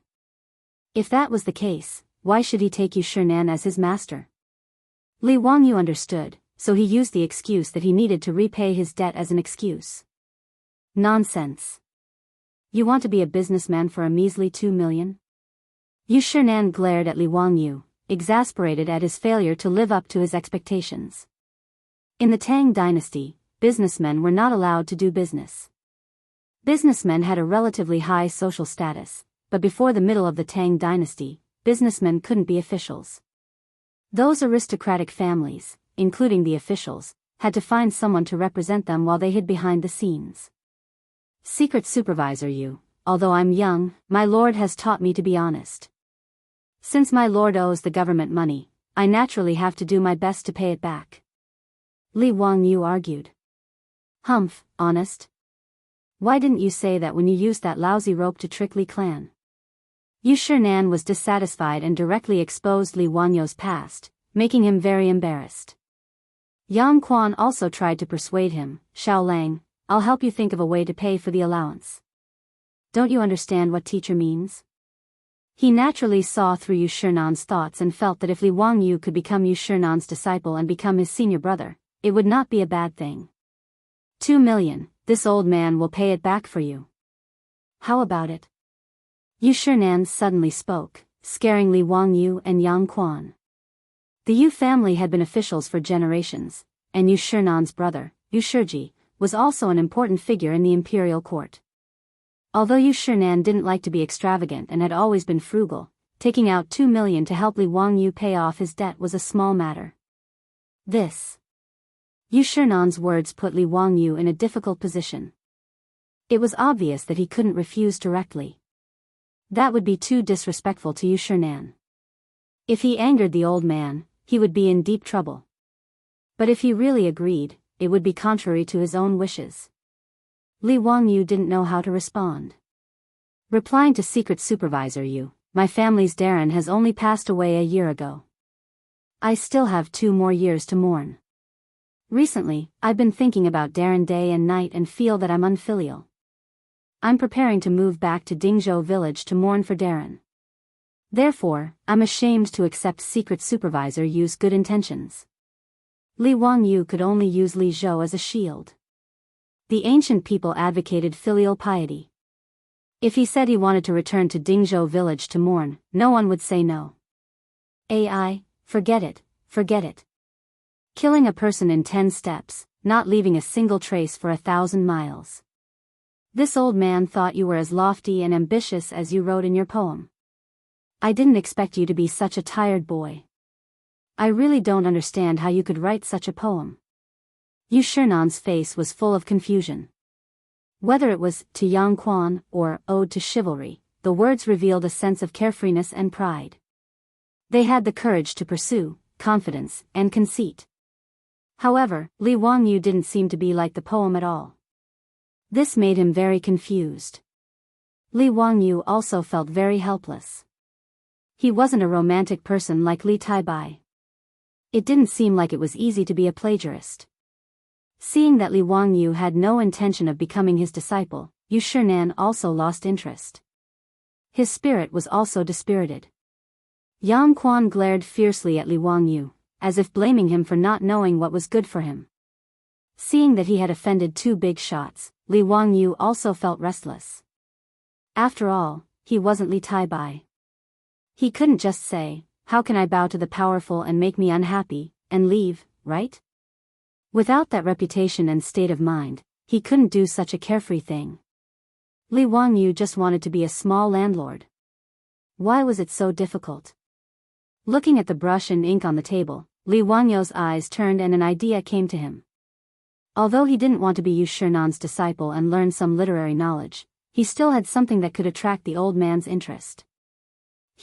As long as he could continue to interest Yu Shinan, who was one of the four great families of the early Tang dynasty, and who loved calligraphy all his life, would blame him? Thinking of this, Li Wangyu didn't say much. He got up and walked to the table. Grinding the brush, he prepared to write. Yu Shinan looked at him and didn't say anything. Obviously, Li Wangyu's refusal had angered the old man. Li Wangyu held the brush, licked the ink, held his breath, and then started writing. Not long after, he copied the Ode to Chivalry again. After drying the ink, he smiled and picked up the paper, asking Yu Shinan and Yang Quan to look at it. "Secret Supervisor Yang Mingfu, can you give me a few pointers? What do you think of my calligraphy?" Yu Shinan really didn't take Li Wangyu's calligraphy seriously. He had seen the poem on Yang Quan. Of course, it was a good poem, but in his eyes, the calligraphy was just a so-so. Li Wangyu wrote on Yang Quan in a semi-cursive script. Although his calligraphy wasn't bad, in the eyes of a calligraphy expert like Yu Shinan, it could only be considered a character. Yu Shinan casually raised his head to look, but his eyes immediately widened. He stared unblinkingly at the paper in Li Wangyu's hand. This calligraphy is so strange. The handwriting is thin and strong, thin and hard but full of spirit. Interesting. Yang Quan was also attracted by Li Wangyu's Ode to Chivalry. He couldn't help but step forward to look at it carefully. "Teacher, Xiao Lang's calligraphy is very unique. I've never seen it before." "That's right. This old man has also never seen such calligraphy." "Xiao Lang, where did you learn this calligraphy?" Yu Shinan's interest was piqued by Li Wangyu's calligraphy. Li Wangyu snickered in his heart. Sure enough, the right medicine was the way of the king. Replying to Secret Supervisor Yu, "This calligraphy was created by me after I saw the bamboo in the residence was thin but full of strength. I was inspired and randomly figured it out. I've embarrassed myself."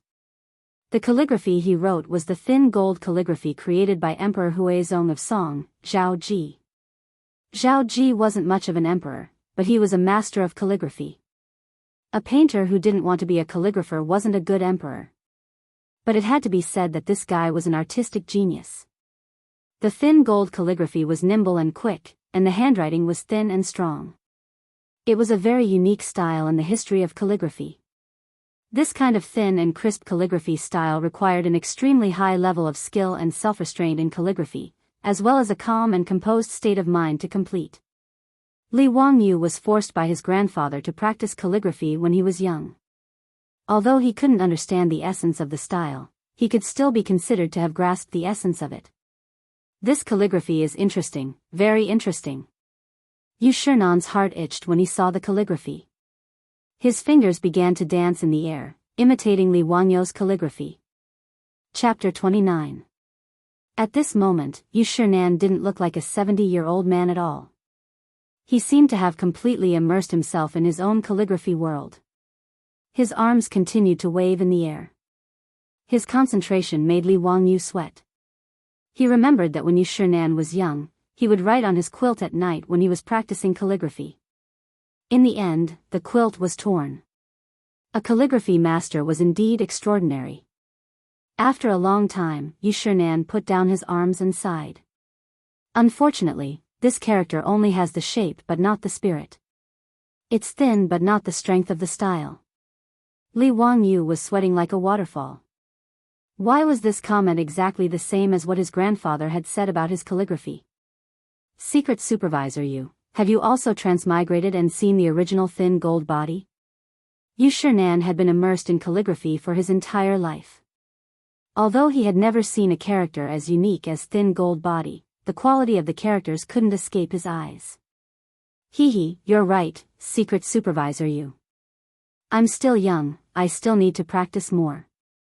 However, your characters have beautiful lines, firm strokes, fine punctuation, handsome composition, and a smooth layout. It's really rare. Good writing, good writing. Do you have a name for it? I call it thin gold body. Fine, since I've already copied it, there's no need to change the name. Thin muscle body. Yu Shinan murmured, the lines are very thin, the strength is thin and strong. It's thin without losing its meat. This is called muscle. What a good thin muscle body. Li Wangyu sweated. Yu Shinan had misheard him. He had said thin gold body. But then he realized that muscle was connected to gold. Zhao Ji's brother was the emperor, so he respectfully called it gold. If he created it, wouldn't it be the original name, thin muscle body? Fine, let's not dwell on it. In the future, there will only be thin muscle body in this world. Yu Shinan admired Li Wangyu's thin muscle body for a while. Yang Quan couldn't help but ask, Teacher, can you let me keep this calligraphy? In your dreams. This is a gift from Xiao Lang to this old man. Go away. It was simply wishful thinking to want to snatch a strange calligraphy work from the calligraphy addict. Yang Zhuo was on the verge of tears. How could this old man and young man both be such bullies? The Ode to Chivalry, written by the teacher, was snatched away by Li Wangyu, and the Ode to Chivalry, written by Li Wangyu with lean muscle, was taken away by the teacher. The more Yu Shinan looked at Li Wangyu, the more he liked Li Wangyu. Especially as a character addict, he felt that Li Wangyu was brimming with talent when he saw such a unique character. Does Xiao Lang have a courtesy name?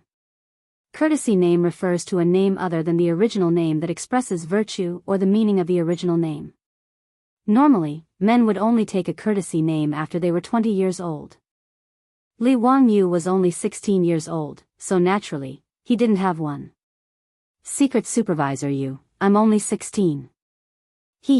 It's fine. How about this old man give you a courtesy name? Yu Shinan stroked his beard and smiled. Wow, this Secret Supervisor Yu has a hobby of giving people a courtesy name? Fine, I'll have to take it sooner or later. It'll save me the trouble of thinking about it in the future. I don't dare refuse a gift from an elder. Xiao Lang's name is Li Wangyu. Wangyu, forget your worries. I'll give you the 2 words Zio. I hope that Xiao Lang can be a person who can maintain his integrity. Yu Shinan thought for a moment and said slowly. Li Wangyu was half illiterate in ancient Chinese, so he didn't understand Yu Shinan's meaning. What did Zio mean? And why did it mean maintain integrity? Yang Quan clapped his hands and applauded. Moreover, Zio has the worry of hunger and cold, yet you don't take it. You're right. Teacher's courtesy name is good. Xiao Lang, hurry up and thank teacher. Zio thanks Secret Supervisor Yu for the courtesy name. Li Wangyu didn't bother to think about the meaning of their words. He didn't understand anyway, so he just nodded and agreed. If Zio doesn't mind this old man's age, why don't you become friends with this old man despite our age difference? Yu Shinan failed to take Li Wangyu as his disciple, and seeing that he could create the slimming body, he simply wanted to become friends with Li Wangyu regardless of age. Zio doesn't dare. Li Wangyu wanted to hit the snake with the stick, but when he saw Yang Quan's murderous gaze, he restrained himself. Why wouldn't I dare? Are you looking down on this old man? Yu Shinan pretended to be angry. This. Li Wangyu peeked at Yang Quan again, only to see that County Magistrate Yang's face was as dark as the bottom of a pot. Li Wangyu was clearly his nephew. Why did he suddenly want to become friends with his teacher despite their age difference? When Yang Quan met Li Wangyu in the future, would he have to call him martial uncle?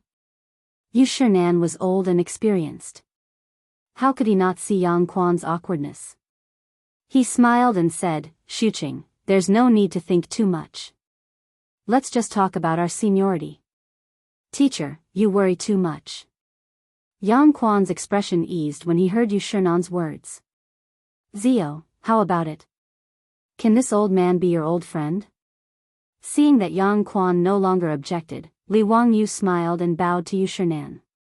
"Li Wangyu greets Master Yu." Yu Shinan laughed heartily and stood up to return the greeting. "Bo Shi greets Zio." Bo Shi was Yu Shinan's courtesy name. This could be considered a formal greeting. Yang Quan raised his head to look at the roof tiles at a 45-degree angle. In his heart, he wept. This old man and young man were having so much fun that they didn't take him, the county magistrate, seriously. "Zio, since you and I are friends despite our age difference, your debt is my debt. The money your family owes, this old man will return it for you. You must not become a merchant to earn money to repay your debt." "Why is that?" "Foolish. Merchants can't enter the imperial court as officials. Have you forgotten?" Yu Shinan brought up Li Wangyu's debt again. He was really afraid that Li Wangyu would run off to become a merchant. That would ruin his future. "Master Yu, it's not that Zio is pretentious, but this involves the promise I made to my family. When my lord was seriously ill, he still couldn't forget the money he owed me. Before my lord died, I swore that I would earn this money back and return it to him in full. Master Yu, you can't let me go back on my word." These words were naturally made up by Li Wangyu. He could see that this old man wouldn't give up until he got into the imperial court. What was so good about being an official? He worked himself to death, only had a break every 10 days, and still had to deal with official business. How could it be more comfortable than being a carefree little landlord? Beautiful wives and concubines, thousands of acres of fertile land, countless cows, horses, pigs, and sheep, and servants as numerous as the clouds, this was called living. Enter the imperial court as an official? Li Wangyu respectfully declined. However, if he could get to know a famous person like Yu Shinan and have a high official as his backer, Li Wangyu wouldn't refuse. As the saying goes, having someone in the imperial court makes things easier. Seeing Li Wangyu use the deadly zhou as a shield, Yu Shinan was so angry that he blew his beard and glared, but he had nothing to say. "You scoundrel, you'll regret it in the future." Yu Shinan didn't want to waste any more words with Li Wangyu. With a flick of his sleeve, he called for the old servant to prepare a carriage and returned to Chang'an. Before he left, he didn't forget to take away Li Wangyu's Ode to Chivalry, which made Li Wangyu laugh. Yang Quan hurriedly chased out of the main hall to see his teacher off. However, Li Wangyu didn't see it.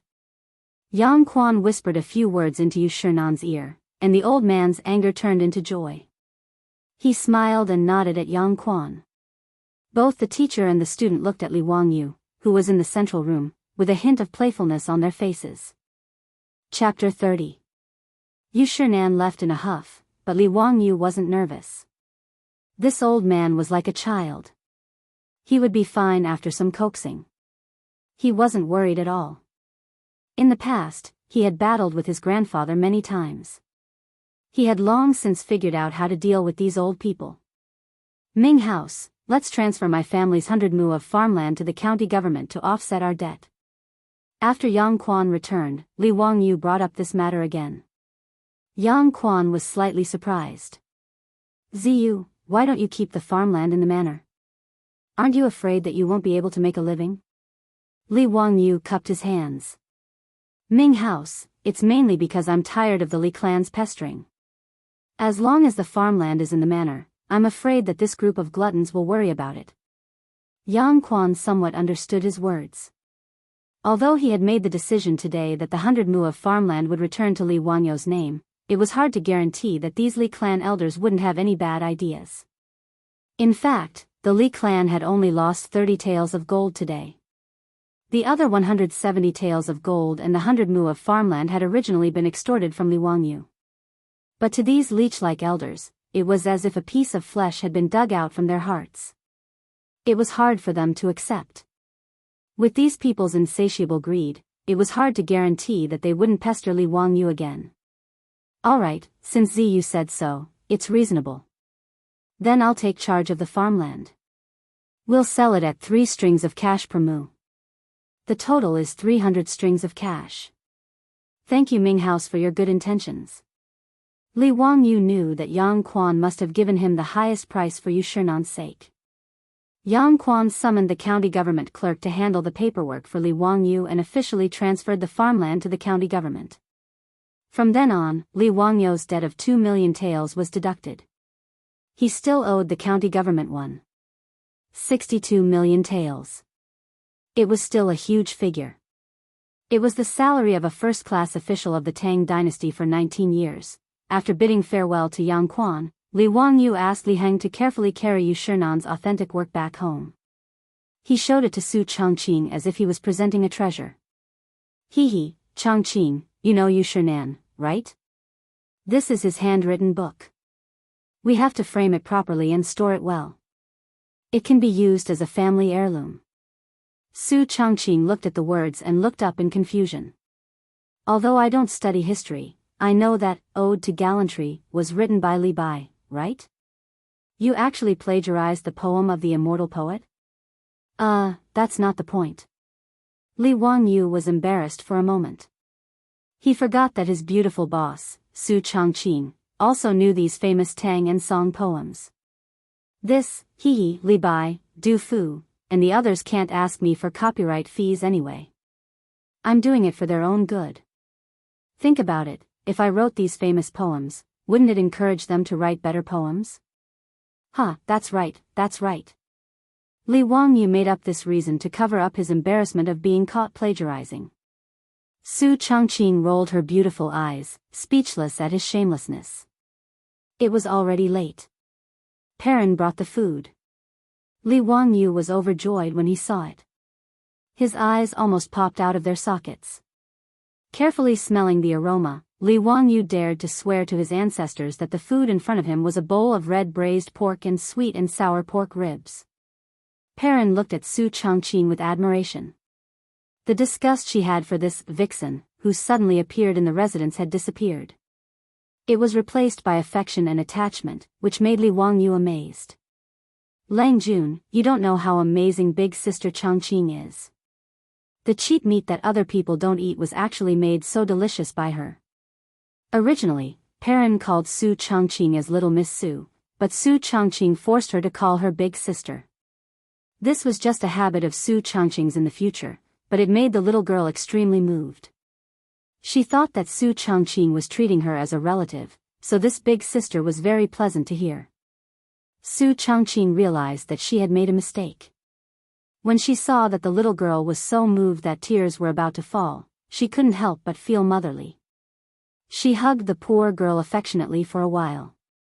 When Li Wangyu was still watching the commotion at the cross street, the little loli and the big sister became very intimate. It had to be said that the friendship and feelings between girls were really wonderful. Su Chongqing remembered that Li Wangyu complained last night that the food was bad, so in the afternoon, she took the little girl out to the market to buy ingredients. This was the first time that Su Chongqing walked out of the courtyard walls and came into contact with the lively world of the Tang dynasty. She curiously looked at everything, the pedestrians coming and going, the roadside shops, even the hawkers' shouts could arouse her interest. Finally, they came to the market. Su Chongqing walked around but didn't find anyone selling pork. She curiously asked Perrin and learned that pork was cheap meat, which could only be sold in the corner of the market. The little girl didn't understand why Su Chongqing wanted to buy cheap meat. The Tang dynasty ate fish, shrimp, crab, chicken, duck, goose, cow, sheep, and rabbit meat, but they didn't like pork. Only the lowest class of people ate pork. However, although it was cheap meat, the price was not cheap. 40 copper coins per catty, which was more expensive than 30 copper coins per chicken. Su Changqing calculated the price according to Li Wangyou's conversion and was shocked. 1 copper coin was equivalent to 4 yuan in the modern world, so this 1 catty of pork cost 160 yuan. However, when Su Changqing saw how greedy Li Wangyu was yesterday, he steeled his heart and bought a catty of pork, as well as ribs.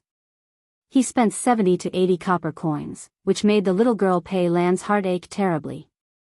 She muttered that she shouldn't let her Langjun eat cheap meat and followed Su Changqing back to the house. The little girl wanted to go to the kitchen to cook the ingredients herself. When Su Changqing heard that she wanted to boil the pork in plain water and eat it with garlic paste, he quickly shook his head and went to cook himself. Fortunately, there was also an iron pot in the kitchen of the Lai hut. Su Changqing carefully looked at the seasonings in the kitchen. There were pepper, cinnamon, ginger, onion, garlic, soy sauce, vinegar, coarse salt, and even lumps of maltose. She looked at the limited amount of seasonings and thought for a while before deciding what to cook.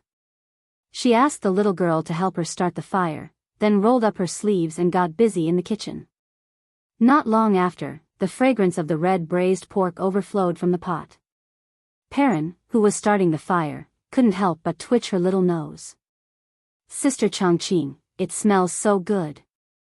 Little greedy cat, I'll let you taste it first when it's ready, so that you won't always complain that I let your Langjun eat cheap meat." "Hee hee. I didn't say that." Perrin was embarrassed and quickly turned her head to fan the fire. Because there were only 4 people in the house, Su Changqing didn't cook much. She made a bowl of red braised pork, a bowl of sweet and sour pork ribs, and then used the fat pork to make lard, stir-fried a plate of vegetables, and finally made a plate of egg drop soup. First, she used her chopsticks to pick up a piece of oily red braised pork and fed it to Perrin, who was watching eagerly. The little girl ate so much that she almost swallowed her own tongue. Perrin had never eaten such delicious food. The sweet, fatty, but not greasy taste and the rich meat fragrance exploded on her taste buds. The little girl opened her eyes wide and reluctantly swallowed the delicious food in her mouth after a long time. "Sister Changqing, this meat is really delicious." "Hee hee, I said I wouldn't lie to you, right? Now you're still saying it's cheap meat?" Su Changqing gently pinched Perrin's face and teased her. Perrin shook her head like a rattledrum. She swore that there was absolutely nothing more delicious than pork. At this moment, Li Wangyu was so moved that he was about to cry. Chapter 31. Su Changqing really knew how to cook. "Thank you Jade Emperor, thank God, thank you Lord Lotsu, thank you Buddha, and thank all the gods for letting my beautiful boss fall into my bathtub." Regardless of how Li Hang and Perrin refused, Li Wangyu forced them to eat together. In his words, there were only 4 people in the family now, so there were not so many rules. Eating together was more delicious. Moreover, he had let them go. Since they were willing to stay, they were not servants in the family, but family members. Family members should sit at the same table and eat together. Otherwise, they should go out and leave Lai hut. Li Hang and Perrin were moved and frightened. They carefully sat at the short table. Their cautiousness and carefulness made Li Wangyu feel uncomfortable. However, he could not care about anything else at the moment. His saliva had become a disaster. He carefully picked up a piece of red, shiny, and trembling braised pork and put it into his mouth. That kind of satisfaction could not be expressed in words. The first bite was the skin of the meat. He gently cut it down with his teeth. The bottom layer was fat, which was definitely fat but not greasy. The next layer was lean meat, which melted in his mouth. Below that was another layer of fat. Li Wangyu finally swallowed the braised pork in his mouth. He took a long breath and gave Su Changqing a thumbs up. "Changqing, your cooking is amazing." Li Wangyu smacked his lips and said with a little regret, "It's a pity that there is no chili. It would be better if there was some chili." Li Wangyou's hometown was in Chuan province, which happened to be the hometown of the poet immortal Li Bai. He usually liked to eat spicy food. Perrin blinked curiously. "Langjun, what is chili?" "Chili is, something more delicious than dogwood." Hearing Perrin's question, Li Wangyu pondered for a long time before he realized that people in the Tang dynasty also ate spicy food, but the source of the spiciness was a plant called dogwood. In the Tang dynasty, dogwood, xanthoxylum, and xanthoxylum were known as the three fragrances. In Wang Wei's poem, knowing that my brother has climbed to a high place, there is only one person left to plant dogwood. The dogwood in Wang Wei's poem was referring to dogwood. Thinking about it carefully, it seemed that he could also make hot pot in the future. If it really didn't work, he could just use dogwood instead of chili. Li Wangyu was completely satisfied with the meal, while Perrin and Li Hang almost swallowed their tongues. They had never thought that pork, a meat eaten by the lowest class, could be made into such a delicious dish. They especially loved the sweet and sour pork ribs. The people of the Tang dynasty had always been fond of sweet and sour foods, and the cooking method of sweet and sour was a novelty that had never been seen before. Even the vegetables that Su Chongqing had stir-fried using the lard that he had refined had been eaten cleanly. The only thing missing was licking the bowls and plates. Miss Su, this old slave has never eaten such delicious food in his life. Li Hang was originally a stickler for rules, but under the temptation of delicious food, he finally let go. The old man ate until his belly was round and he couldn't help but praise. Chongqing, I think if we open a restaurant, we will make a lot of money. With your cooking skills, TSK, you can make those bumpkins in Chang and eat their tongues. Haha. Li Wangyu also laughed. Su Chongqing glanced at him angrily and said, Do you want me to die of exhaustion? The little girl Perrin immediately said, Sister Chongqing, teach me. I'm not afraid of being tired. After I learn how to cook, I can cook for Langjun every day. Okay, then I will teach Perrin how to cook in the future. Su Chongqing smiled and hugged Perrin for a while. She liked this cute and sensible little girl more and more. It was a rare delicacy, so Li Wangyu was satisfied. He leaned against the table and didn't want to move at all. Ah, if only I could have another cigarette. Even the gods wouldn't exchange it. Li Wangyu sighed. In his previous life, he was addicted to smoking. After traveling to the Tang dynasty, he was forced to quit smoking. But now that he was full, he couldn't help but want to smoke again. Unfortunately, tobacco was still in South America. It didn't exist in the Tang dynasty. He could only think about it. Humph, I hate it when you smoke. It's good that you quit smoking. Hee, you have nowhere to smoke anyway. Su Chongqing rolled her eyes at him. Li Wangyu, who was addicted to smoking, stood up with melancholy. Okay, let's go to bed early. We will move back to Dingzhou village the day after tomorrow. On the morning of the third day, Li Wangyu and the others moved out of Lai Hot. They finished the handover procedures with the people from the county government and got on a hired ox cart to drive to Dingzhou village. Legend has it that King Wen of Zhou used to practice benevolence in this village. He lived with the people and laid the foundation of the Zhou dynasty for 800 years. Therefore, it was named Dingzhou village. Dingzhou village was located at the foot of Mount Shouyang. It was north of Mount Shouyang and was backed by Mount Shouyang. It was 20 miles away from Huxin County and the transportation was quite convenient. But Dingzhou village was famous for being poor in Huxin County. The land was barren and the output was limited. Every year, the Huxin County government had a hard time collecting rent from this village because they really didn't have the money. Ever since the Li clan of Huxin County became rich, they moved out of Dingzhou village as if they were running away. They were really scared of being poor. Li Wangyu and Su Chongqing sat on the swaying ox cart. The two of them looked at the scenery around them curiously. It was early spring and the farmers on both sides of the road had already started to plow the fields in preparation for the spring sowing. However, Li Wangyu noticed that there were many larvae jumping around in the soil that the farmers had dug up. Some of the farmers were burning incense beside the fields and praying. He couldn't help but be curious. Li Hang, why are there so many insects in the soil? What are those people praying to? Lang Jun, those are the larvae of locusts.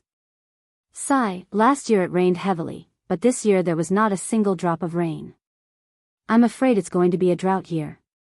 Those farmers are praying to the locust god, hoping that there won't be a plague of locusts. Li Han glanced at the larvae jumping around in the fields and sighed. Locusts? Li Wangyu was stunned. He felt like he had overlooked something. The second year of Jianghu, a plague of locusts. He suddenly remembered that he had read in a book that during the second and third year of the Tang dynasty's Jianghu period, there was a large plague of locusts in Guangzhou. There was a severe drought and famine in the Guangzhou area. The people sold their children in exchange for food. Thinking of this, Li Wangyu couldn't help but be shocked. His eyes were filled with fear as he looked at the larvae scurrying around in the fields. Li Wangyu remembered this because he had read in the book that during the plague of locusts, Pai Lupi caught a locust and ate it. It was said that the people relied on food to survive, and if you ate food, you would be harming the people. After Pai Lupi ate the locust raw, the plague of locusts stopped. Li Wangyu believed that was the Pai Lupi from the myth. He even argued with someone about this, saying that it was just a show. That was why he remembered it so clearly. It was now the second month of the second year of the Jianghu period. However, Li Wangyu remembered that the third month of the Guangzhou period was when the plague of locusts began. In the third month of the second year of the Jianghu period, locusts appeared in the Guangzhou area. In the sixth month, locusts appeared in the capital. In the fifth month of the third year of the Jianghu period, locusts appeared in the Shuzhou area. In the autumn, locusts appeared in the Dai and Kui areas. Chapter 32. Li Wangyu shuddered at the thought of the fields with no harvest and the people selling their children in exchange for food. The golden age of the Tang dynasty did not seem so wonderful. What would happen to his family of 4? In fact, it was not difficult to exterminate the locusts. The reason why the plague of locusts could become a disaster in ancient times was because the ancient people were superstitious. They regarded locusts as a punishment from heaven and did not dare to exterminate them. Every time there was a plague of locusts, the people were bound by superstition and did not dare to kill the locusts. Instead, they set up sacrifices, burned incense, and worshipped the locusts by the fields and watched as the locusts devoured the crops.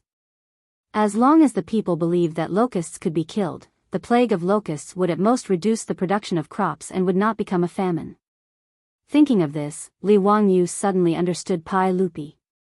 Perhaps it was because Pai Lupi took the lead in eating the locusts that the officials and people of the Tang dynasty dared to kill the locusts and thus eliminated the plague of locusts. Sigh, he could not wait for Pai Lupi to exterminate the locusts. At that time, the price of food in Guangzhou would soar. If he waited until then, the 4 of them would starve. He was also a pig brain. Why did he not think of this earlier? Li Wangyu's face was full of worry. In the first year of Jianghu, the price of food was still very high.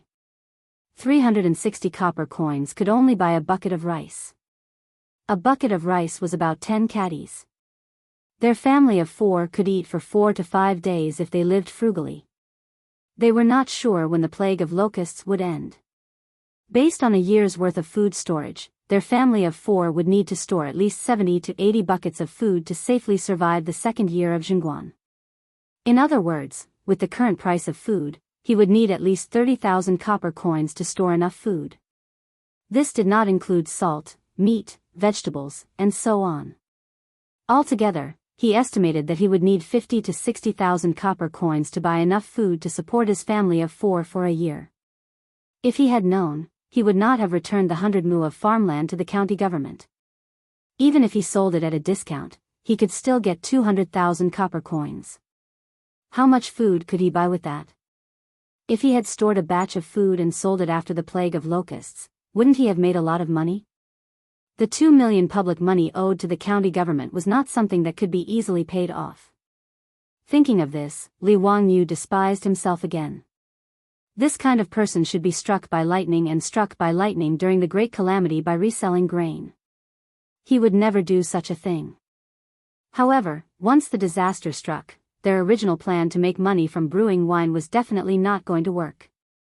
People couldn't even afford to eat, so how could they use their precious food to make wine? If he really did that, he would be punished by the heavens. But if he didn't brew wine, what else could he do to earn 2 million in a year? Seeing Li Wangyu suddenly frowning and not speaking, Su Changqing couldn't help but ask with concern, "Wangyu, what are you thinking about?" Li Wangyu smiled bitterly.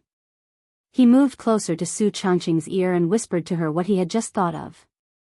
Su Changqing couldn't help but cover his mouth and cry out softly when he heard that there would be a locust plague soon and even a famine. "Wangyu, you can't joke about this." "Are you sure?" Li Wangyu nodded sadly. He really hoped that it was fake. Just by looking at the locust larvae jumping around in the fields, one could see how terrifying the locust plague would be in a month. "Then what should we do?" Su Changqing nervously held Li Wangyu's hand. Her palm was cold. She thought of the disaster and famine scenes in the movies of the future and shuddered. "Let me think about it. There will be a way." Li Wangyu comforted her, but in his heart, he was calculating. Right now, they only had 7 or 8 strings of money. If they used all of it to buy grain, how long would it last? Not to mention that he still had to pay back the huge debt within a year. Li Wangyu began to have a headache. After transmigrating for a few days, this was the first time he was truly worried. The road ahead was lost. It was only 20 li from the county seat of Hu County to Dingzhou village, but the dirt road was so dilapidated that Li Wangyu wondered if his buttocks had been cracked from the jolts. The ox cart rocked on the dirt road for more than 2 hours before finally arriving at Dingzhou village at the foot of Shouyang Mountain. Dingzhou village was surrounded by mountains and rivers, and life was peaceful. The village was backed by Shouyang Mountain at the Qinling Mountains. The towering green mountains dotted the mountainside with clouds and mist, making people fascinated. The village was surrounded by farmland, exuding the fragrance of the earth. It was a leisurely rural scene. Arriving at Dingzhou village, Li Wangyu's mood improved. He was about to talk to Su Changqing when he saw that the village chief had been waiting for a long time. Although Dingzhou village was poor, it was still a large village.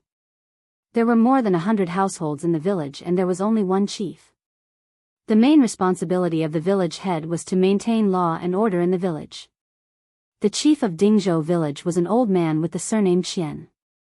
Li Wangyu had decided to move back to Dingzhou village. He had already sent a message to the chief, saying that his family would be moving back today.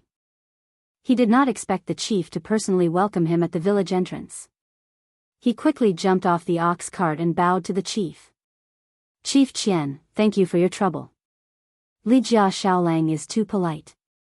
This old man has been waiting for a long time. Quickly enter the village." The chief smiled as he pulled Li Wangyu into the village. His attitude was quite warm. Li Wangyu was confused for a moment.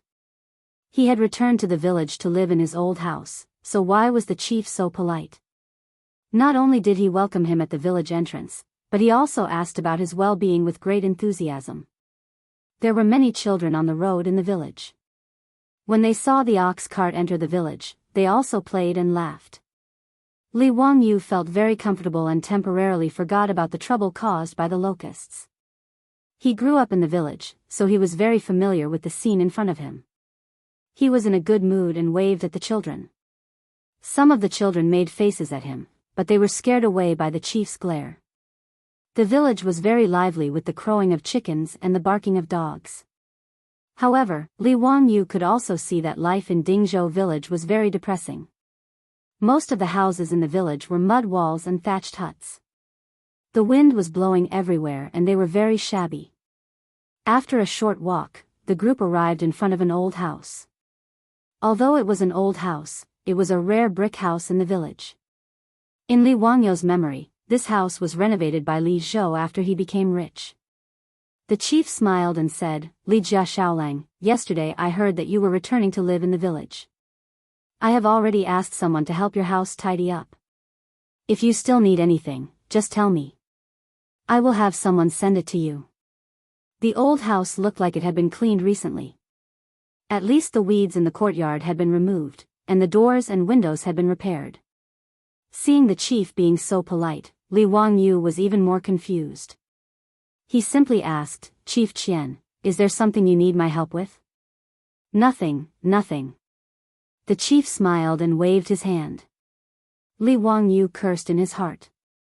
It would be strange if he was fine. After the Li clan of Hu County moved away from Dingzhou village, the two sides should have nothing to do with each other. And that damned father of his, Li Zhou, had already been dead for a year, and was buried in the Li family's ancestral grave in Dingzhou village.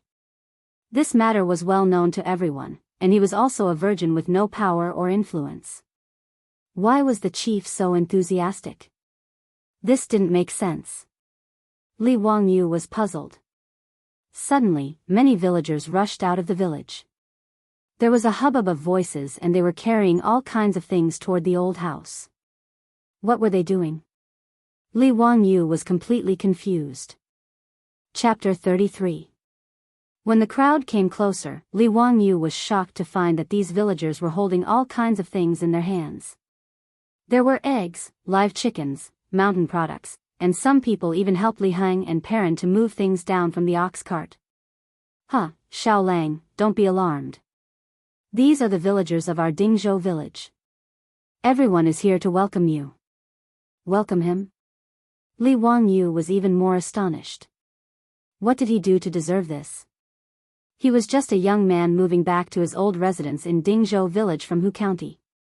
Why did he attract so many people to welcome him? Seeing that most of these villagers were wearing shabby clothes, but they still brought him so many things, he felt even more uneasy. Moreover, Li Wangyu was surprised to find that many of the middle-aged men in Dingzhou village were physically disabled. Many of them were missing arms, legs, or even blind. Li Wangyu didn't have time to think about the reason behind it. He quickly cupped his hands and said, Wangyu didn't dare to disturb everyone. Thank you for your trouble. Please take these things back. Xiao Lang, these are just a small token of appreciation from the villagers of Dingzhou village. I hope that Xiao Lang won't refuse. In response to Li Wangyu's words, the villagers only smiled and didn't answer. Only the old village chief smiled and replied. How can I accept this? It's fine, it's fine. We'll all be family in the future. Why not? Su Chongqing was also stunned by the enthusiasm of the villagers of Dingzhou village. However, she also didn't understand the situation and could only help to move things into the old residence. Many hands make light work. The few things on the ox cart were all moved into the old residence in a moment. The things that the villagers brought were also piled up in the central room. After all of this was done, the villagers smiled and nodded at Li Wangyu. They then dispersed, leaving the old village chief alone. Li Wangyu quickly invited the old village chief into the living room and ordered Perrin to boil water. Then, he turned to the old village chief and cupped his hands. Village Chief Qian, why are you doing this? Please tell me. When Eunuch Li was alive, he took great care of the villagers of Dingzhou. This is also a small token of appreciation from everyone. Xiao Lang, please don't reject it. Alas, it's a pity that Eunuch Li passed away early. We have nothing to repay him with. The old village's words made Li Wangyu come to a realization, but he couldn't help but smile bitterly. It turned out that when Li Zhou was alive, although the Li clan had moved away from Dingzhou village, Li Zhou had taken good care of the village. Because the land in Dingzhou village was barren, he even thought of a way to ask the county yamen to reduce the village's rent. This made the villagers remember his kindness. Unfortunately, Li Zhou had no way to change the barren state of Dingzhou village. Although he could help for a while, he could not help forever. Dingzhou village was still barren as before. Dingzhou village, 127 families, 563 people. The village was backed by Mount Shouyang of the Qinling Mountains and bordered by the Gan River to the north. Because the land was barren, especially the land near the river was saline and alkali soil, it was impossible to grow anything. The average yield of Dingzhou village was less than 1 dan per mu, which was equivalent to 10 buckets of grain. In the Tang dynasty, the average yield per mu was about 1.5 dan per mu, which was equivalent to 15 buckets of grain. Dingzhou village was located at the foot of Mount Shouyang, so the amount of land available for farming was even less. Each farmer only had an average of about 20 mu. Of the 20 mu, 5 or 6 mu were mulberry fields, which were used to plant mulberry trees, elm trees, and jujube trees. In other words, the income of Dingzhou village's villagers every year was only 14 to 15 dan of grain. But these 14 to 15 dan of grain still needed to be paid for rent. Grain was 2 dan, silk was 2 zhang, and cotton was 3 liang. The remaining grain was just enough for a farmer's family. If there was a natural disaster or man-made disaster, they would not be able to survive. Li Wangyu began to understand why the children in the village were dressed in rags. There were even some half-grown boys running around with their buttocks naked. One word, poor. The old villager stuttered for a long time before opening his mouth. He actually wanted to ask Li Wangyu if he could still ask the county to reduce the tax on rent. In the old villager's view, the Li family was after all a rich family. Li Zhou had supervised the county for many years, so he did not lack connections. Although Li Zhou had already passed away, Li Wangyu might be able to ask the Ming house to reduce the tax on the village. Looking at the old villager's expectant face, Li Wangyu's lips trembled a few times, but he did not say anything. What could he say? Tell the old villager that he had no money and could not do anything? Tell the old villager that he still owed 62 million yuan. Such a huge debt would probably scare the old man to death. Not to mention the locusts that were about to come. That would be a real disaster. Li Wangyu shook his head sadly. Once the locusts came, the poor farmers in Dingzhou village would not be able to survive. What could he do? Originally, Li Wangyu only wanted to find a way to make money within a month to stock up on food for his family of 4. But now, looking at the eggs and mountain goods piled up in the central room, Li Wangyu felt a stab of pain in his heart. Dingzhou village was so barren. Almost all the villagers in the village were thatched huts made of yellow mud. Most of the villagers were dressed in rags. Even the old villagers' clothes were full of patches. It could be seen that the villagers lived in poverty, but they still gave Li Wangyu so many things just to thank Li Zhou for his help in the past. Li Wangyu even saw many of the children in the village drooling when they saw the eggs. He was also a child who grew up in the countryside. He knew the hardships of the farmers. Although it was not to the point of not having enough to eat in the future, he understood the villagers' thoughts. Take these eggs for example. They probably could not bear to eat them. They would take them to the county to exchange for money. That was why the children were so envious. They really had not tasted the taste of eggs. The old villager did not know, nor did the simple villagers. Their enthusiastic behavior almost drove Li Wangyu to a dead end. Li Wangyu had a clear distinction between love and hate. Whoever was good to him, he would return it 1,000 times. At the same time, he was also a person who would seek revenge for the smallest grievance. If you provoked him, the cynical man would hold a grudge for a lifetime.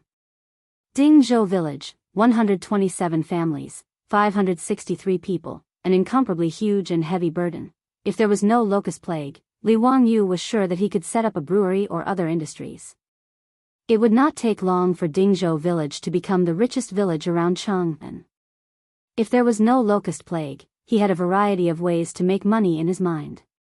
He could let the villagers live a good life and he could also become a leisurely small landlord. This damn locust plague. This bastard Tang dynasty. Who the hell said that this was the golden age of the Tang dynasty?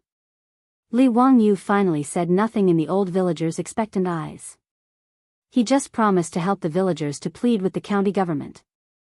Such an empty promise had made the old villager laugh so hard that he could not close his mouth. After the old villager left, Su Changqing came out from the back hall and gently knelt beside Li Wangyu. Wangyu, what should we do now? Having fully understood the situation that they were about to face, Su Changqing was also at a loss. Li Wangyu grabbed his hair gloomily. I don't know. Help me think, besides brewing wine, what other ways can I make money quickly? Su Changqing held her cheeks with her hands and frowned. Perfume? Burning glass? Opening a restaurant? But these are not short-term benefits. You can't go out and rob people, can you? Rob people? With my small body now, it's not bad if I'm not robbed by others. Li Wangyu said angrily. He was now 16 years old, but he was not even as tall as his beautiful boss. What a failure. Then what should we do? By the way, I remember that you said that you can draw, right? Why don't you draw for money? The income of Tang dynasty painters seems to be good, right? Su Changqing blinked her beautiful eyes and came up with a bad idea. Miss, I was bragging to you. I only learned to sketch in high school. I don't know how to draw. Besides, even if I can draw, I can't compare with these ancient people. If I'm not famous, who can I sell this painting to? Li Wangyu replied weakly. Then, why don't we sell the makeup mirror? Let me think about it again. We can still live. People can suffocate to death by urine. Let's make a deal. We won't sell the mirror. Li Wangyu scratched his head in distress and tried to come up with an idea. Suddenly, he saw Li Heng in the courtyard clearing things and writing something in the account book with a charcoal pencil. Charcoal pencil? Sketch? A flash of lightning passed through Li Wangyu's mind. It seems that this is really possible. He carefully looked at Su Changqing, who was thinking hard, and hid this idea in the bottom of his heart. He didn't dare to let his beautiful boss know about this. It seemed a little shameful. Chapter 34. Li Wangyu pretended to be thinking and slowly walked to Li Heng's side. He asked in a small voice, Li Heng, do you have mulberry paper at home? Li Wangyu's sudden appearance gave the old man a fright. It took him a while to regain his composure. My Lang Jun, we don't have any here. If you need them, you'll have to go to Hu County to buy them. All right, I know. Li Wangyu nodded and thought that he had to go out. Mulberry paper, also known as Han leather paper, in ancient times, originated from the Han dynasty. It was made from mulberry tree bark, so it was called mulberry paper. Its greatest characteristics were its softness, resistance to insects, strong tensile strength, non-fading, and strong absorption. It was mainly used for painting, framing, and making umbrellas. Li Wangyu wanted to find this mulberry paper because he had just thought of a way to make money. At noon, Su Changqing personally cooked, with Perrin helping. The four of them finally ate their first lunch at their new home in Dingzhou village. While cooking, Su Changqing saw the eggs that the villagers sent over and couldn't help but sigh. Daylily, it's better to return these eggs. Li Wangyu thought and then shook his head. They will not accept them. Also, this is too hurtful. The men of Guangzhou will not take back what they have given away even if they starve to death. But Su Changqing thought of the children's yearning gazes and felt uncomfortable. How about this, in a moment, you and Perrin cook these eggs. After eating, we will go to the village to give them to the children. Just think of it as a gift to the children. Li Wangyu's idea was unanimously approved by everyone. Su Changqing and Perrin worked for a long time and cooked all the hundreds of eggs the villagers had delivered. After lunch, Li Wangyu led Su Changqing and Perrin, each with a basket of boiled eggs, to go door to door to deliver the eggs. Those farmers clumsily refused, but Li Wangyu stopped them by saying that it was a family rule. No one could refuse a good reason to give the baby an egg to eat when they were moving. The children in the manor cautiously and timidly poked their heads out from behind their adults, not daring to reach out for the eggs. Su Changqing and Perrin didn't care about how dirty these naughty kids were. They pulled them over and stuffed the eggs into their hands. Boiled eggs could not be sold or stored. Therefore, under the tacit approval of their adults, these children clumsily peeled the eggshells and wolfed down the precious eggs. A few of the children almost choked because they ate too quickly. They were so scared that they hurriedly poured water for them to calm them down and let them eat slowly. Many of the children were eating eggs for the first time.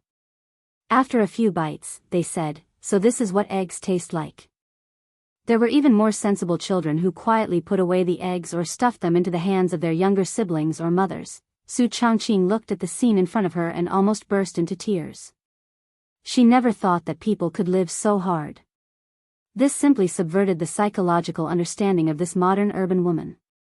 There were 127 households in the village and more than 100 children. Li Wangyu and the others spent the afternoon going through all of them and giving all of the eggs to the children of the farmers.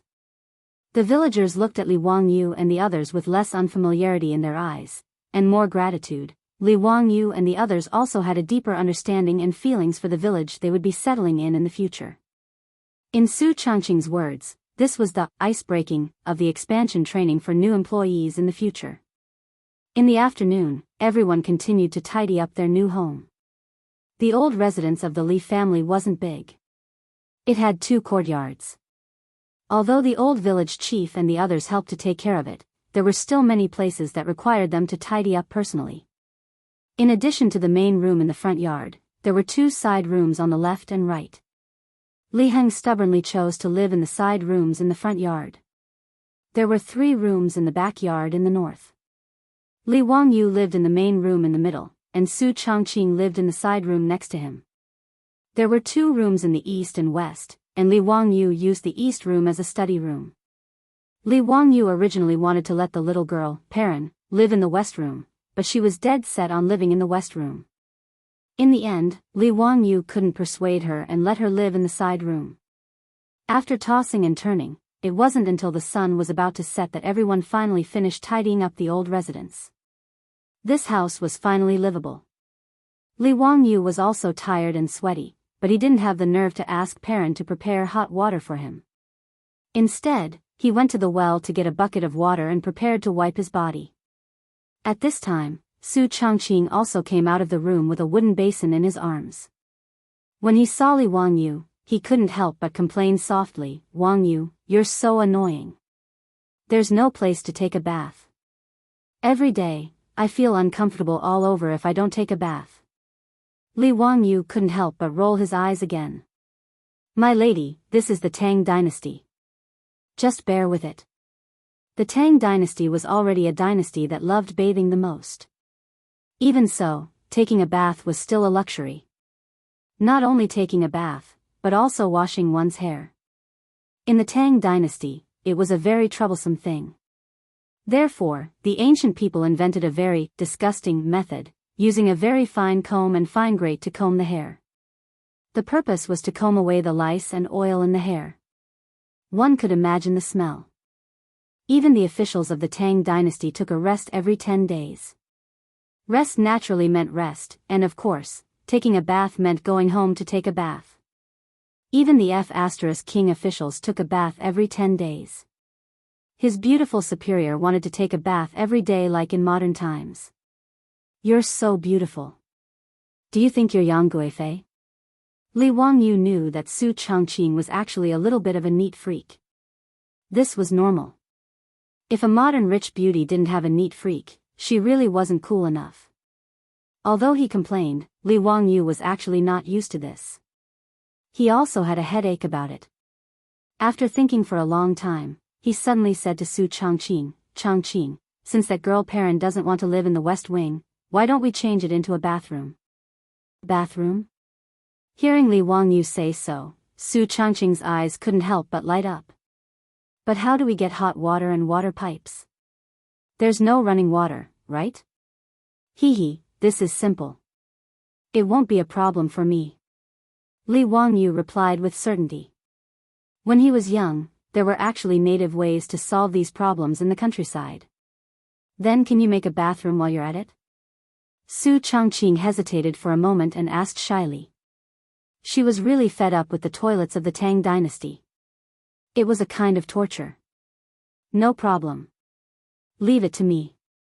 Li Wangyu was actually quite annoyed by the sanitary conditions of the Tang dynasty. As a modern person, no one could tolerate such sanitary conditions. Thinking of this, Li Wangyu didn't draw water to take a bath. He excitedly ran into the study, picked up a pen and paper, and began to sketch. When he was young, when there were no motor-pumped wells in the countryside, many people in the countryside installed their own native tap water.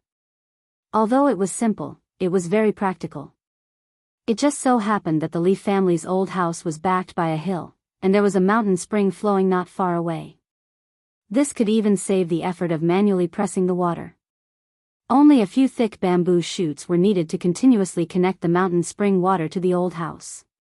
It was more environmentally friendly and economical than running water. As for the bathroom, it was not a problem. Wasn't it just a matter of digging a sewage canal? Li Wangyu kept drawing on the paper. Su Changqing was also interested and gave suggestions. The two even thought of asking the kiln that made porcelain to help them make a batch of ceramic tiles. Once they put them in the bathroom, it would be a living example of a modern bathroom. When the time came, even the flushing toilet would be made of porcelain. That would be beautiful. The drainage pipe would also be made of clay. This kind of craftsmanship was nothing special. Li Wangyu remembered that he once saw a ceramic drainage pipe more than 4,000 years ago in a museum.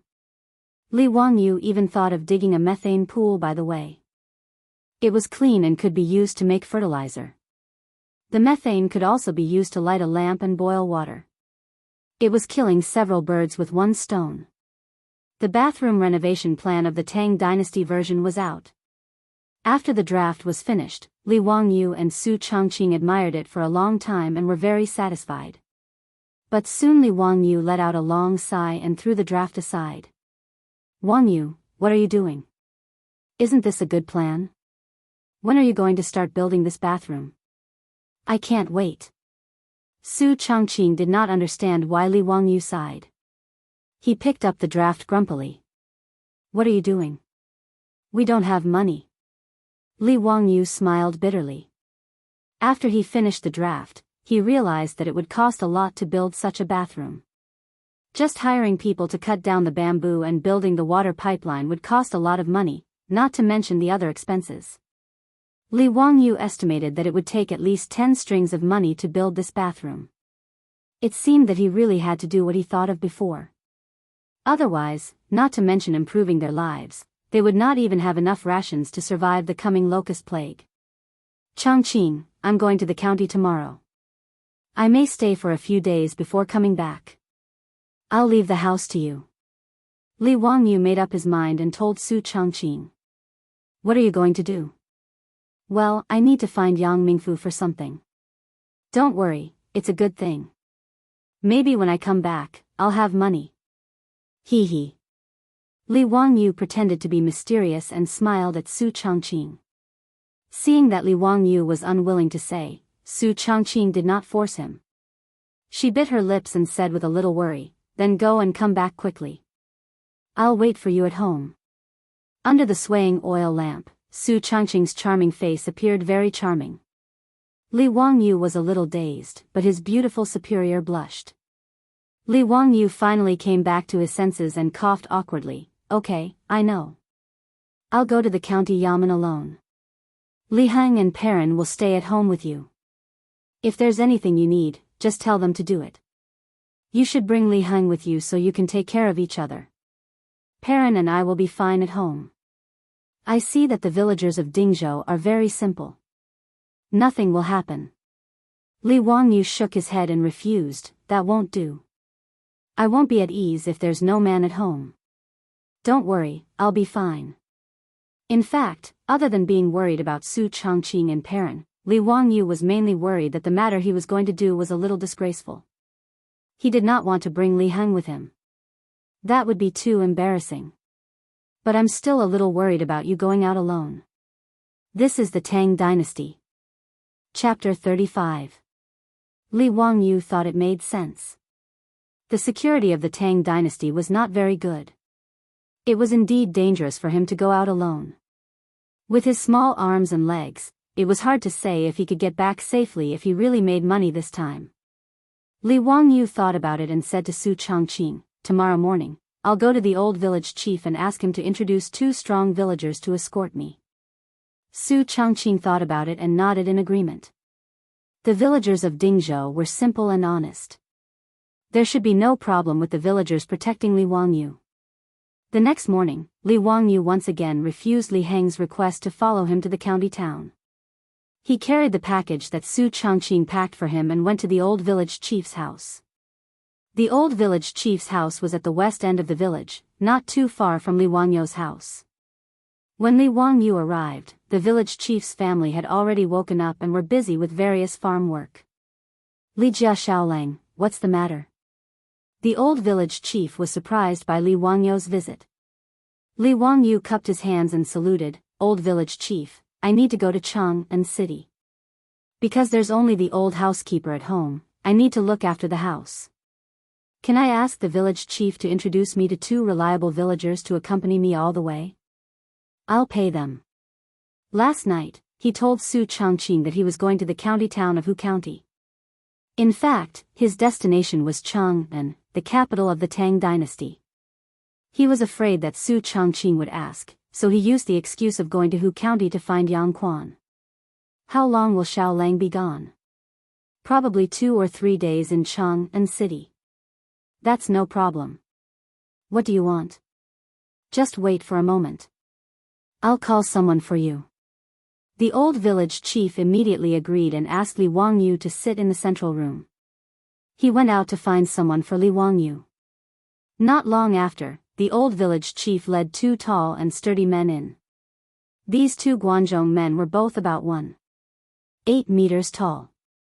In the Tang dynasty, where the average height was less than 1.6 meters, these 2 men were considered giants. But what surprised Li Wangyu was that the 2 Guanzhong men were also disabled. One had no left hand, the other was blind in one eye and wore an eye patch. Li Wangyu thought of the robust men he saw in Dingzhou village yesterday. Many of them were also disabled. He couldn't help but cast an inquiring look at the old village chief. The old villager was old and shrewd. How could he not see Li Wangyu's doubts? He explained to him in a low voice, which made Li Wangyu suddenly understand. It turned out that the reason why there were so many disabled villagers in Dingzhou village was because they used to be government soldiers. The Tang dynasty followed the military system of the previous dynasty, and all farmers between the ages of 20 and 60 were obliged to serve in the military. They selected those with good economic conditions, strong bodies, and many men and their families to serve as government soldiers. The government soldiers needed to prepare their own weapons, equipment, and provisions. As the saying goes, soldiers were gathered in agriculture, and soldiers and farmers were integrated into one. Soldiers were selected from the farmers who shared the fields, and the source of soldiers was guaranteed. Who wouldn't be injured in battle? With the medical conditions of the Tang dynasty, naturally, there were many disabled people. After listening to the old village chief's explanation, Li Wangyu was a little confused. The government soldiers of the Tang dynasty should belong to wealthy families. Then why were there so many government soldiers in Dingzhou village but so poor? The old village chief hesitated for a moment before explaining, the disabled soldiers in the village are all government soldiers of the previous dynasty. The previous dynasty? Li Wangyu was stunned. It turned out that the government soldiers of Dingzhou village were all government soldiers of the Sui dynasty. No wonder. No wonder these disabled villagers were all middle-aged. These old government soldiers in Dingzhou village were all soldiers guarding Guanzhong at the end of the Sui dynasty. In the 14th year of Day, the first year of Wuda, Li Yuan attacked Guanzhong and declared himself an emperor.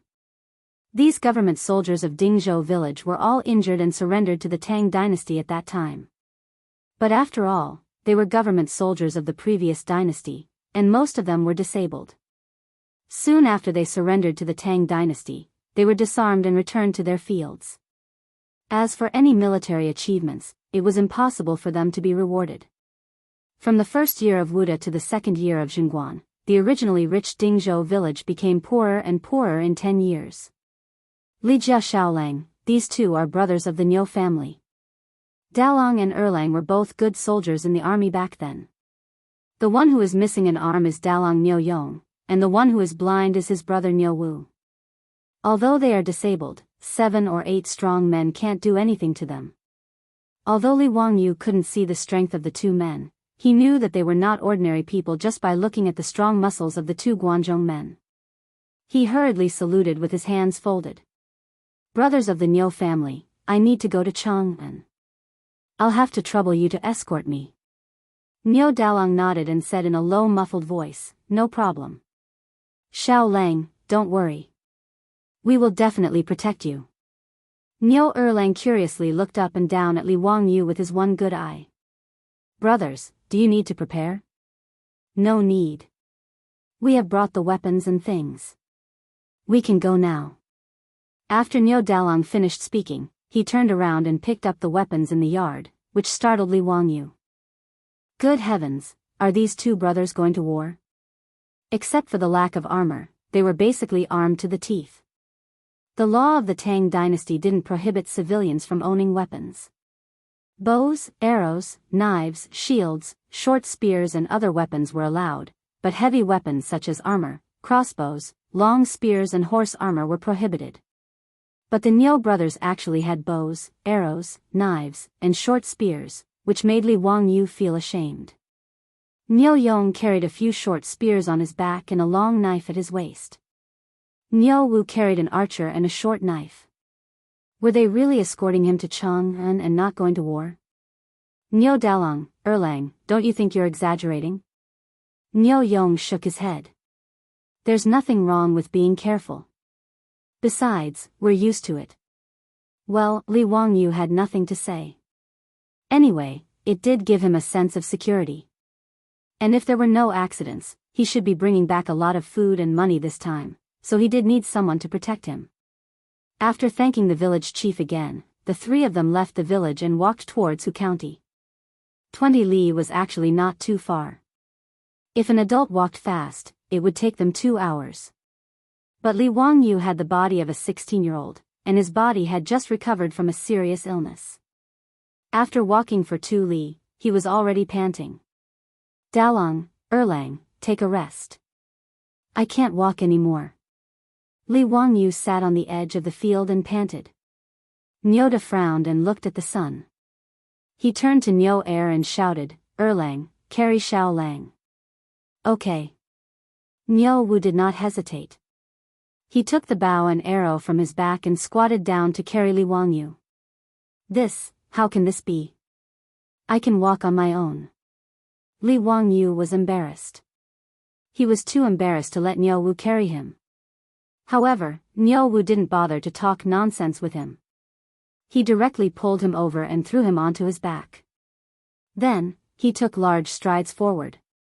Li Wangyu's body was less than 100 jin, but Niu Wu carried him as if he was weightless. It was very easy.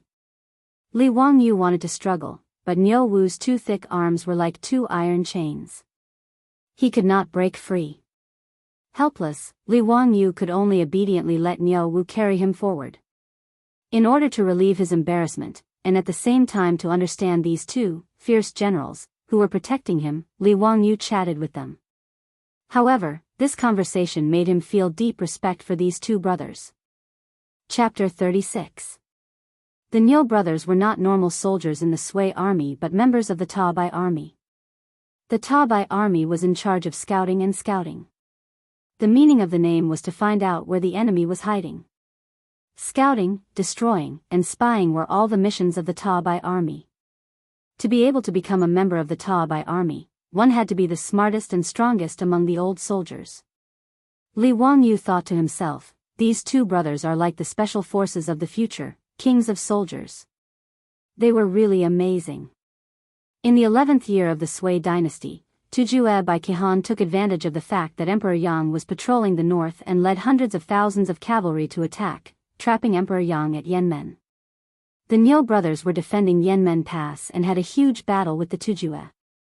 The Yanmen Pass only had 17,000 men and could only last for 20 days. However, they fought bravely and although they suffered heavy casualties, they still managed to protect the city. At that time, the Niu brothers were under orders to scout the Tujue but were surrounded. When they tried to break out, Niu Wu was shot in the eye and fell off his horse. Niu Yong lost an arm to save his brother. Fortunately, their fellow soldiers risked their lives to save them. Only then were the 2 of them pulled back from the gates of hell and saved their lives. The Tujue could not take them down and retreated to the north. The Sui army took the chance to chase them to Mai and captured 2,000 Tujue men before retreating. This was the 11th year of the Great War at Yanmen. Hearing that the two brothers were injured in the battle with the Tujua, Li Wangyu gave them a thumbs up. Heroes of the nation. The Niu brothers retired from the army due to their injuries and returned to their fields. They managed to avoid the civil war at the end of the Sui dynasty. However, Li Wangyu only needed to look at the patched clothes on the Niu brothers' bodies to know that these two brothers also lived in poverty.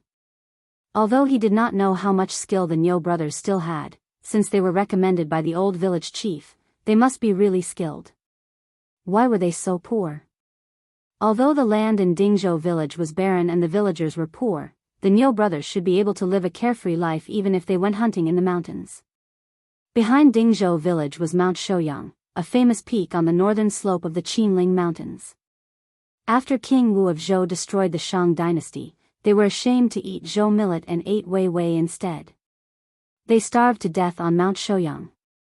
In the Tang dynasty, Mount Shouyang and the entire Qinling Mountains were full of wild beasts and abundant resources. The Niu brothers were two capable members of the Taobai army. How could they be poor? However, the three of them hadn't known each other for long, so Li Wangyu didn't ask too much. He just hid his suspicions in his heart. The three of them chatted along the way. With the Ox brothers' speed, they arrived at the county seat of Huxian County in less than an hour. They were much faster than Li Wangyu's ox cart the day before yesterday. Li Wangyu embarrassedly jumped down from Niu Wu's back. After thanking Niu Wu again, he led the two of them to the county yamen. He was here to borrow a horse from Yang Quan. Hu County was 70 li away from Chang'an City. Even with the Niu brothers' speed, they would have to walk for 6 hours without rest. However, if they rode a horse, an hour would be enough. He asked the yamen runner at the county yamen to go in and report that he wanted to see Yang Quan. Soon, the yamen runner replied and invited Li Wangyu in. The county magistrate was waiting for him in the back of the yamen. Li Wangyu asked the Niu brothers to wait at the county yamen entrance, then followed the yamen runner into the county yamen. In the study, Yang Quan smiled and asked, "Zio, how come you have time to come to the county yamen today? You came at the right time. I was just about to send the yamen runner to Dingzhou village to find you." Li Wangyu was a bit surprised. Why did Yang Quan have something to talk to him about? Ming House. Is there something you want to talk to me about? Yes, there is something. Zio, what brings you to the county yamen? Yang Quan wasn't in a hurry to answer Li Wangyu's question. Instead, he asked for his purpose of coming. I need to go to Chang'an for something. I want to borrow a horse from Ming House. I can borrow a horse, but you have to do something for me, Yang Quan said slowly while twirling his beard. Ming House, please tell me. It's a small matter. It's very simple.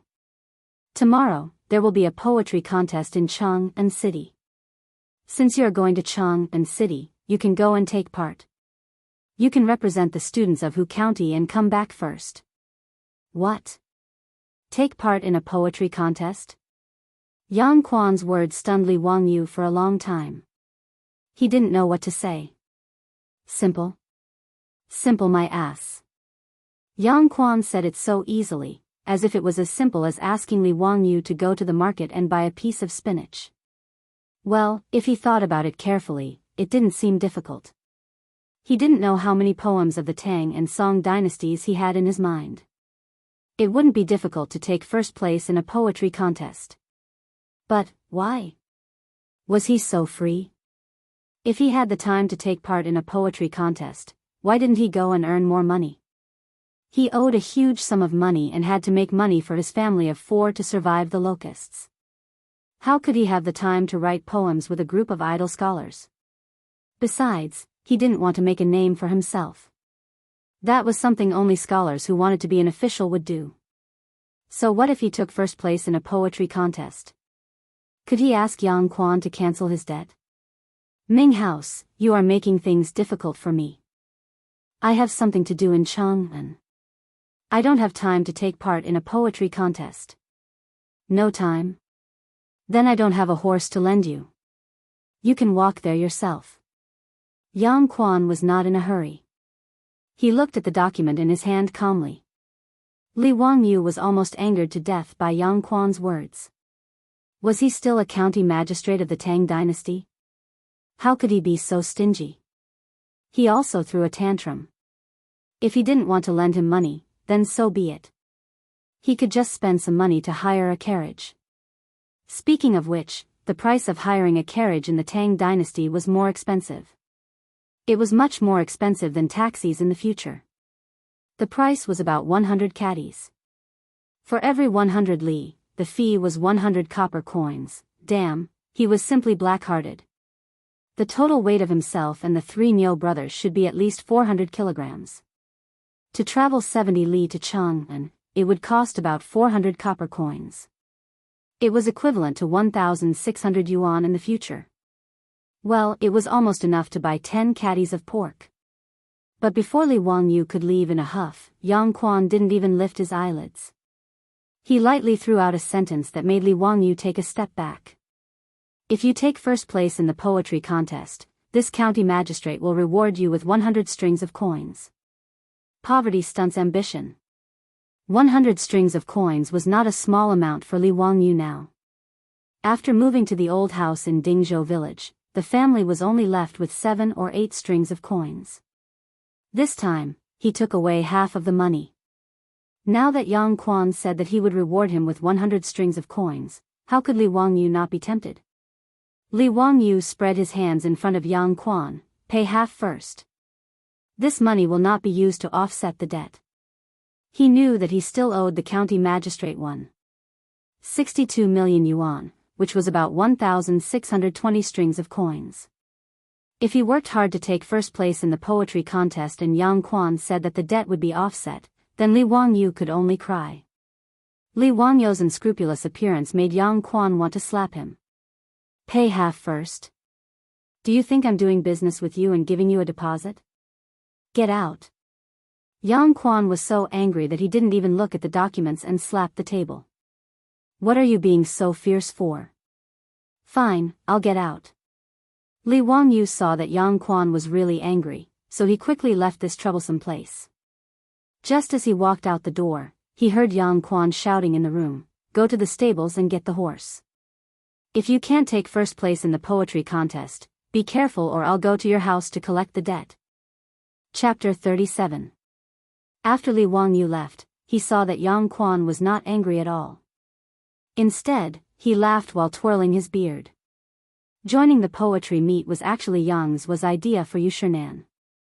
That day, Yushernan was so angry at Li Wangyu's tiredness that he stomped his feet and left. When Yang Quan sent his teacher out, he whispered a few words to him.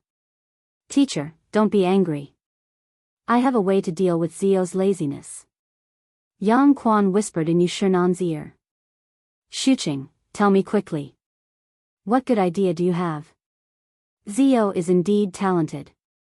At the age of 16, he was able to write poems like To Yang Quan and Ode to the Gallant.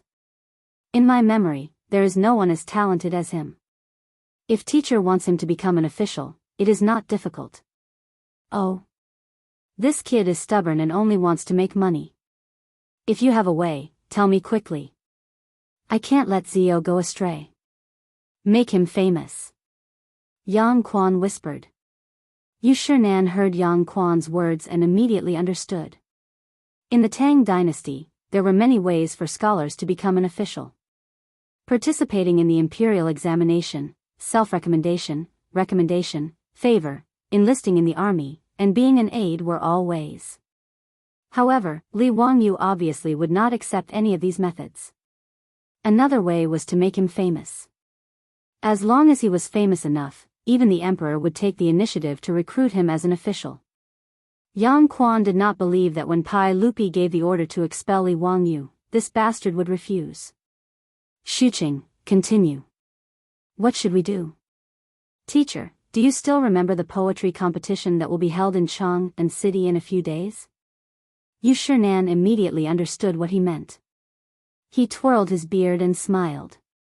Shuqing, this is a good idea. But are you sure you can let that kid attend the competition? Hee, teacher, don't forget that Zio still owes money to the county government. Yang Quan said with a sneaky smile, Teacher, when you return to Chang'an, you will spread the 2 poems of Zio. Why should I worry that I won't be noticed by the saint? Yu Shinan nodded his head in satisfaction. With the help of his old servant, Yuda, he boarded the ox cart and returned to Chang'an. Li Wangyu, who had been secretly plotted against by Yu Shinan and his disciple, knew nothing about it. He went to the county government stables to borrow horses and led the 3 horses out of the county government, which made the Niu brothers' eyes brighten. Dalong, Erlang, can you ride a horse? Li Wangyu didn't get any answer to his question. Instead, he saw the 2 brothers, Niu Yong and Niu Wu, each pick a horse. They stretched out their hands and stroked the neck of the horse a few times. Then, their figures gracefully leaped onto the horse's back. Even Niu Yong, who only had 1 arm, didn't hesitate at all. With a light push from the saddle, he sat firmly on the horse's back. Xiao Lang, when us brothers were charging on horseback, you were still drinking milk, Niu Wu laughed loudly. Li Wangyu looked at the brothers' skillful movements and secretly scolded himself for being talkative. These 2 were originally members of the King of Soldiers' Special Forces. As members of the White Army, they must be skilled in archery and horse riding. As for himself, he was a white-collar worker in his previous life. He had never ridden a horse. However, the original owner of this body knew how to ride a horse. Riding a horse, archery, and sword dancing were all necessary skills for the nobles and literati of this era. This was also the reason why he dared to ask Yang Quan to borrow a horse. However, when he really stepped on the stirrups, Li Wangyu realized that riding a horse wasn't as simple as he thought it was. According to the method in his memory, he stood in front of the horse's left shoulder, held the reins in his left hand, and raised his left foot to step on the stirrups. However, he didn't expect that the horse would struggle uneasily. It almost threw Li Wangyu to the ground, making him look very embarrassed. The Niu brothers sitting on the horse looked at him and couldn't help but laugh. Niu Wu jumped off the horse and walked to Li Wangyu's side. Grab the reins and the horse's mane with your left hand. This way, you can fix the horse's body and not let it move. Jump with your right foot and at the same time, step on the stirrups with your left foot. Turn around and get on the horse. After Niu Wu's instructions, Li Wangyu finally sat on the saddle. Xiao Lang, you still need to practice your horse riding skills more. Niu Yong laughed. Li Wangyu blushed with shame and didn't explain. The 3 of them slowly rode out of the city and trotted towards Chang'an city. On the way, Niu Wu urged the horse to gallop several times. He ran back and forth on the road from Hu County to Chang'an. When the horse was sweating, he pulled back the reins and jogged back. Carefree.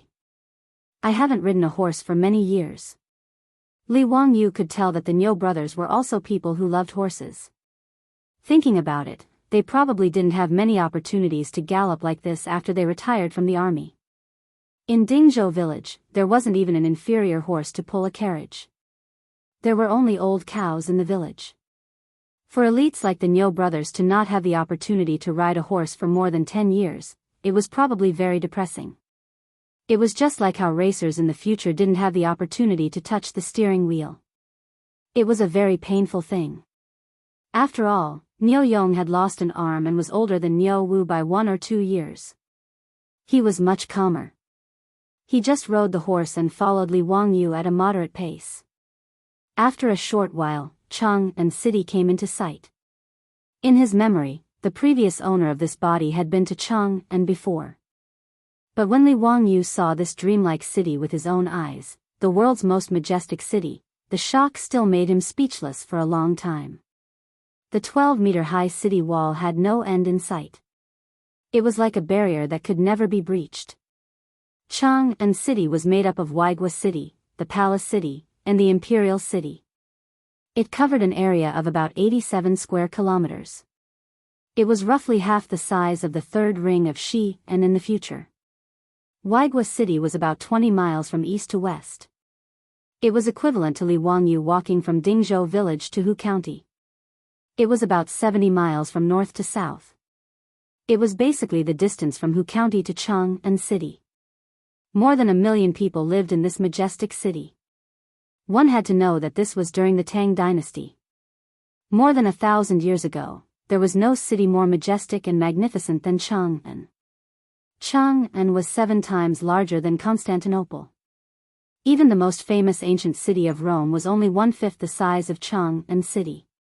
Chang'an city was divided into 14 main streets from east to west and 11 main streets from north to south. The entire city was divided into 108 squares of different sizes. The entire city of Chang'an was horizontal and vertical. It was no different from a chessboard. Li Wangyu was momentarily stunned.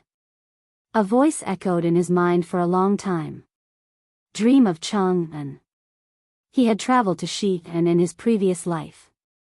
But the Chang'an now was not something that the Xi'an of the future could compare to. The outer city wall of Chang'an was divided into 4 directions: north, south, east, and west. Each direction had 3 city gates. There were a total of 12 city gates. They had come to Chang'an from Hu County through the illustrious Virtue Gate in the south of Chang'an City. The illustrious Virtue Gate was also the main gate of Chang'an City. The other city gates had 3 gates, but the illustrious Virtue Gate had 5 gates. The so-called gates were openings in the city walls that were installed with heavy city gates. Although the illustrious Virtue Gate had 5 gates, only the small gates on the left and right sides could be used by people. They had set off from Dingzhou village early in the morning. By the time they reached Chang'an, it was already noon. There was already a long queue at the city gate waiting to enter the city for inspection. Li Wangyu curiously sized up the queue. There were many caravans made up of mules and horses. There were even caravans from the western regions riding camels. Li Wangyu was dazzled by the fair-skinned, yellow-haired, blue-eyed barbarian merchants and the sexy Persian singers. After waiting in line for half a day, the guards finally entered Chang'an City after inspecting the 3 of them for inspection. "Xiao Lang, where are we going now?" Niu Wu asked.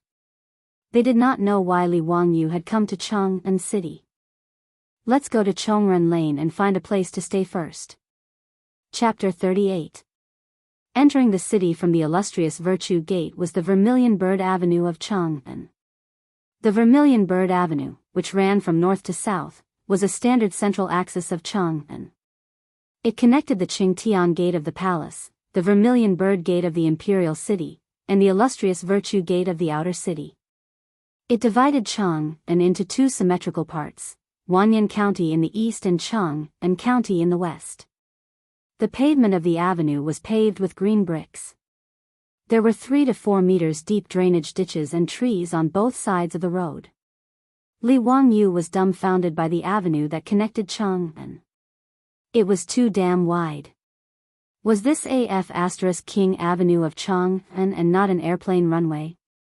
The 150-meter-wide Vermilion Bird Avenue was beyond Li Wangyu's knowledge. A modern road was 3 meters wide. A 150-meter-wide road was equivalent to a 50-lane road in the future. It was terrifying. The Vermilion Bird Avenue was the widest in Chang'an, followed by the corresponding streets of the other city gates. The standard width was 120 meters, and the ordinary streets were 80 meters wide. It was a spectacular sight. The Vermilion Bird Avenue was different from other streets. There was a 10-meter-wide road in the middle of the road. It was the Imperial Road used by the Emperor. Ordinary people could cross it, but were not allowed to walk on it. The Tang dynasty was the same as the future.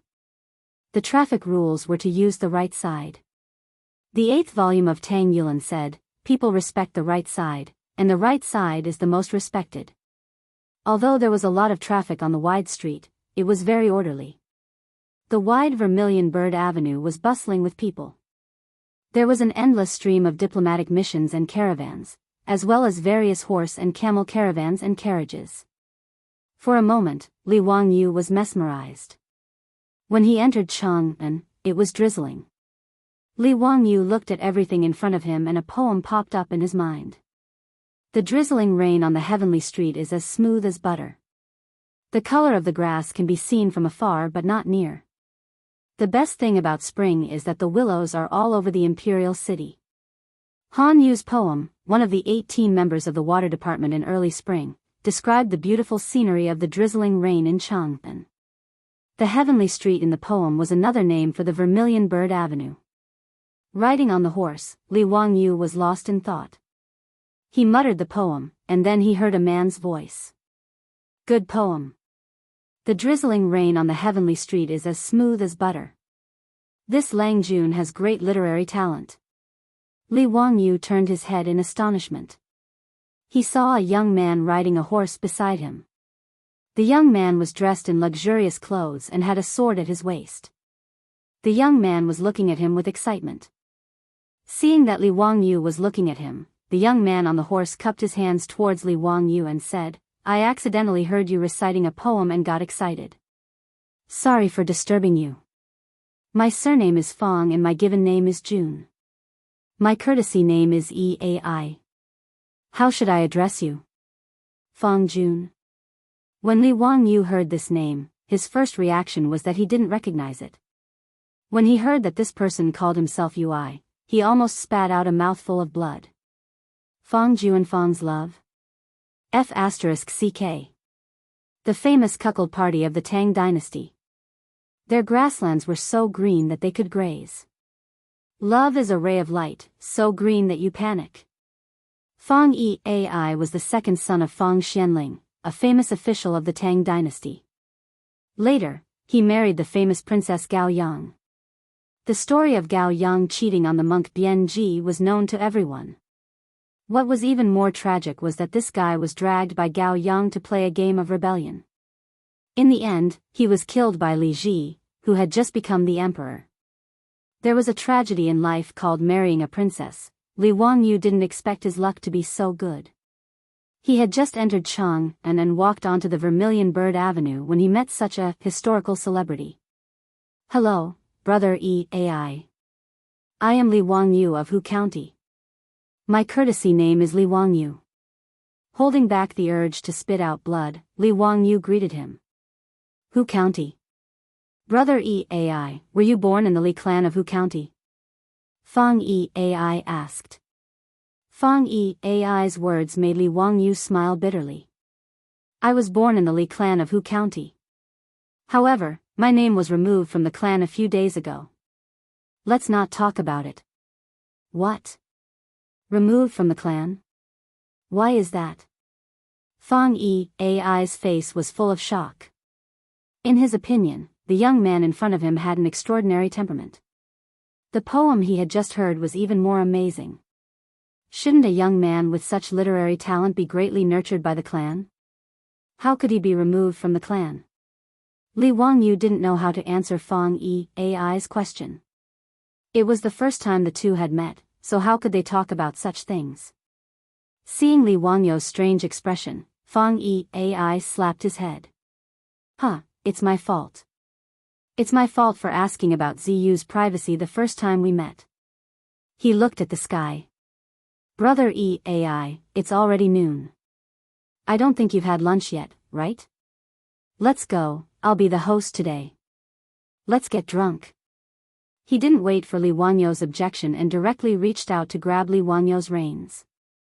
He wanted to pull Li Wangyu to eat wine. Unable to reject Fong Eai's warm invitation, Li Wangyu could only follow. Speaking of eating in a restaurant, it wasn't an easy thing to do. In Noda's Chang'an city, it wasn't filled with shops like the cities of the future. Li Wangyu looked up and saw that the wide streets were lined with walls on both sides.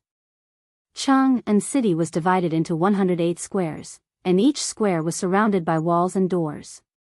In the Tang dynasty, there was a strict distinction between squares and cities. Squares were residential areas, while cities were commercial areas. There were only 2 cities in Chang'an city, and they were where the most prosperous businesses in the world gathered. Merchants from all over the world traveled thousands of miles along the Silk Road to Chang'an city and could only do business in the 2 cities. Silk and satin clothing stores, jewelry stores, rouge and powder stores, swords and spears, iron hoes and pottery bowls, musical instruments, fortune-telling, restaurants and restaurants. Everything was available in the 2 cities. The shopping that the future generations often talked about actually originated from the two cities of Chang and Shi and in the Tang dynasty. Fang Yi-ai wanted to treat Li Wangyu to a meal. In Noda's Chang and city, other than a few restaurants, all the other restaurants were concentrated in the two cities. Fang Yi-ai also had 2 attendants on horseback behind him. Together with Li Wangyu and the other 2, the group of 6 rode slowly toward the East Market.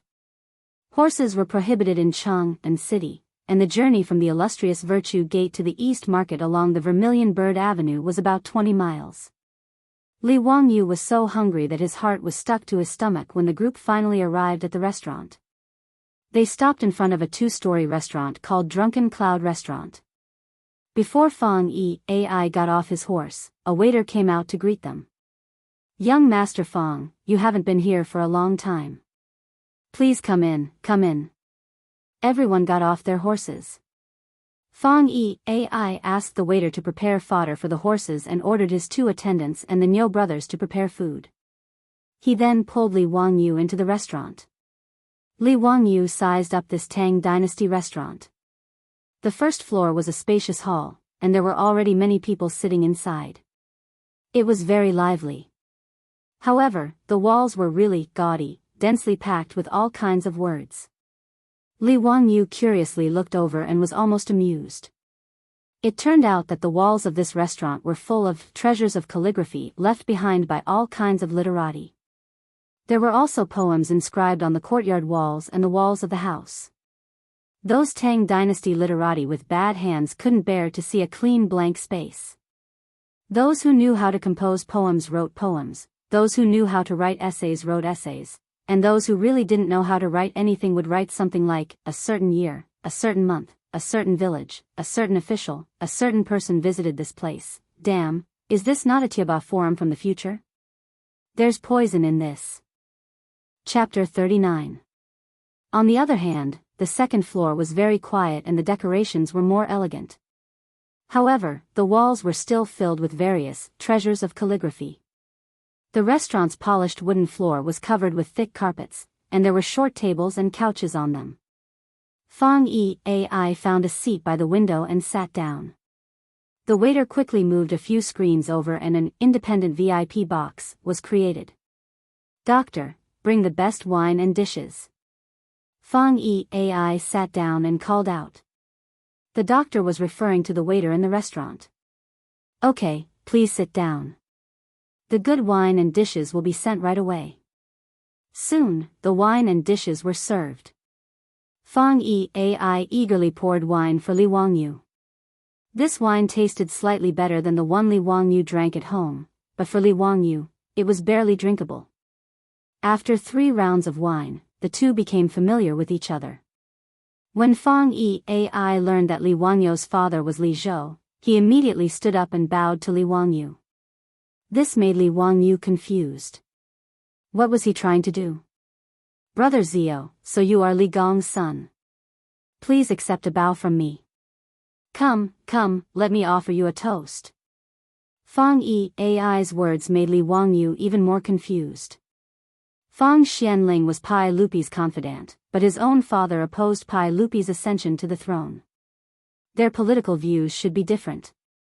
Why did Fang Yi-ai treat him like this? Seeing Li Wangyu's confusion, Fang Yi-ai raised his head and drank the wine in his cup. He explained, "Li Gong is indebted to my lord." As Pai Lupi's confidant, Fang Xianling was feared by the former crown prince Li Jianqing. In the 6th year of Wuda, Fang Xianling and Du Ruhui were both expelled by the former crown prince Li Jianqing. Fang Xianling happened to be in charge of Hu County. At that time, Li Zhou was in charge of Hu County. He was only loyal to Pai Lupi's father, Li Yuan. He did not have a good impression of the former crown prince Li Jianqing. Therefore, he was very protective of Fang Xianling, and Fang Xianling regarded him as a close friend. After the Black Tortoise Gate incident, Pai Lupi ascended the throne. Li Zhou was demoted and removed from his position in the court. Fang Xianling tried to persuade Li Zhou to work for Pai Lupi, but he was scolded by Li Zhou and cut off all ties with him.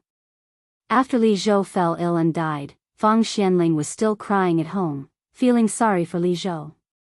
After listening to Fang Yai's explanation, Li Wangyu suddenly realized that his dead father actually knew Fang Xianling, a powerful person, from the Tang Empire. Now that both sides had the relationship of their fathers, they were even closer. After drinking another cup of wine, Fang Yai asked curiously, "Brother Ziyu, why were you expelled from the clan?" It's all because those leeches were too greedy." Li Wangyu didn't hide anything from him and told him about his experience. After listening to Li Wangyu's words, Fang Yai was so angry that he slammed the wine cup on the floor. "Old man, how dare you! I'm so angry. Ziyu, don't worry. Today I'll go home and report to the Lord. I'll definitely give you justice. Brother Zai, no need. I don't care about the clan. It's better to leave the vampire clan. Who knows who he will regret in the future? Ziyu is ambitious. Come, let's drink." Fang Yai didn't say much. He picked up the wine pot and filled Li Wangyu's cup. The two drank for a full hour. Even if the alcohol content of the Tang dynasty wine wasn't high, Li Wangyu still felt a little tipsy. As for Fang Yai, this historical celebrity that he met today, Li Wangyu felt that he was quite a good and interesting person. Later generations had different opinions about Fang Yai. In the new Tang book, it was said that Fang Xianling's second son, Fang Yai, was uneducated and had martial strength. However, after today's meeting, Li Wangyu felt that Fang Yai wasn't as bad as the history book said. What uneducated and uneducated? It was said that Fang Yai was absurd and uneducated. However, Li Wangyu found that Fang Yai's talent was quite good, and his personality was very straightforward. He was very much to Li Wangyu's liking. Thinking about it, Fang Xianling was the prime minister of the Tang dynasty and one of the 24 meritorious officials of the Lingyan Pavilion. How could he have a son who neglected to educate him? However, when he thought about the famous cuckold between Fang Yai and Princess Gao Yang, he felt that if there was a chance in the future, he must persuade Fang Yai to stay away from Gao Yang. At this time, the two had only known each other for half a day. Naturally, it wasn't the time to talk about this. However, Li Wangyu still remembered this in his heart. Fang Yai's alcohol tolerance was not good. When Li Wangyu only felt a little tipsy, he was already drunk. He called Fang Yai's attendants and asked them to carefully send Fang Yai back to the mansion. This banquet, including the expenses of the Niu brothers, cost a lot of money. If Fang Yai hadn't paid the bill, Li Wangyu would have been distressed for a long time. After sending Fang Yai away, Li Wangyu asked the waiter where the shop selling paper was. He led the Niu brothers to buy a stack of mulberry paper. Not far from the East Market, the Chongren Square of Chang'an was northwest. Chongren Square gathered all kinds of inns of different sizes. It was a place where inns gathered. Li Wangyu casually found a hostel and booked 2 rooms to stay in. After letting the Niu brothers go to rest, Li Wangyu closed the door, took out the mulberry paper he bought, and found a charcoal pencil from the bag he carried with him. Li Wangyu busied himself in his room for the entire afternoon. It was only in the evening that Li Wangyu snuck out of his room. "Sir, are you going out? The drum of dusk is about to sound. After the drum stops, the gate will be closed. You must not go out." Seeing that Li Wangyu was going out, the waiter of the hostel hurriedly reminded him. In Chang'an, the drum would be sounded sooner or later. The drum in the morning and drum in the evening was the signal for work and rest in the city. After the drum in the morning was sounded 3,000 times, the gate opened. After the drum in the evening was sounded 800 times, the gate closed. After the drum in the evening was sounded, those who were still on the street and did not enter the square would be arrested by the patrolling marquis for violating the night curfew. After the gate was closed, in principle, people were not allowed to walk around freely. However, in a place where inns like Chongren Square gathered, there was no taboo in the square. Most of the scholars from other places who came to Chang'an to select officials and participate in the imperial examination would live here. Therefore, even after the curfew, the restaurants attached to Chongren Square were noisy day and night. The lights were endless, just like the nightlife center of Chang'an. Li Wangyu thanked the waiter with a smile, walked out of the hostel, and walked straight to the gate. The old guard guarding the gate also reminded him that the drum of dusk was about to be sounded. If he was late, the gate would be closed. Li Wangyu just smiled and thanked the old guard. After that, he walked to the gate of Ping Kong Square across the street. Seeing that he was going to Ping Kong Square, the old guard did not say anything more. He just looked envious. Ping Kong Square was the most special square in Chang and of the Tang dynasty. The reason why the old guard looked envious was that it was, the legendary red light district. The second volume of the Legacy of the Heavenly Treasure of Kaiyuan said, Chang and has Ping Kong Square, a place where prostitutes live. The young heroes of the capital gather here. People call this square a romantic place. Ping Kong Square was not only a red light district, but also the location of the famous office in the capital. Just like in the future, each province had an office in the capital, Chang'an, called the Memorial Office. There were 15 memorial offices in Chang'an, and all of them were located in Ping Kong Square. It was convenient for the officials from other places to drink wine and have fun at night. Moreover, in the Tang dynasty, officials were not allowed to visit prostitutes. Scholars and officials in the imperial court were proud to come here for pleasure. Li Wangyu didn't come to Peace Lane because he was unable to endure his hunger and thirst, and wanted to have some fun. He was here to make money. Chapter 40. The reason why Li Wangyu came all the way from Dingzhou village to Chang, and was to come to Ping Kong Square and earn his first bucket of gold in the Tang dynasty. Outside a brothel, Li Wangyu saw a young fatty dressed in black struggling to dismount from the back of a strong horse with the help of a servant. Li Wangyu's eyes couldn't help but light up. Looking around and seeing that no one was paying attention to him, Li Wangyu sneaked over like a street vendor who sold pornography in the future and asked in a low voice, "Brother, do you want to buy a picture?" Li Wangyu's sneaky appearance gave the fair-skinned fatty a fright. "What do you want?" "Hee hee, brother, I'm asking you if you want to buy a picture." "Buy what picture?" The fatty blinked his eyes twice, not understanding Li Wangyu's meaning. Li Wangyu didn't answer him and looked around. "Brother, there are too many people here, it's not convenient. Can we talk somewhere else?" The fatty looked at him with a bit of vigilance, as if he didn't want to rashly come into contact with Li Wangyu.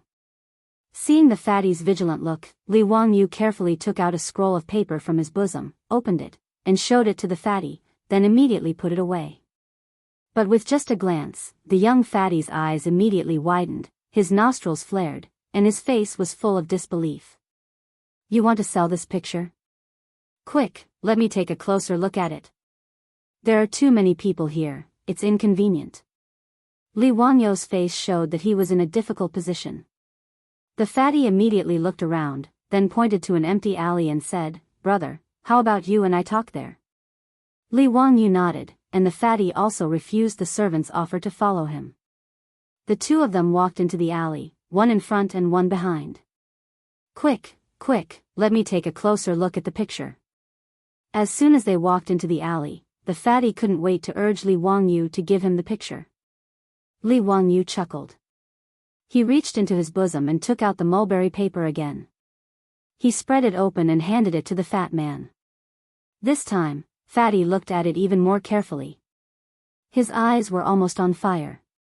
He couldn't pull his eyes away from the painting in his hands. What painting is this? Why was it so realistic? Who is this woman? Li Wangyu didn't answer.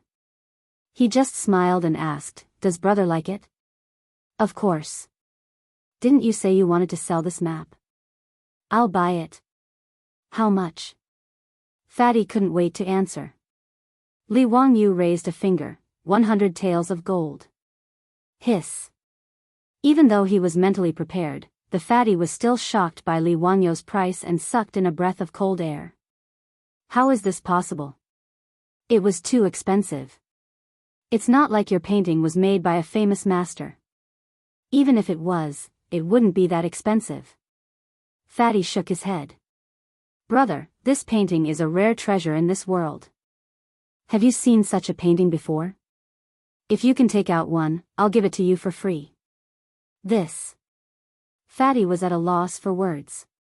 He still felt that the price was too expensive. How about this?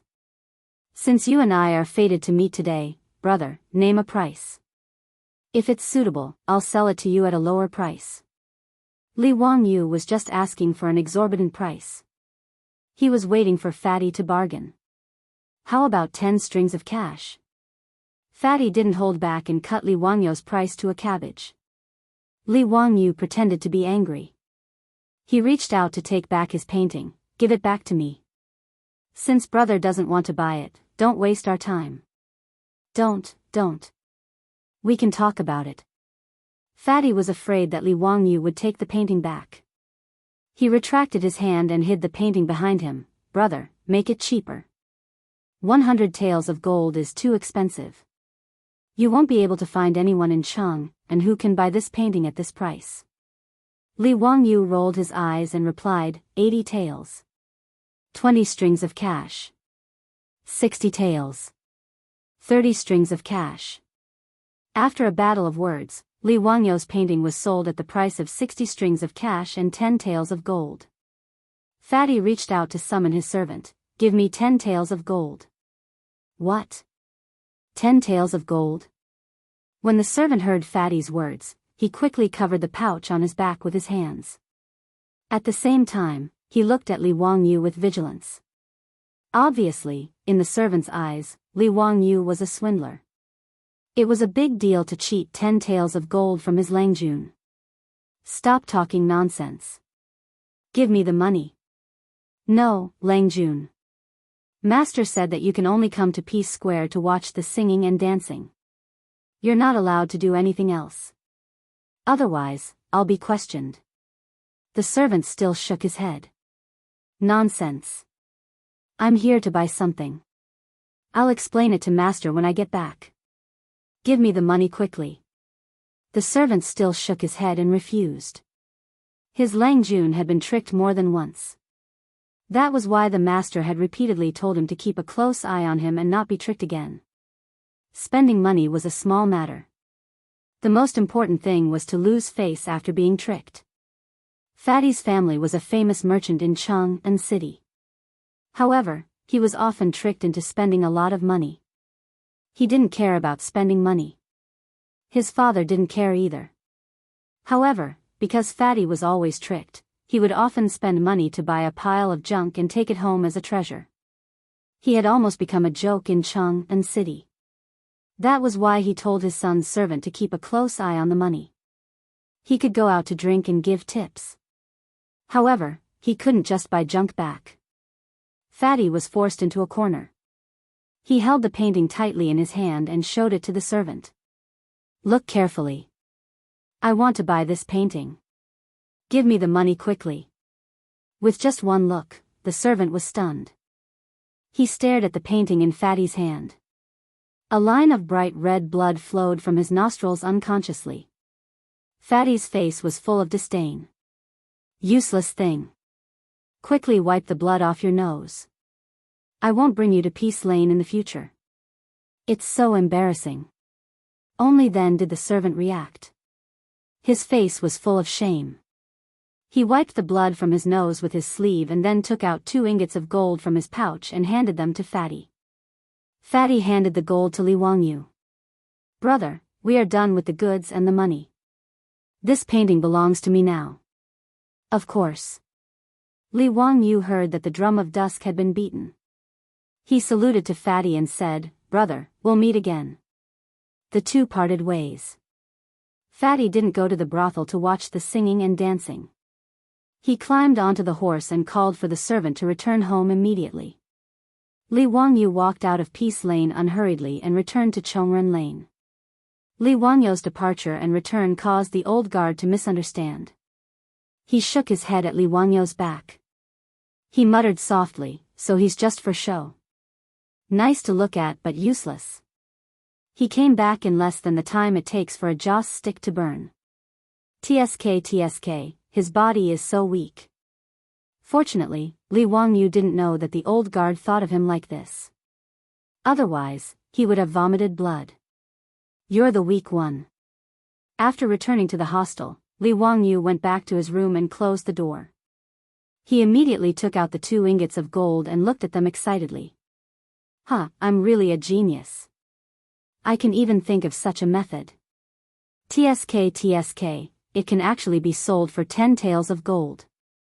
The spending power of this Tang dynasty's otaku is really terrifying. Li Wangyu talked to himself happily for a long time. Then, he carefully put the gold ingots into his bag. He lit the oil lamp, took a piece of mulberry paper and started to work again. He held a charcoal pencil in his hand and kept drawing on the mulberry paper. Soon, the outline of a pattern appeared on the mulberry paper. It was a sketch of a naked woman. Chapter 41. Yesterday, when Su Chongqing said that he could sell paintings for money, Li Wangyu suddenly had an idea. Of course, he couldn't sell ordinary paintings for money, but what if it was a nude sketch? For men in the Tang dynasty who had only seen exaggerated and secretive erotic paintings, a completely realistic and three-dimensional human body sketch would have an impact on them no less than a mental bomb, right? Li Wangyu studied sketching in high school. Because of the restless hormones of young people, he had a special liking for human body sketches. At that time, he had copied many human body sketches and could be said to be the best at it. Therefore, Li Wangyu immediately thought of the idea of selling human body sketches in the Tang dynasty. However, ordinary rice paper was too thin and not suitable for sketches, so he thought of using mulberry paper to draw. As for coming to Chang and to sell paintings, it was completely because of Ping Kong Fong, a consumer market with huge potential. Of course, many people in Huxian knew him, so he was embarrassed to sell the human body sketch. If this matter was spread out, it would not be good for his reputation. Even if Li Wangyu's skin was thick enough, he did not want to become a dissolute man like Tang Yin and Tang Bohu. In the Ming dynasty, Tang Bohu was famous for his erotic paintings and called himself Jianghu's #1 dissolute scholar. However, because he was short of money, he drew many erotic paintings. Wang Shu Palace Courtesan, Tao Gu's Poem, and Mandarin Duck's Secret Score were all erotic paintings drawn by Tang Bohu.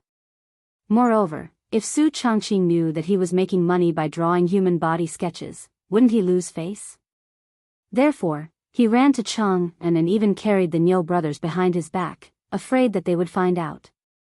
After the human body sketch he drew in the afternoon was sold for 10 taels of gold, Li Wangyu was even more excited. He did not care that it was late and lit a lamp to start painting in the middle of the night. He did not expect to become rich by drawing human body sketches, let alone pay off the more than 1 million yuan he owed. Being able to sell it for 10 taels of gold today was completely because he met a fool. Li Wangyu estimated that his painting could be sold for 20 or 30 strings of coins, which was already amazing. He hoped to rely on the money from selling the paintings to solve his current emergency. Thinking about the plague of locusts that would start to spread through Guangzhou in a month, Li Wangyu felt anxious. This money was the survival money for him, Su Chongqing, Li Heng, and Perrin. 10 taels of gold could be exchanged for 60 strings of cash, which was 60,000 yuan. The current price of rice was 360 copper coins per bushel. With this money, they could buy more than 100 bushels of grain, which was enough for their family of 4 to tide over this difficult time. But what about the villagers of Dingzhou village? Not to mention the distant ones, where were the Niu brothers who accompanied him out this time? How could he watch them starve to death? Li Wangyu let out a long sigh. I'll take it one step at a time. I'll do my best and leave the rest to fate. When the time comes, I'll save as many as I can. Under the flickering light, Li Wangyu began to draw again. In his eyes, this black and white human sketch was a life-saving food. While Li Wangyu was engrossed in drawing, the fat man who bought the painting sat in a carriage and returned to his own residence in the sound of the evening drum. Xianyang Lane, where his family lived, was south of Ping Kong Lane. It was separated from Chongren Lane, where Li Wangyu temporarily lived, by Ping Kong Lane. In Chang and city, different groups of people lived in different houses. The 108 lanes could be understood as 108 small towns, somewhat similar to the well-equipped communities of the future. Each lane was surrounded by walls of different heights. The walls of the lanes in the south of the city were piled up with yellow soil. Most of the people who lived here were commoners. The population was sparse, and many of the lanes were farmland. The north of Chang'an was where the imperial palace and the government resided. The east of the city was where the residences of the high officials and nobles were located. Especially the northeast of the city, because it was close to the imperial palace, the residences of the officials were densely packed. The west of the city was where Shi City was located. The trade in Shi City was extremely prosperous. Merchants from various countries and regions lived in the lanes near Shi City. Therefore, some people jokingly called it the place where the rich gathered. Chang'an thus formed a situation of the rich in the east. Although the fat man's family was a merchant, they bought property in Xianyang Lane in the east of the city. Xianyang Lane was also Wanyan County in the east of Chang'an, where the county magistrate was located. The fat man rode the horse directly back to a mansion in Xianyang Lane. The two words, Cho Mansion, were written on the door. "Father, I'm back." Back in the mansion, the fat man jumped off the horse with the help of the servant. He took the sketch that Li Wangyu sold to him and ran to his father's study. "Kuan heir, why are you back? Aren't you going to spend the night in Ping Kong Lane?" In the study, a middle-aged man with a kind face and a rather plump body was sitting cross-legged on the couch looking at the account book. He was quite surprised to see his son suddenly come back. When he looked at the drawing in his son's hand, his face turned black. "Kuan heir, you bought something again?" "Hee, I found a treasure today." "How much did you buy it for?" "It's cheap, only 10 taels of gold." The fat man Cho Kuan sat on the soft couch and said proudly. Cho Yuanliang's temples suddenly jumped, and he stared angrily at his son Cho Kuan's personal servant. How could the servant not understand his master's meaning? He hurriedly bowed and said, "Master, I really bought a treasure today." "What treasure? Let me see." Cho Yuanliang reached out to his son. Cho Kuan carefully unfolded the mulberry paper and spread it on the table as if he was presenting a treasure. Cho Yuanliang looked at it and couldn't help but gasp. This painting. Father, how is it? Is the painting I bought today a treasure? Is it worth 10 taels of gold?" On the mulberry paper, an enchanting woman was half lying on the bed. It was vivid and lifelike, and the graceful figure was like a real person. In just a moment, Cho Yuanliang even felt that his body had some reaction. He quickly coughed to cover it up. The next moment, Cho Yuanliang stood up excitedly and grabbed his son's sleeve. "Where did you buy this painting?" "In Pingkong Fong, I met a young man who sold it to me. He asked for 100 taels of gold, and I cut the price to 10 taels of gold." Cho Kuan smiled proudly. Cho Yuanliang asked, "Do you know where the young man lives?" Cho Kuan was dumbfounded. "How would I know? It's a transaction of money and goods. Do you want to ask him for a refund?" "That won't do. I want to keep this painting for my own collection." "Nonsense. Do you know that this painting can save the lives of our Cho family?" Cho Kuan looked at his father and blinked. "The painting technique is very unique. How can it save lives? What danger is there for my Cho family? Why don't I know?" "Sigh, it's useless to tell you before, so I didn't let you know." Cho Yuanliang sighed. "Tomorrow, I will go to Pingkong Fong with you.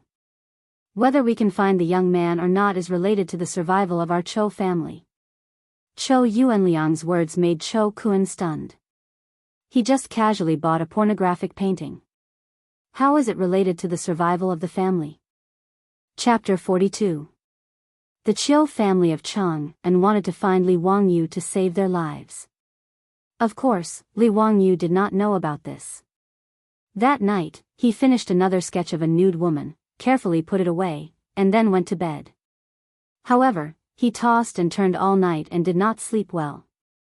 It was not that Li Wangyu did not like the bed, but there was no such thing as a bed in this damn Tang dynasty. When the Tangs slept, the poor slept directly on the ground. A straw mat was the bed. The Dongying people followed suit. The tatami of later generations was the same. Those who were more particular slept on a couch, which was a low bed made of hardwood. The feeling was so good that Li Wangyu missed Simmons very much. Li Wangyu had always thought that there should be a bed in the Tang dynasty because Li Bai's famous poem, Quiet Night Thoughts, said, "The bright moonlight before the bed is suspected to be the frost on the ground." However, after traveling through time, he realized that the bed referred to the Hu bed, which was similar to the folding stool of later generations. After traveling to the Tang dynasty for more than a week, Li Wangyu still could not get used to the hard couch. Every day when he woke up, his back was aching and his legs were cramping. He urgently needed to use the blue bottle cap to nourish his body. It was not easy for the sun to rise. Just as Li Wangyu was sleeping soundly, he was disturbed by the sound of the morning drum that resounded throughout the city. Taking out the watch he borrowed from Su Chongqing and looking at the time, Li Wangyu could not help but want to curse. Knock your ass. It was not even 5:00 in the morning. What was worse was that the morning drum was not finished yet. Did he not think about the 3,000 beats of the morning drum in Chang'an City? Was that something that could be finished in a short time? In short, Li Wangyu could not sleep anymore. At dawn, he got up with dark circles under his eyes and yawned. Li Wangyu pushed the door open and told the Niu brothers to wash up and go out. Today was the day of Yang Quan's poetry meet in Lake Tsujiang. Since Li Wangyu had promised Yang Quan, he had to accept his fate and participate. Although he had no idea what the poetry gathering was for, from Yang Quan's words, it should be a competition. Otherwise, why would he want him to win first place? There was no point in thinking too much about it. He would know when he went there today. If it was just a simple competition of poems, it would be much simpler. Li Wangyu didn't believe that during the Zhongguan period of the Tang dynasty, there was anyone who could be more awesome than the poems of the Tang and Song dynasties in his head. Together with the Niu brothers, they found a snack shop in the square that sold breakfast. The fire under the stove was burning brightly, and a bare-chested who was making sesame seed cakes. Steam was rising from the steamer, and the sesame seed cakes that had just come out of the oven were golden, crisp, fragrant, and crispy. Li Wangyu's appetite was greatly stimulated. "Waiter, give me 10 steamed cakes and sesame seed cakes each, and 3 bowls of steamed soup." Li Wangyu asked the Niu brothers to sit down, and then asked the waiter to bring the food. In the Tang dynasty, steamed buns, steamed rolls, steamed dumplings, and steamed dumplings were all called steamed cakes. The only difference was whether there was any stuffing or not, and how it looked. The steamed cakes with stuffing flowed with oil as soon as they bit into them, and the big bowl of steamed noodles and steamed soup made Li Wangyu and the Niu brothers cry out in satisfaction. However, the Niu brothers were big enough, and their appetites were even bigger. The 10 steamed cakes and sesame seed cakes were almost completely devoured by the 2 of them, and they didn't seem to be full. Li Wangyu had just made a fortune last night, so how could he be stingy with these things? He hurriedly asked the waiter to bring 10 steamed cakes and sesame seed cakes each, and 2 bowls of steamed soup. Only then did the Niu brothers finally shake off their arms and eat to their heart's content. After drinking up the steamed soup, Niu Wu's only eye flashed with satisfaction. "I haven't eaten so much for a long time, Xiaolang, thank you very much." "Don't say that, brothers." "Why do you say that? Are you going to accompany me to Chang'an City and protect me? Do you think I'll let you go hungry?" Niu Yong didn't say anything, and just patted Li Wangyu's shoulder with his only arm. "Brothers, I have a question, but I don't know if it's appropriate to ask." "Xiaolang, if you have something to say, just say it. I see that you 2 brothers are strong and powerful, so why don't you have enough to eat?" Li Wangyu wanted to ask this question since he came out of Dingzhou village, but he was too embarrassed to ask. Today, they were more familiar with each other, so he finally asked the question in his heart. Niu Yong was silent for a while, and then answered, "In the village, there are 37 families of my brothers who died in battle, and 9 families who are disabled and can't make a living." He didn't finish his sentence, but Li Wangyu immediately understood what he meant. It turned out that the Niu brothers didn't just have to feed themselves, they also had to help the families of their brothers who died in battle, and the families of their brothers who were disabled and couldn't make a living. Li Wangyu stood up and respectfully bowed to the Niu brothers. Brothers, I'm sorry for being rash. Xiao Lang, don't say that, this has nothing to do with you. May I ask, brothers, were those who died or were injured in the battle with the Turks? Niu Wu nodded. That's right, our Dingzhou village recruited 60 soldiers, and they were all stationed in the Wei mansion to guard Yanmen Pass. In the 11th year of Day, after the battle with the Turks, 37 of them died, and 23 of them were disabled. Among them, 9 lost their arms and legs, and the remaining 14 were all injured. Damn it. Damn it. I hate that I can't kill all those barbarians. Li Wangyu slammed his fist on the table. He wanted to vent his frustration, but he ended up hurting his fist instead. He couldn't help but hold his hand and grimace in pain. This made the Niu brothers laugh inexplicably, but they were also touched. Li Jia Xiaolang, you're loyal. Li Wangyu felt sullen, as if a stone was pressing down on his chest, but he didn't know how to vent it.